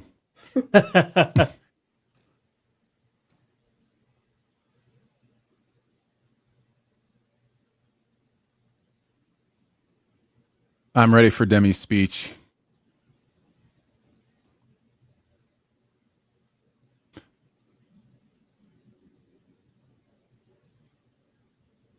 The Demi win is just a perfect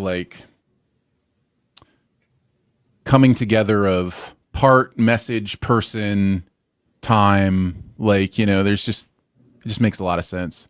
Yeah, it's a celebration of a specific person's career. Here we go.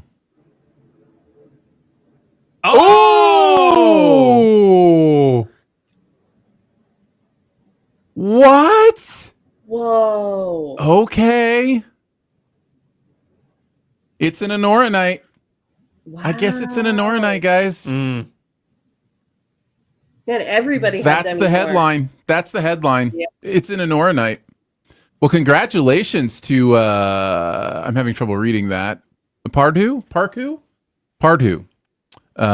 Because not only were they already in second place, they were the only person up there that had Honora. Now they're tied for first, so right? now they are tied for first.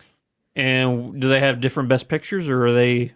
And that leaps Jeff all the way up to third on his own.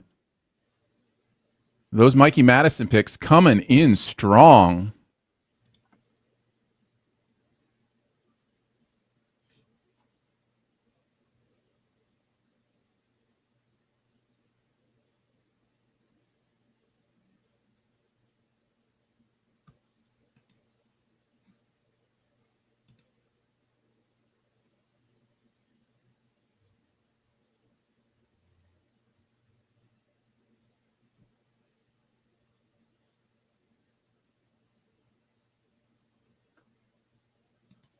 Have your family seen the movie? I always find it interesting with movies with this subject matter. Like, can you show your family? Like explicit films, yeah. Yeah.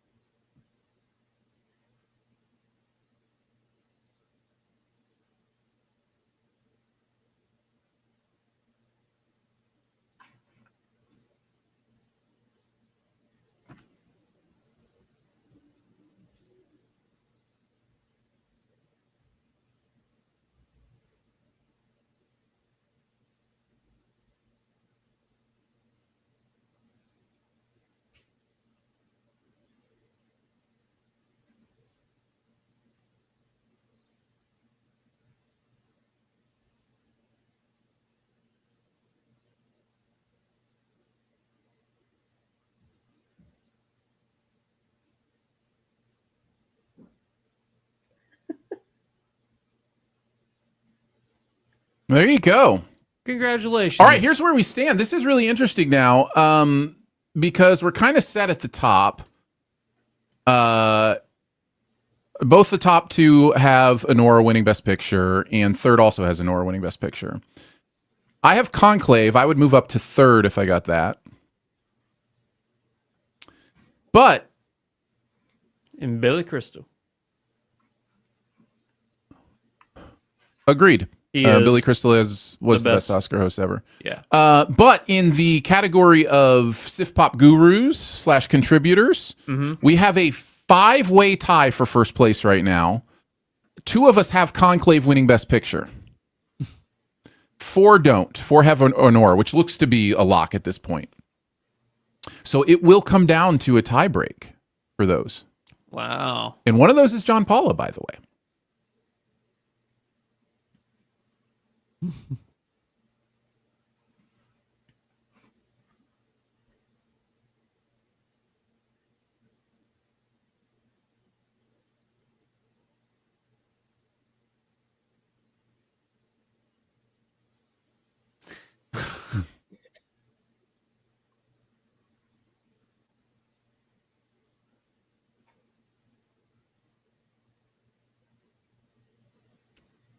That was pretty smooth.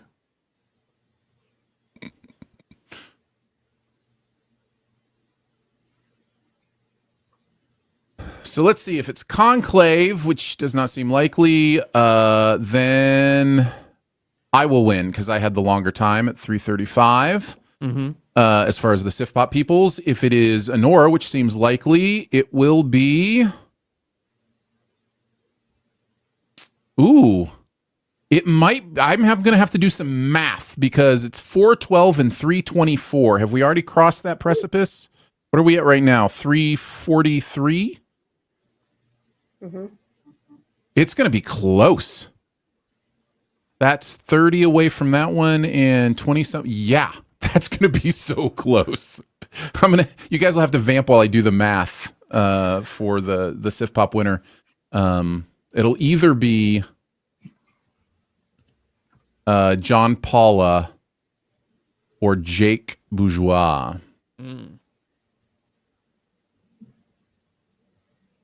So John or Jake, depending on when this ends.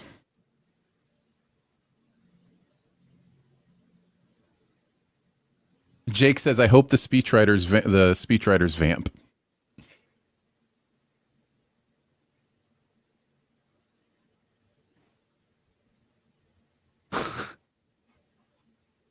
Yeah, there you go. Yep. Congratulations, Honora.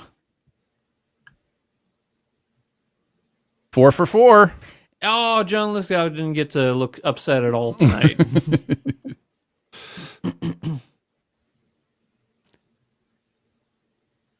5 awards, 4 for Sean Baker. Yeah. Beautiful night for Sean. That's pretty definitive. That's Yeah. a definitive statement right there. So congratulations to Chris, who by 2 minutes had the tie break over Pardue. And then I have to see when this ends and do some math, guys. Yep. All right, what's the middle point?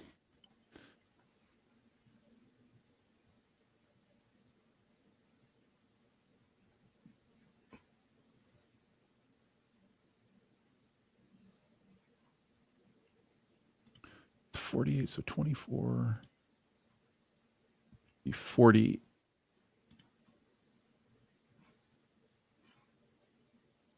Three minutes. If it lasts 3 more minutes, we have a different winner. Whoa.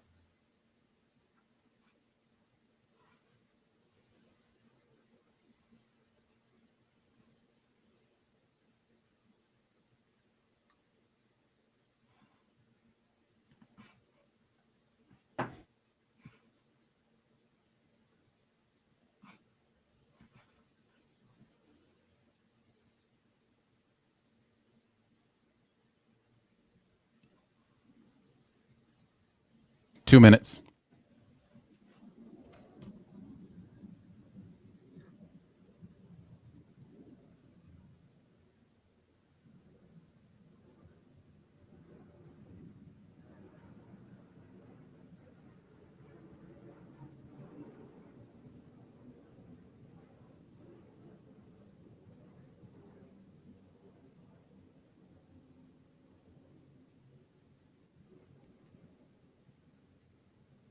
Aaron, Lowe, we just hosted the Oscars. Yes, we did. Oh, and Conan helped. 1 minute left. How long are the credits going to last?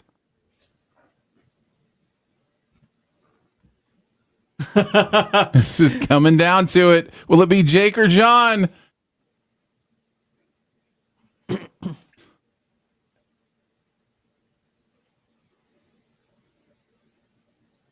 Credits are still going. Yep. 30 seconds. 25. 20. They're still on producers. We gotta 15. 10 seconds. 7, 6, 5, four, 4, 3, 2, 1, and 0. Congratulations to Jake Bourgeois. Wow. Doesn't get much closer than that. That's amazing. I will re-look at this and do the math. Like, I'm going to do this is so close. I'm going to do a second run on this, but I do believe, as far as our amazing Sif Pop contributors go, that Jake Bourgeois is the winner tonight. Barely. Yeah. So the tiebreaker, he picked 412 and won the tiebreaker. That's how long this show went. Woo! That's wild. I love it. That is wild. It was a great Oscars. I really enjoyed it. Yeah. No, I mean, I think so too. it was I think clean. so, too. It was fluid. Besides the Adrian Brody, Extremely well produced, extremely well hosted. Yeah. Yeah. Besides Adrian Brody's speech, I think the tempo of the show was perfect. It was my only negative of the night, honestly. I Yeah. mean, even the speeches where, there was a language barrier, those kind of things, I thought they went fine and and were meaningful, and so I really had a good time tonight. I really enjoyed the Palestinian Israel Gaza speech. Yeah. That was a really good that one. might be my favorite speech. Yeah, that was really, really good. Lo, any final thoughts before I we already got close my up shop? first headline about Mikey Madison, just like Yeah. a little push notification. Yeah. You called it. That's gonna be the headline. That is the headline for sure. That headline combined with it was Anora's night. Yeah. Like in how late it was before we knew that is interesting, because it went director, actress, picture, until then it was 2 awards for like 4 or 5 different movies, So yeah, it was definitely a Nora's night, and that Mikey Madison win is the big story, and the Flo win is a pretty big story too. Yeah. That was earlier on in the night, but yeah. Well, congratulations to all the winners. Really do enjoy watching the Oscars with you guys. And Andrew, your final thoughts for the evening. It's always a blast doing this. It's one of my favorite shows of the year, and to share this moment with everybody in the chat, the people that we've had on the show, Schweitzer, Lowe, John, you, obviously. It's just been so fun. I love doing this, and even though I was like I said, I woke up at 4:00 this morning and I was in Kansas City all day, I wasn't gonna miss this, because this is one of my favorite shows that we do. I agree. I love it every year. I don't think this is going away. I think we'll continue to do this live stream each year. No guarantees. I mean, who knows what the future holds? But a year from now, I wouldn't be surprised if you see us here again. Thank you for hanging out with us. My numbers say somewhere in the 30 to 40, people watching the stream throughout. So thank you for hanging out and having a good time with us. And we will catch you next year on the next one. So thanks, guys. Bye. Bye.